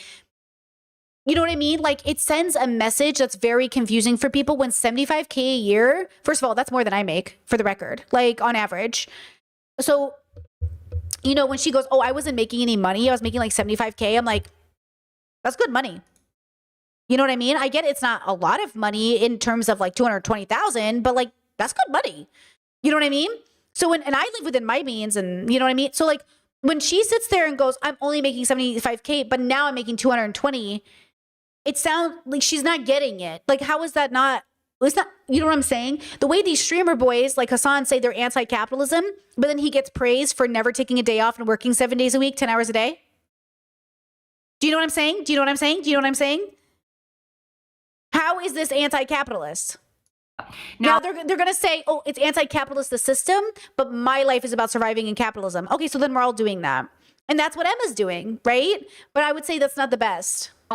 On her press tour, which has been huge, I mean, she's been on most of the major shows and has been getting a ton of media attention for this book. And I can totally see why, because she has chosen some, let's just say, more controversial talking points from her book to focus on in her media tour. For example, she is a mother of 4 children, and she refers to herself as a 3-hour mom, I believe, and talks a lot about sort of having more minimal but more impactful time with her children. That has been generating a lot of conversation. I want to be so clear here that I am not a mother, let alone a working mother. That is not really my wheelhouse, so I don't really have anything to say on that. Who knows how I would be? Certainly not for me to judge. But another major talking point from her book that she's been focusing on in her media tour, which is what I focus on in my video and I want to talk about here, is specifically remote work, working from home, being a career killer. Okay, that is the main focus of this video. That she has issues with Emma talking about working from home, not working from home, because Emma's thinking you're building a business, you want to network, you want to get back in the office. And Chelsea's saying, I run a business, they have a 4-day work week, we work basically remotely, it works. And I'm saying, how does Chelsea, a financial channel, not understand that the reason Emma is giving that suggestion is because Emma is a capitalist? How did this whole video not engage with that reality? That like, hello? Like, how did she not get that? And I just don't get it. Like, I don't get how she didn't process that information. And that's the stuff that makes me think, man, it doesn't matter how much of a girl boss you are. If you are not reading like the right philosophy, if you're not engaging the right philosophical perspectives, you are just going to shoot back right into making this kind of content, or making or hate content, or man hate content, or make it through capitalism content, or luxury haul content, or like, again, it's like, what are we doing here? Okay. There's this mom on TikTok who is a really like this woman has so many gadgets and gizmos of plenty in her house, and I'm like, over consumer level 1000. And people are always like, she's not an over consumer, she's a mom, she needs all these things. She is an over consumer. She is a capitalist. She is engaging in like sensationalizing having 17 different containers for all of the different fruits. Like, stop. You know, all of this is bad, but it's not. You know, when the world was burning down and pedophiles are in charge, it doesn't feel like that big of a deal. But that's why I say your cope cannot be your lifestyle. Your cope cannot be your lifestyle. Okay? And so you have to think about that. You have to think about just the reality that if your values are X, you must do Y. Okay? If your values are X, you must do Y. And, well, what does that mean? You have to put it to practice. Okay, one more video. Let me see if I can find it really fast. Give me a second.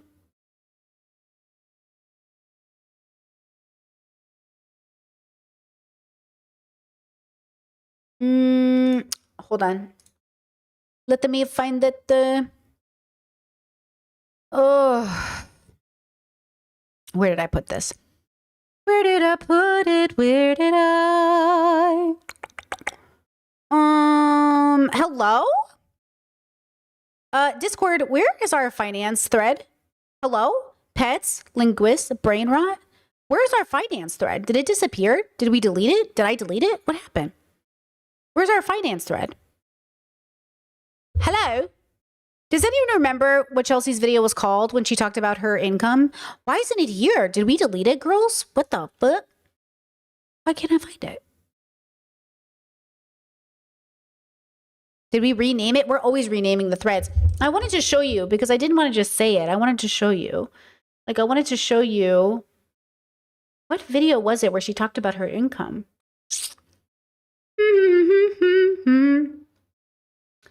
Is it this one?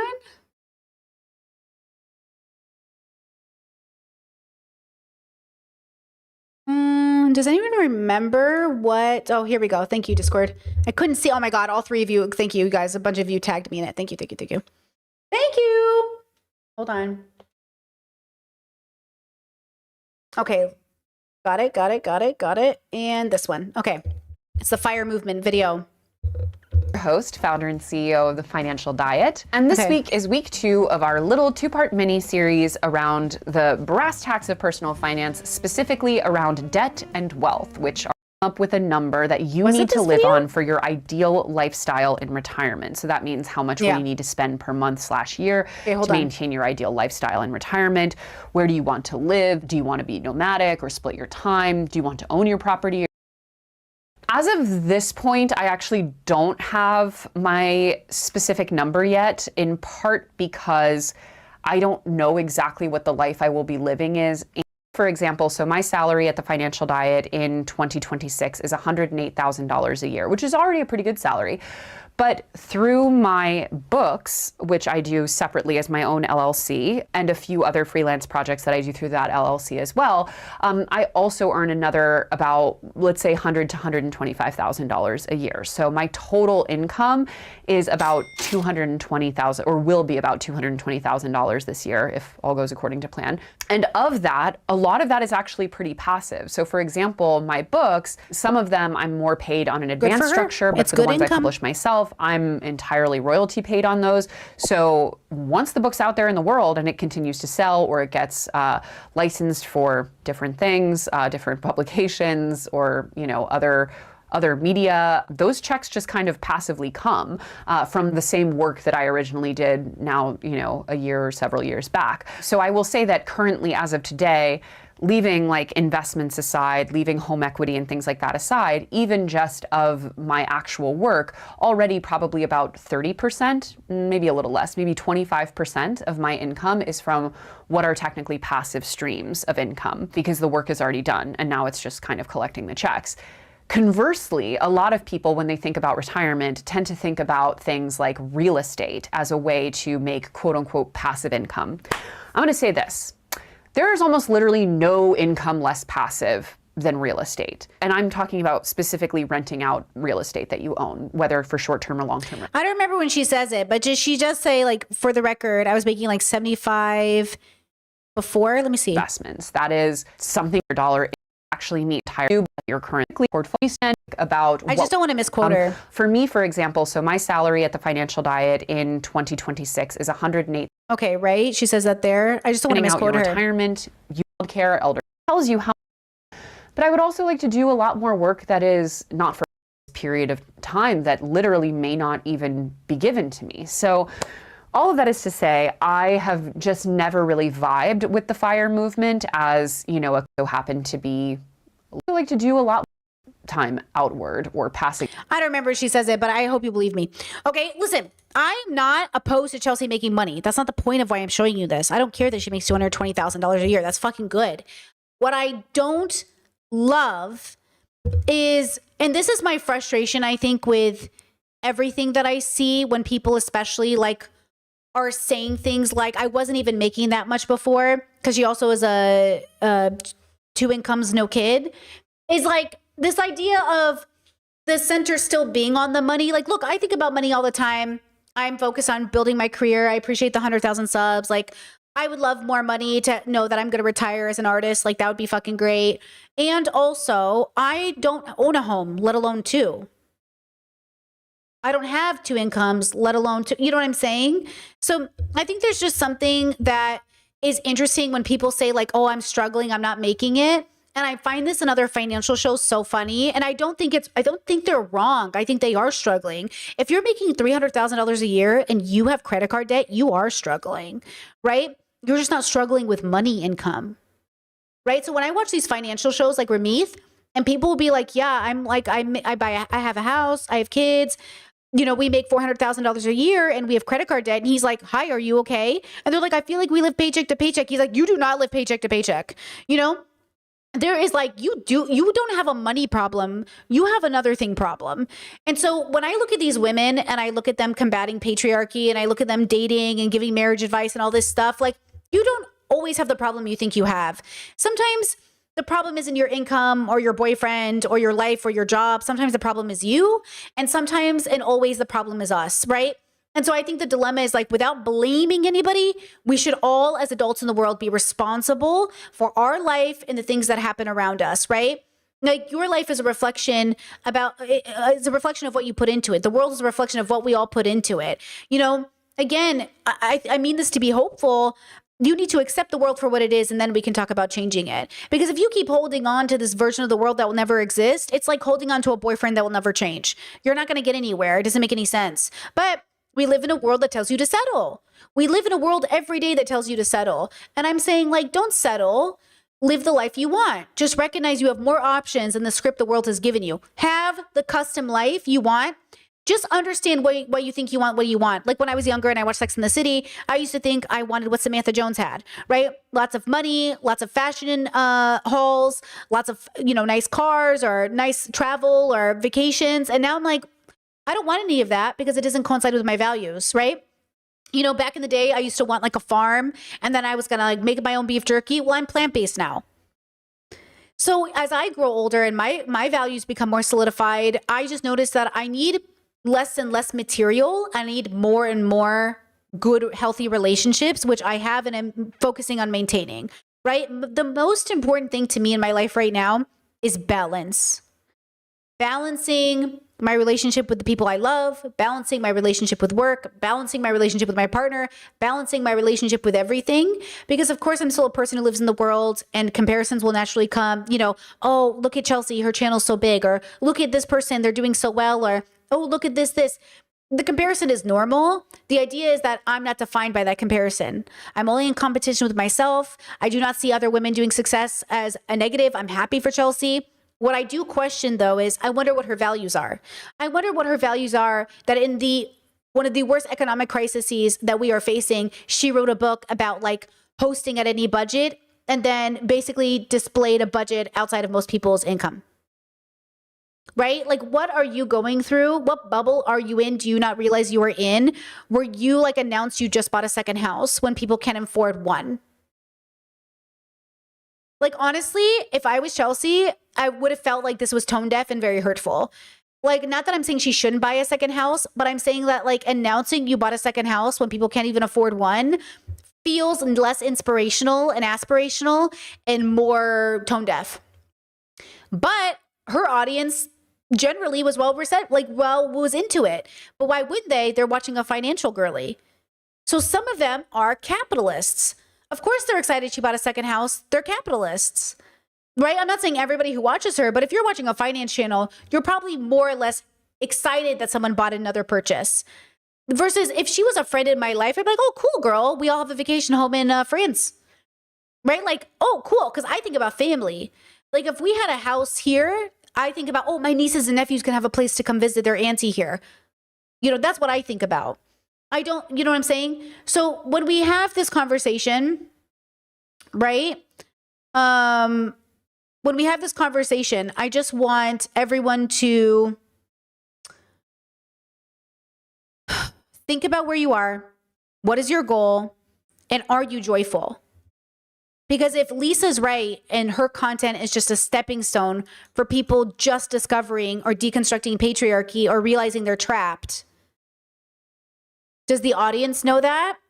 And does she remind them of it every day? Because right now she's lecturing the part of the audience that wants Lisa to make content for where they are. And she's saying, hey, we still have to make content for those people. But do the people who are there know they're there? Because I think the issue is those people thinking this is the end of the road. Now, remember one last thing. Do you remember that clip of Myron being told off by a fan that like his content ruined his life and that it actually wasn't helpful, right? Where did that man go to though? He didn't go to feminism or deconstructing patriarchy. He went into religion. So what good